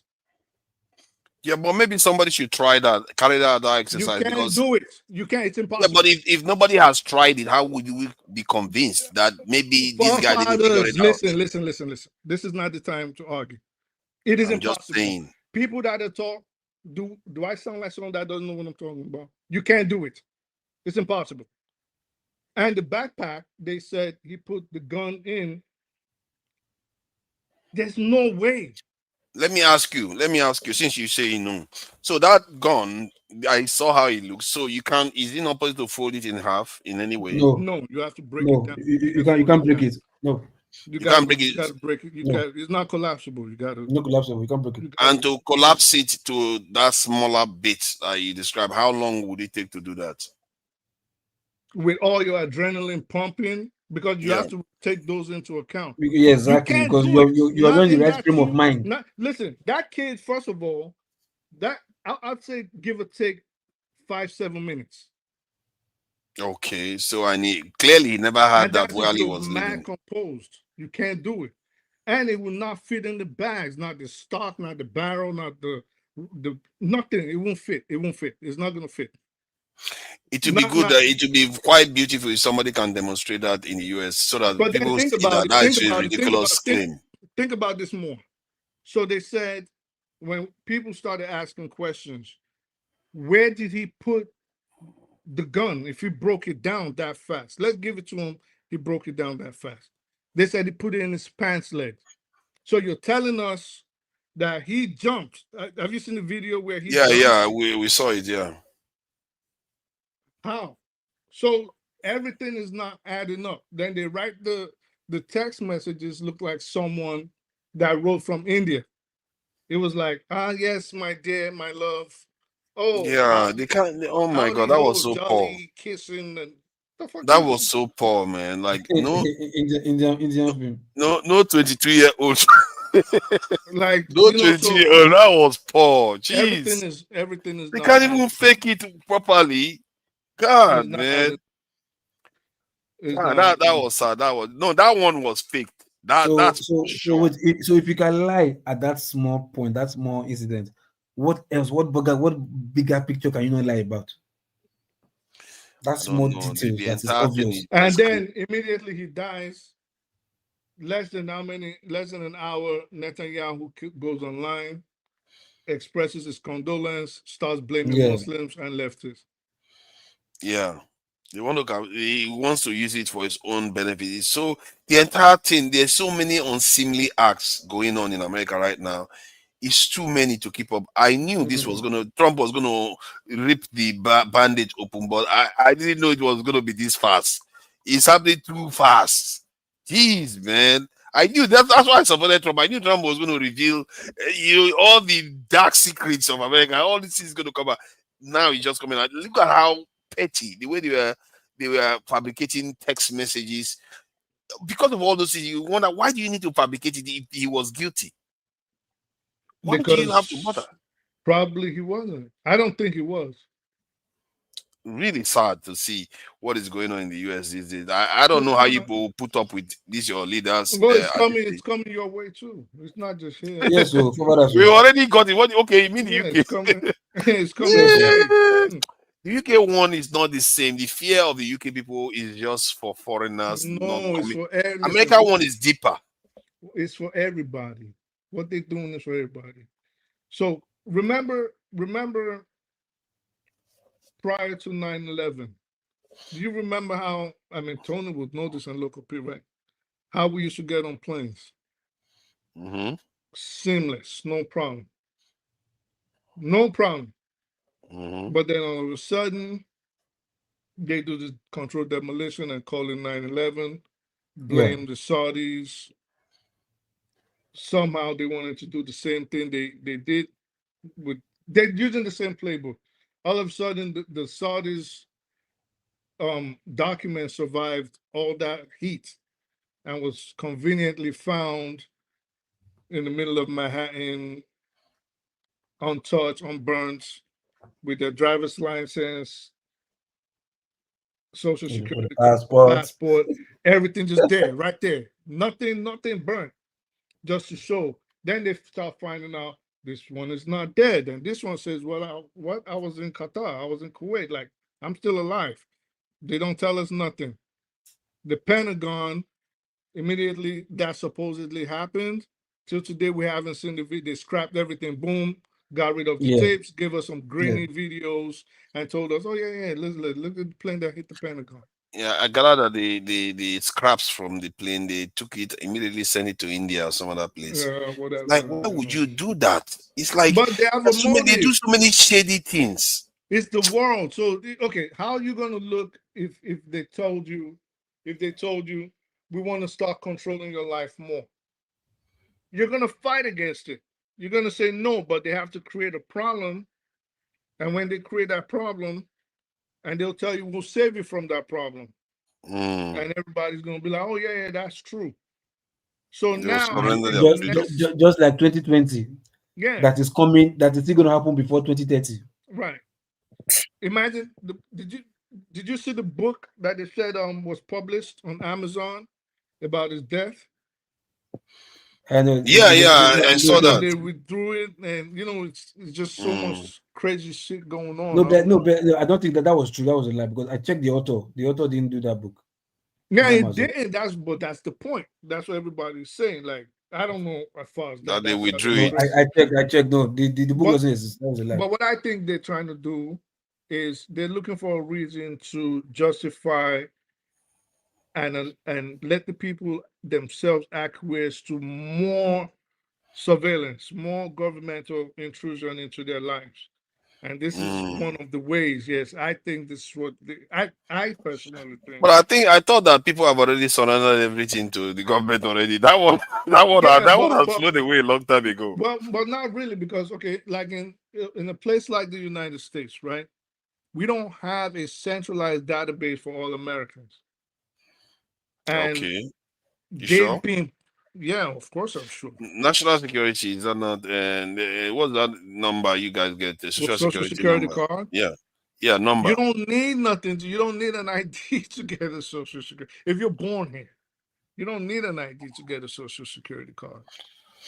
No, what I mean is that every person has got one, haven't they? Right. Well, to a large extent, there's some people that still push back and say they're not going to get it.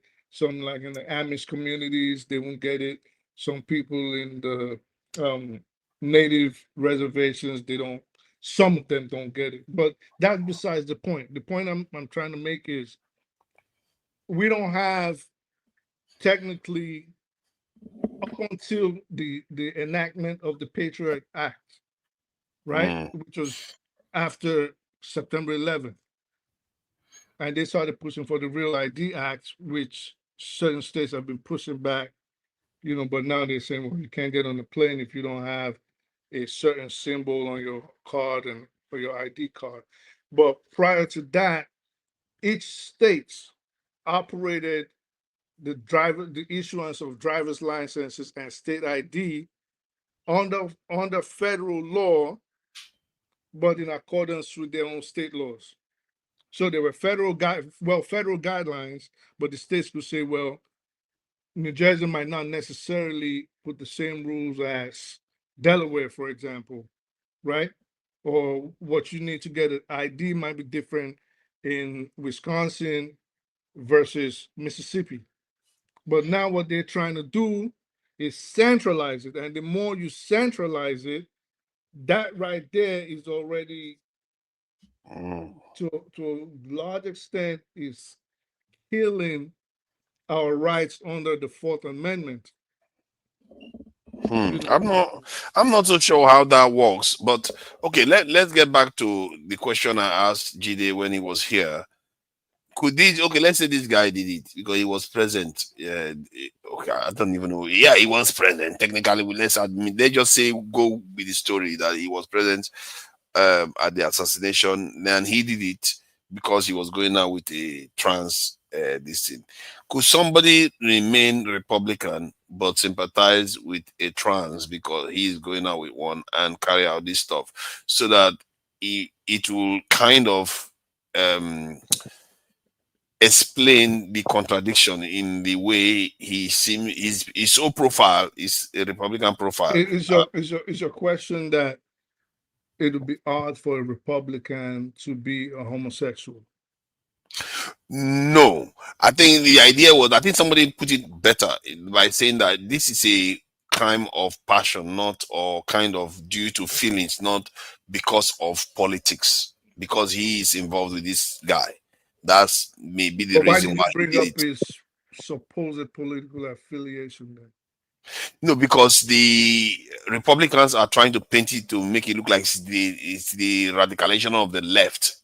So if it is based on the fact that he is going out with this guy, that's why he did it. Then it's not a kind of radicalization from the left that did it. It's his own personal attachment to this his partner.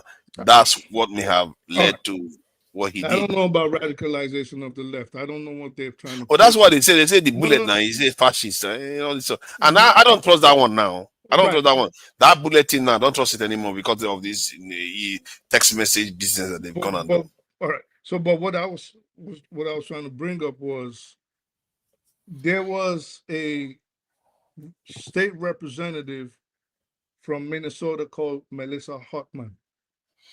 All right. So someone on the Republican side or more on the conservative side murdered her husband, a deputy, I think it was deputy speaker of the House in Minnesota. His name was John or Mark Hoffman, one of the two. But in any event, they killed her. They killed the husband, and they killed this man. They also killed her dog. Now, I don't understand what they mean by radicalization of the left if most of these political killings that we've been seeing lately were actually of Republican stock.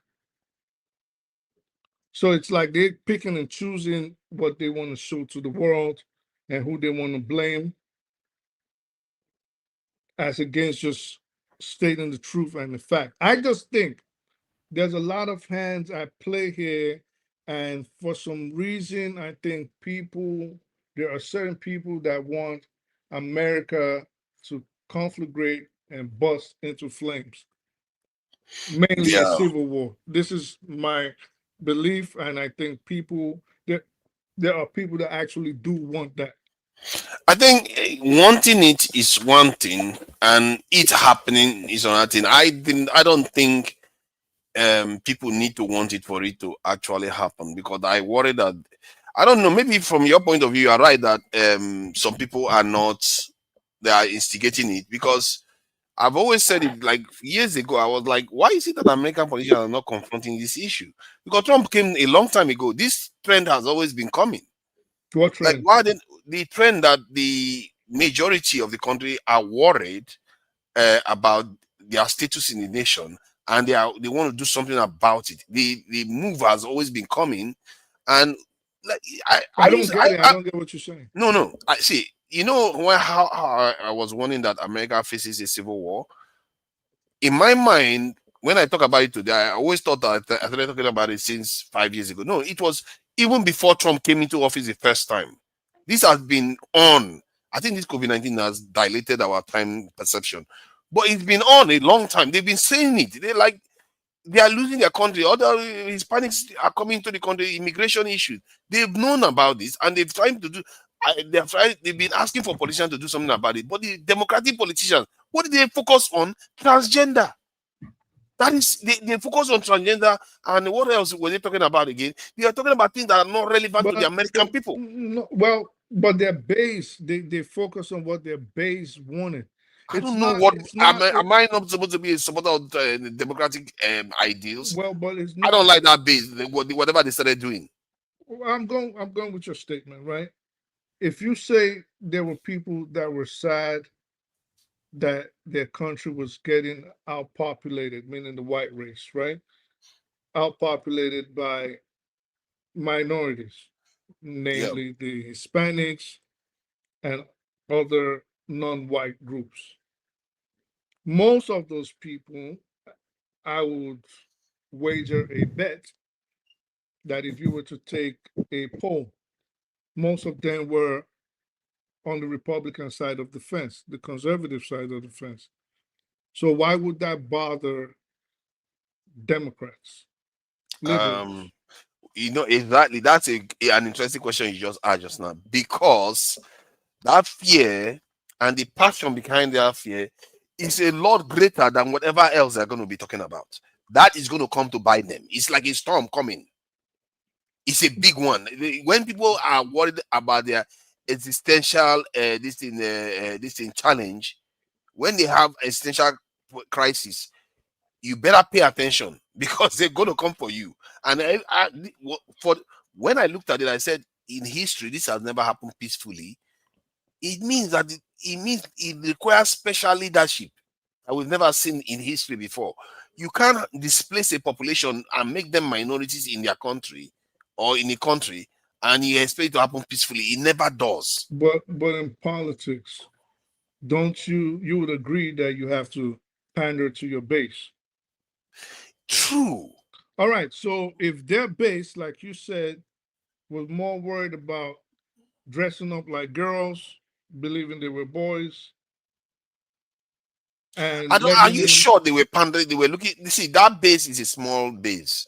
No, but that part of the base is small. All right. So in the same vein, the base that is worried about this so-called existential threat does not make up the overwhelming majority of the Republicans. Now, it might be catching fire now. Actually, I think it's waning because I think it makes up the majority. Maybe even including black. I think it made up a very vociferous few.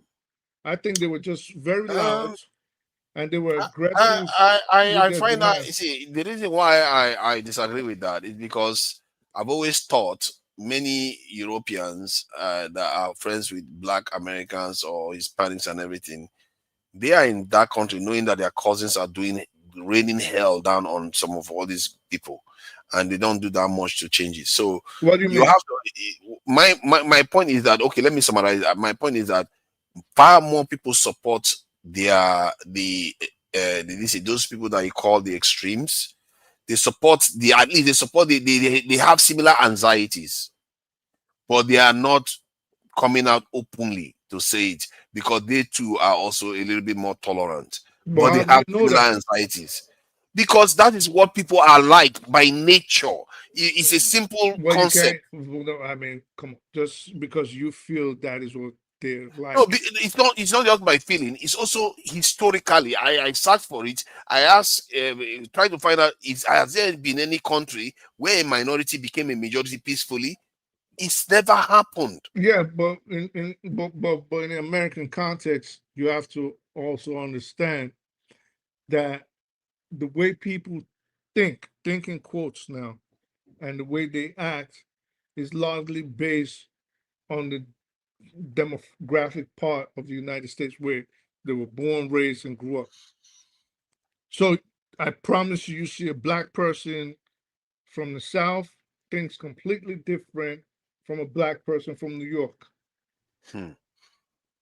They think different, they speak different, the way they approach but that can be understood now. But why is it that the United States is not producing leaders that will address this point? The only person that has come close to addressing this point is Trump, and it's crazy. No, Trump did not address anything. He tried, at least. He's blocking he's blocking it for immigration. He's deporting people. And what is tried about denying people due process?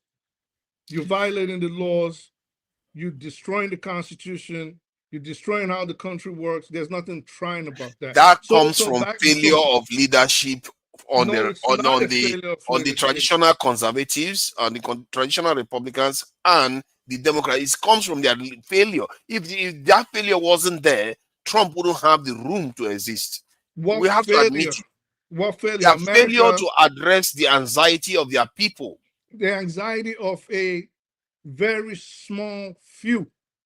Majority is the majority. You cannot stay across the pond. Thousands of miles away and think you have a crystal ball on how an American thinks or every American thinks. You don't. And I don't. All I follow is the data. No, all you follow is news, and what you follow is Sky News and things like that. Hear me out. And when you follow mainstream media, they all have a bias. All right. Yes, they so do. They all have a bias. So you cannot stay in Nottingham or Duxbury or London and think you know how America operates. I promise you, you do not have an inkling outside of, and I say this without, I'm not saying to disrespect you. I'm saying outside of what Sky News or BBC or whatever other channel in your See, little island I don't tells know. you. You keep saying all these different things. All I didn't even use any of this fancy stuff you're talking about. I use the results from Obama's election and say, okay, look at the Obama, one of the most charismatic leader of all time. Yet he didn't win the white vote. And at the same time, you look at the data that people don't transfer population in terms of demographics from one group to another peacefully. It never happens in history. I've not found it. So if an event, if an event that has never happened, make no mistake, that event has occurred in history, but it often occurs through violence. Let's start from it never happens peacefully. All right. So let's start, and that can be argued that you might be right to an extent. But let's start with the Obama issue of you saying he did not get the white vote. Why would that be? That would be because vast majority, that most of the Europeans tend to vote their own, and some of them do have some bias too. No, there is not. They are. It is a racist country. So America, then why do you say that only a few of them are the ones that are very, very strong against this immigration? So, because at the same time, like I said, demography plays a role.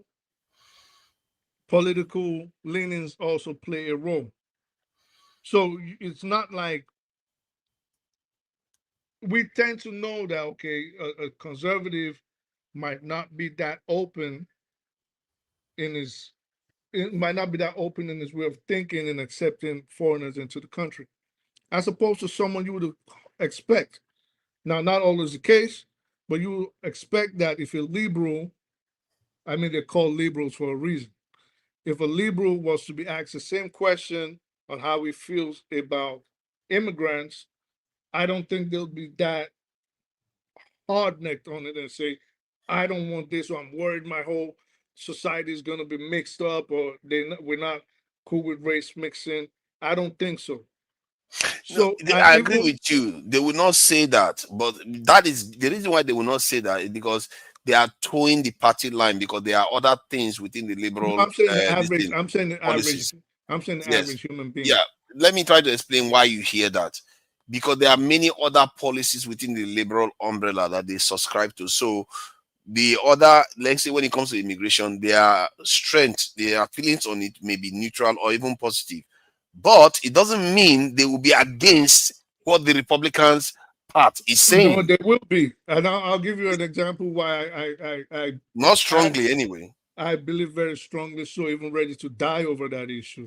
There are some that would die over it. Well, there's a lot of them there's a lot of them that will die over it, and I'll tell you, give you one historical fact to my position: the American Civil War.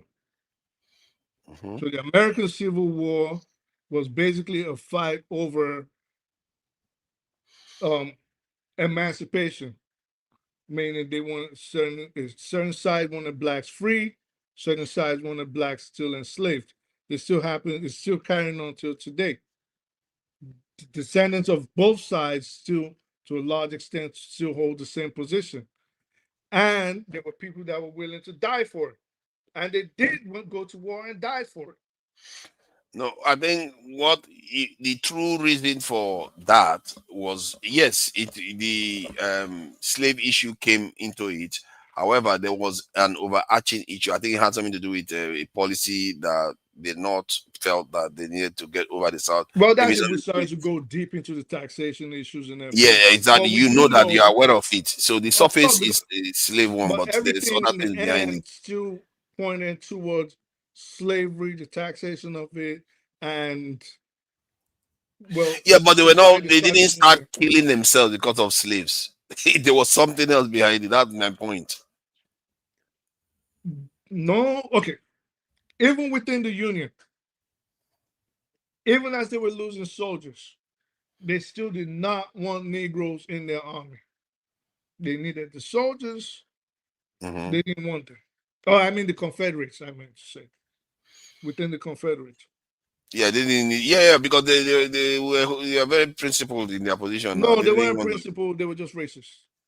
Yeah, but that's my point. A principled racist No, you in their can be racist principled position. and humanize people. You can be principled. That you have a principle of being racist. It's a principle.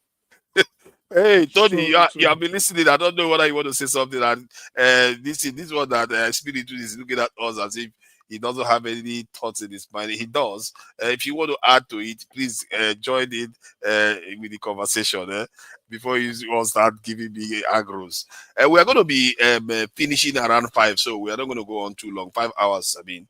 But it's quite fascinating because you are saying that on the Republican side, they are not the Democrats don't subscribe to their views. I beg to differ because they don't subscribe to all Republican views. They don't care about. They don't like all the capitalist kind of instinct and all that stuff. Yeah, for sure they don't like it, and they don't like so many things about Republicans. They support this in choice, birth control, and all the rest. But in terms of that anxiety, you have to understand human beings. They will not always tell you the truth of how they truly feel. Even some of them may not even know they feel it. This is why Trump is so popular. I don't understand how people are surprised. Trump is so popular because of it. If you check the polls, a lot of people support him on the immigration issue. Where do you think all that support is coming from? Go and check the polls. He's not the divide of Democrats anymore. Trump has gotten a lot of support because of that immigration issue. And many of those people that are supporting him, I would like to think that they are actually Europeans. You see what I mean? So the what you perceive is not necessarily true. You have to read behind human instinct. The human instinct is, I don't know what part of science again deals with it, because there's psychology, there's sociology, there are kinds of different things. But if you understand human behavior, you basically understand what is going on behind all the polls and the pronouncement people make. And I'm telling you, the omens are not good right now for America. The majority are not in a good mood. And I don't blame them. I don't know why people are surprised. If I was them, I won't just sit down and allow my country to be overrun by foreigners. I won't allow my majority population to just turn into minority because that is supposed to be funny. It's not funny. My ancestors fought for this land. Why should I give it up? So that is where I'm coming from. When I think about it, like, I'm thinking, man, a lot of them are going to fight this. They are going to fight this, and the signs are showing. Well, forefathers, this is a very complex issue because, first of all, if you say that Trump is popular, if you look at opinion poll, you would see that his popularity is going down. Now, in specific areas, there may be certain policies where a lot of people endorse his policy, but there are certain areas too where it's come down. But let me just use Lagos for instance to probably is it amplify? I don't know if it's to amplify the issue that we're discussing. For some years now, a certain ethnic group is getting very restive as to the presence or the activity of another ethnic group in Lagos. For instance, maybe let's be specific now. The Yorubas, a lot of Yorubas, let me not generalize now. We've had some Yorubas say that they're not comfortable with the influence of the Igbos in Lagos. What do I mean? If you look at the retail sector, they are dominant, they're buying property. And it's not just that they are the only ones. You have people from other ethnic groups who are buying, but they are very, very worried about the Igbos. Sometimes because of their attitude, their social life, their industry and so on and so forth. And the fact that they are also beginning to compete with them in politics. So, and you have seen very remarkable progress that they have made. I think there was a time that we had someone from the southeast who is who was in the State House of Assembly. But you see, but the Constitution, gives every Nigerian the right to live and to associate and to run for election anywhere, any part of the country, so long as he's a Nigerian. So, but there is that fear, and it's not just in Lagos alone.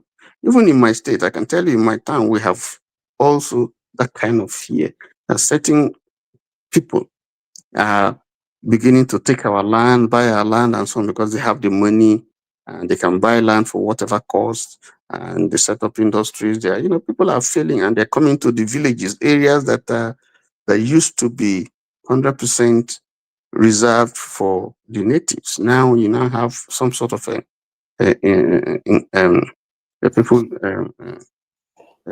coming in and buying up property. Now, they don't force people to buy those. They don't force those people. You willingly sell your property to them.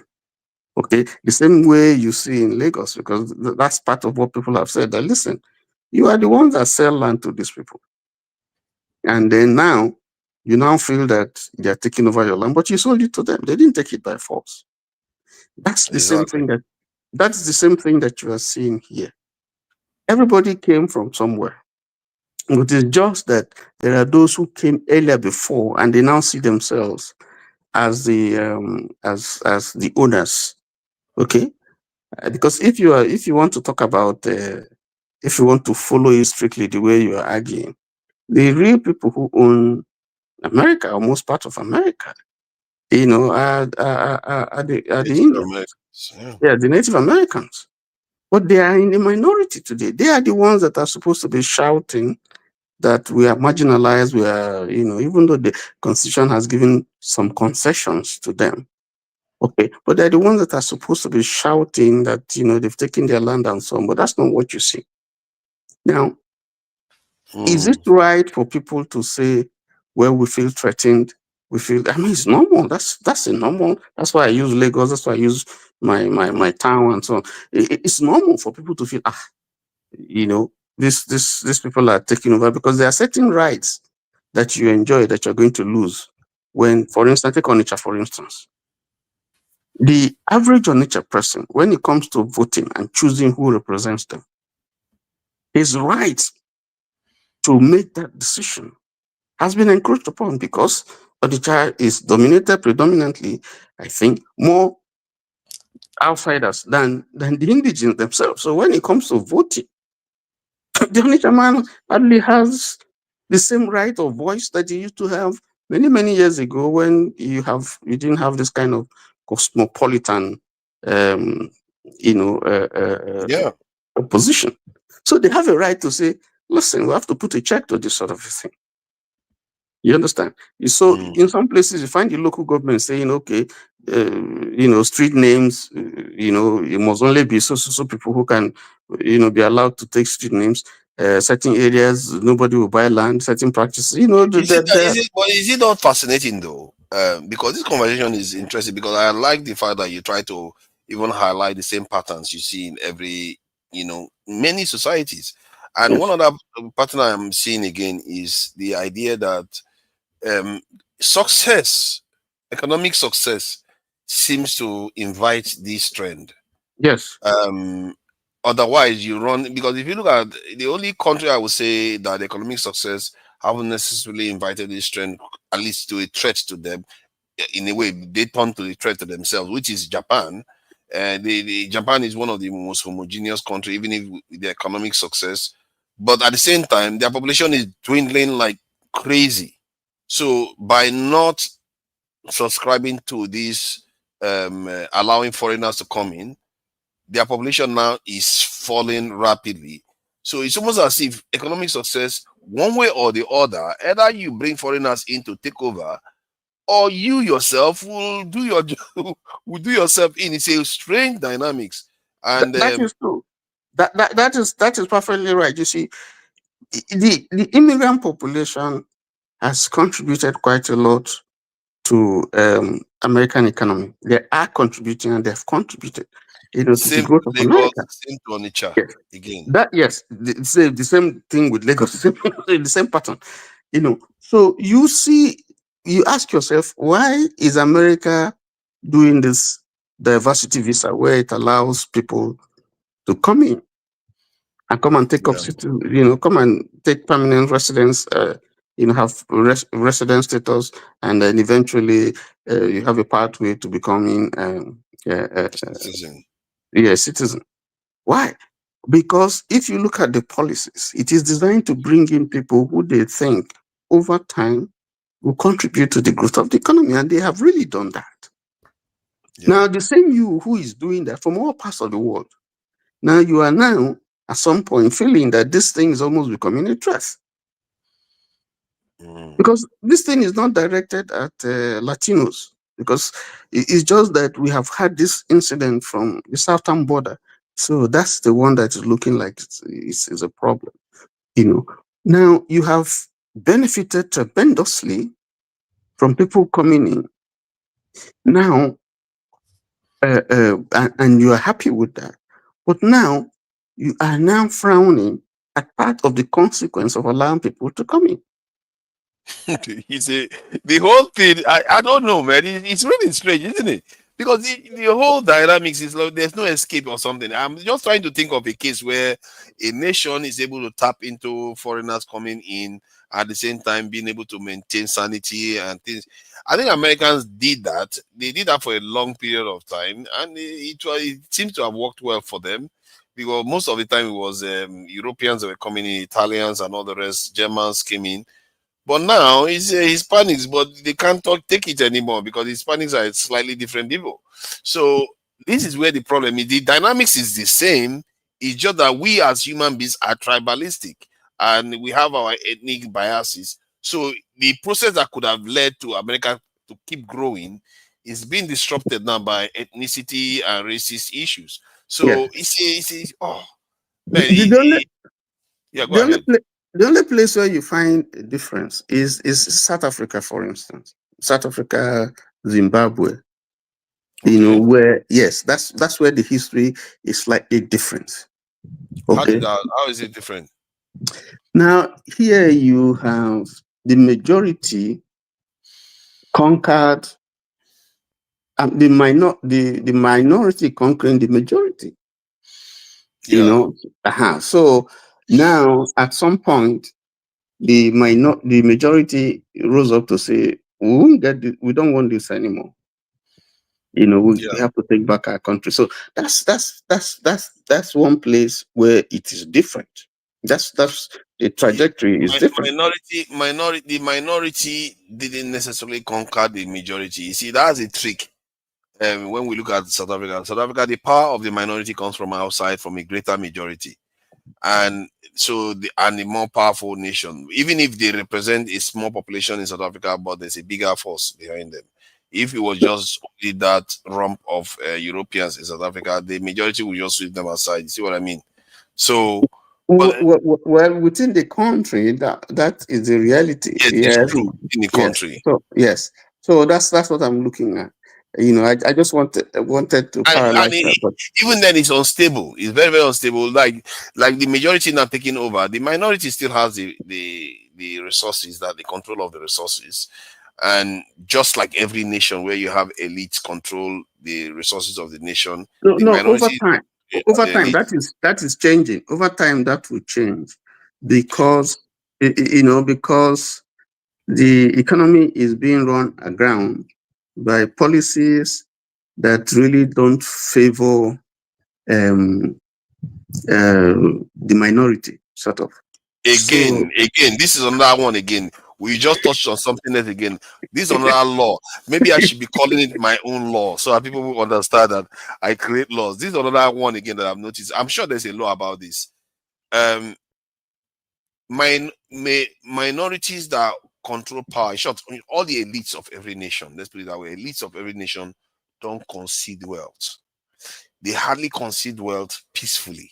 Just like minorities don't become majorities peacefully within nations. Elites don't concede their wealth easily, whether they are white or whether they are black. As a matter of fact, the more because they are white, it's more likely that they will resist it because they fear that if they concede the wealth to the black people will come after them. It's not the same as with black man giving black man money. So you see what I mean? So that dynamics I think is going to happen is do you think it's going to happen peacefully based on what I just revealed to you? Think about it. Any nation in the world, have you ever seen an elite concede their wealth to the poorer people in that nation without any major upheaval? It's going to happen just like the same policy we are seeing here. All that the government, the ruling government needs to do is to begin to enforce policies that will emasculate those that they don't feel too favorably with, like in South Africa, like the land issue, for instance. So eventually you would decide yourself whether to still remain here or to move away and go somewhere else, because the system, the environment is hostile to your business, to your livelihood, and so on. So they don't need to drive you out, but you just say, okay, I'm done. You think I'm moving Europeans on. will just pack and leave all that wealth? Why would they leave the wealth? They will never leave. Well, some of them have left. Some of them are left to come here, taking advantage of Those are the Trump's. poor ones. I gather that they don't do so well in the West. They always return back. They don't do so well. So the point, back to our issue here, the point is that here it's very complex. There are so many issues that are at stake. The demography is changing, fast changing, and if there's a way you can say that this immigration thing is a way to put a check, to the influx of certain people, who have been coming here in droves. Okay. But apart from that, there are other policies too that you will see that actually discriminate, clearly against certain persons, certain groups, certain,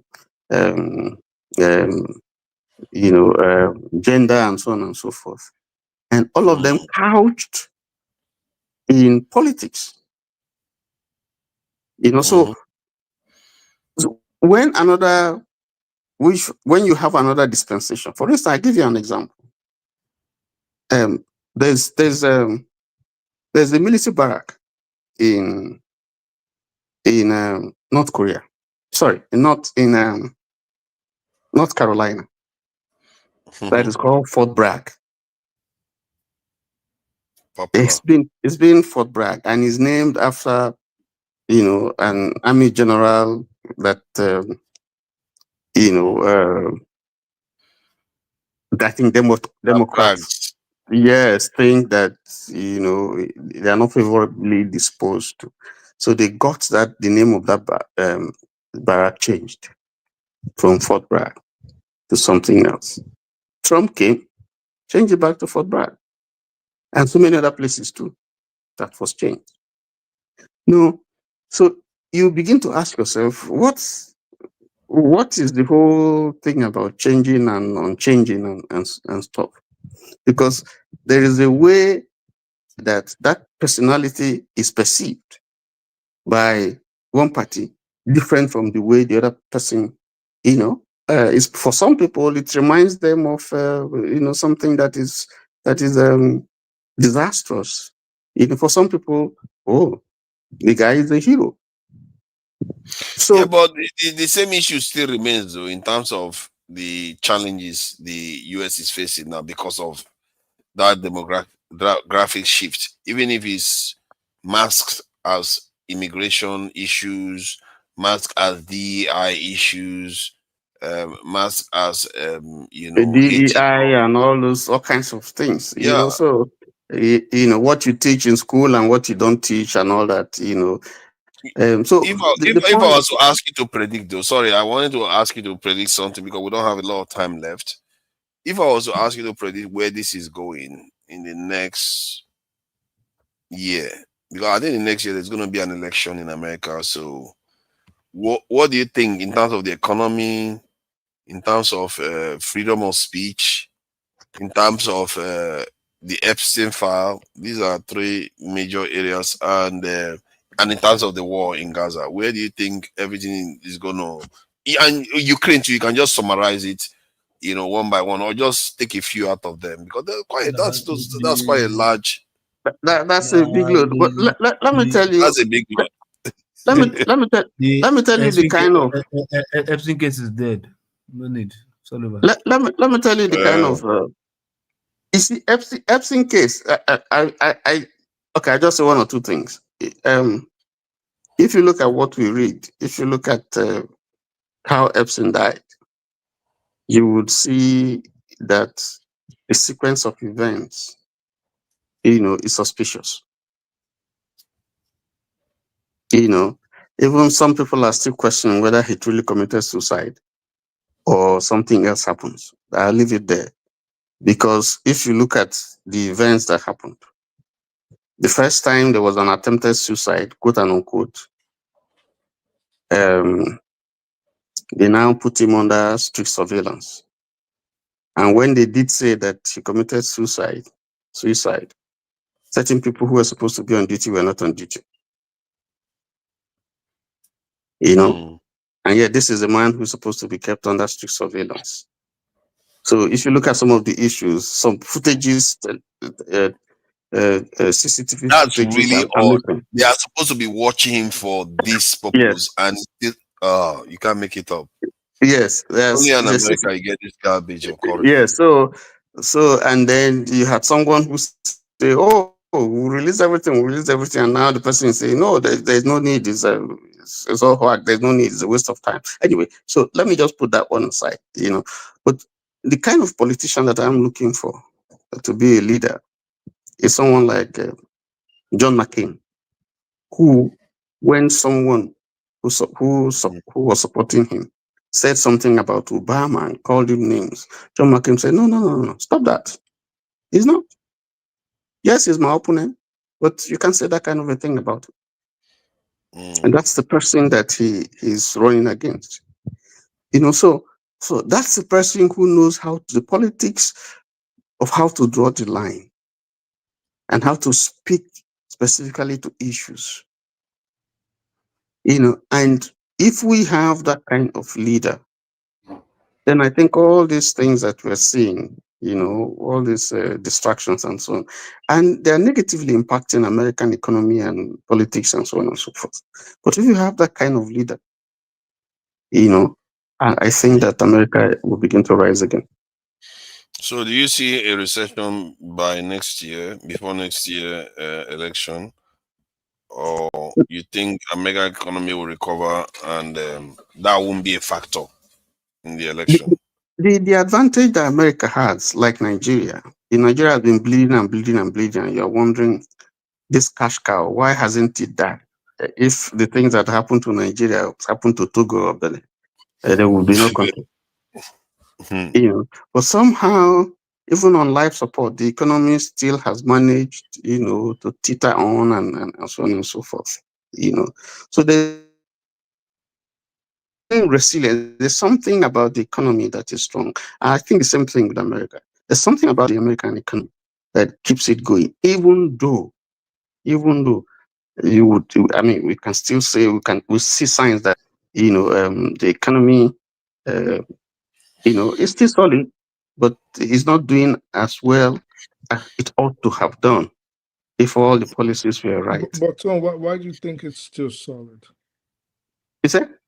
Why do you think the economy is still solid if production is down, exports are down, job losses are up?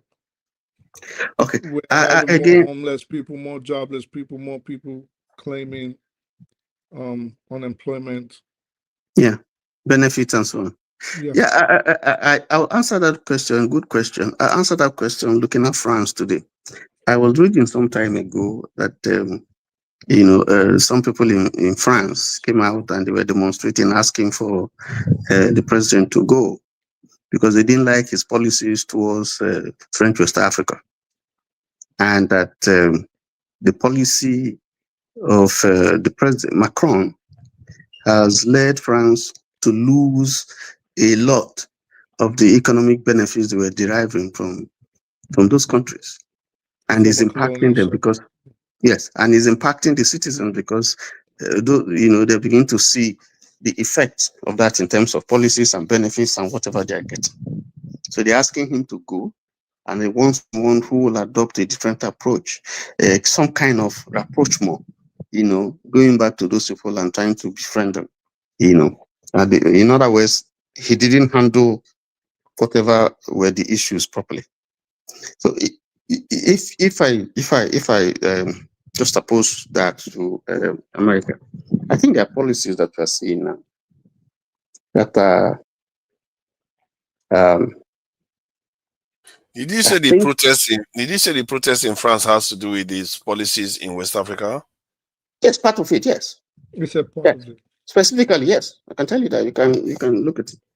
They were protested by people who are saying, "Listen, we don't like the way that you have dealt with some of these West African countries, and it has made France lose some of the economic benefits they're deriving from there. So we want you to go, and we want a president, a leader who will embrace these people and sit with them and talk with them and see how they can restructure this whole thing and be friends with them again." I think the economy, personally, especially since we don't have a lot of time, yes. I think we're in trouble. So I think that the policies, some of the policies that we're seeing now, how can you fire someone because he told you the truth? He told you that the economy is going down, and you don't like it. Say, "Oh, it's." How can you just go and fire people who they have spent resources for years to train in some of the very sensitive? You are saying that the economy is going to still remain resilient. No, the economy is already strong. It's like, how do I put it? The economy is strong, okay? So you can enjoy that benefit up to a point. But if you continue with consistently with that kind of policy, then the impact is going to be disastrous. But Tony, how strong is an economy where month after month the unemployment claims keep rising and exports are low, production is low? Yes, because before this it's climbing. Before this government, in debt.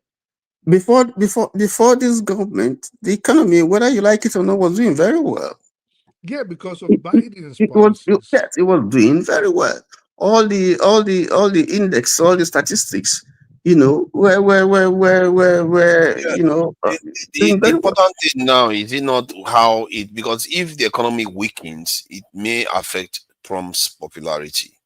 And if he affects his popularity, then his overreach, the way he's wielding power now without control, maybe it will energize to an extent the Democratic Party and its opposition against. So I may slow him down a little bit. And maybe that is a good thing in the context of where America is going right now, because right now they are just going headlong to just take over almost every aspect of American life. So I don't know I don't know whether this thing is going to lead to a recession. I can't be sure. No, I think we're already in a recession. For sure. We've been there for a minute. But I feel sorry for the person that will announce that. But there have been warnings that the economy may go into recession. Even though the fundamentals. Who is going to read that report? Who is going to read that report to Trump?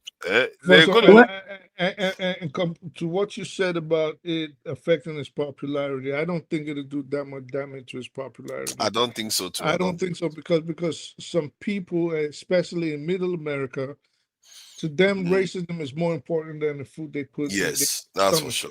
That's for sure. No. When we talk about damage to his popularity, you find out that even when you look at his popularity, you haven't had any significant. It's the same base. It's the same thing, basically. He's not interested in winning more people. He's just interested in retaining his base. He doesn't even care about winning friends overseas. Not to mention at home. He doesn't care about anybody. So long as his base is there, people who would I sincerely think the turning point for America, and I'm very glad about this, is that Christians are finally, conservative evangelicals are finally realizing that we should not be subsidizing Israel, as we've been lied to forever, and it is not a friend of ours. So well, more people. that's the area. You're right. That's the area where there's been some movement, because there are some who solidly were behind him, and some of them are beginning to say, "Well, no, wait, Yeah, you having this is universal not." health care, you have free education from kindergarten up to university, free home, um, free home. Your rents are paid, and then we have Skid Row all over the country. We have Skid Row. We have a homelessness problem. We have a mental health issue that nobody is willing to finance. Our veterans are coming home losing their minds, PTSD, disabled, so it's a lot of things, and people are coming to in all of this, that happened, they quietly passed a bill. I don't know if Tony, where they allocated an extra $16 billion for Israel, and it came out, and now all the conservatives are in uproar now. I think it's $6 billion that they said they want to sell weapons to Israel recently. Everything was up to like about 16 billion. Even in Nigeria, they work in Nigeria. Even in Nigeria, you see the US is even trying to cut Nigeria right now, because there's a recent there's a report that the US just approved about 346 billion weapons arms deal for the Nigerian Air Force. No, 340 something million, not billion. Million. Billion. 346, 346 million, arms deal. That's a start, because there's precision ammunition there that I thought. Yes. About 10,000 MK87 bombs, laser guided base weight kits, and 5,000 precision rockets. But you see, the intention is, even though it looked like, it's to fight terrorism, but there is behind it, there is a cover story. I mean, there's an undertone to that, because what do you think it is? Yeah, in the last 3 years, the US has been pushed out of West Africa, Mali, Niger, Burkina Faso, and they've cut ties with France, as you know. The US lost about $100 million drone base in Niger. In 2024. Now, so what he's seeing is that it is fast losing its influence in the West African sub-region, whereas Russia is trying to make inroads. China is also there. Now, but the most strategic thing, that makes Nigeria very important is the Gulf of Guinea, which is one of the busiest maritime route on earth, for oil, to Europe and the US. So what they're trying to do is if we can retain Nigeria as a friend, irrespective of whatever feelings they may have about the government that is in power, then we can guarantee, because if you look at all the fight that America has been doing, we talked about it some time ago, whether it's the Gulf of Guinea, whether it's the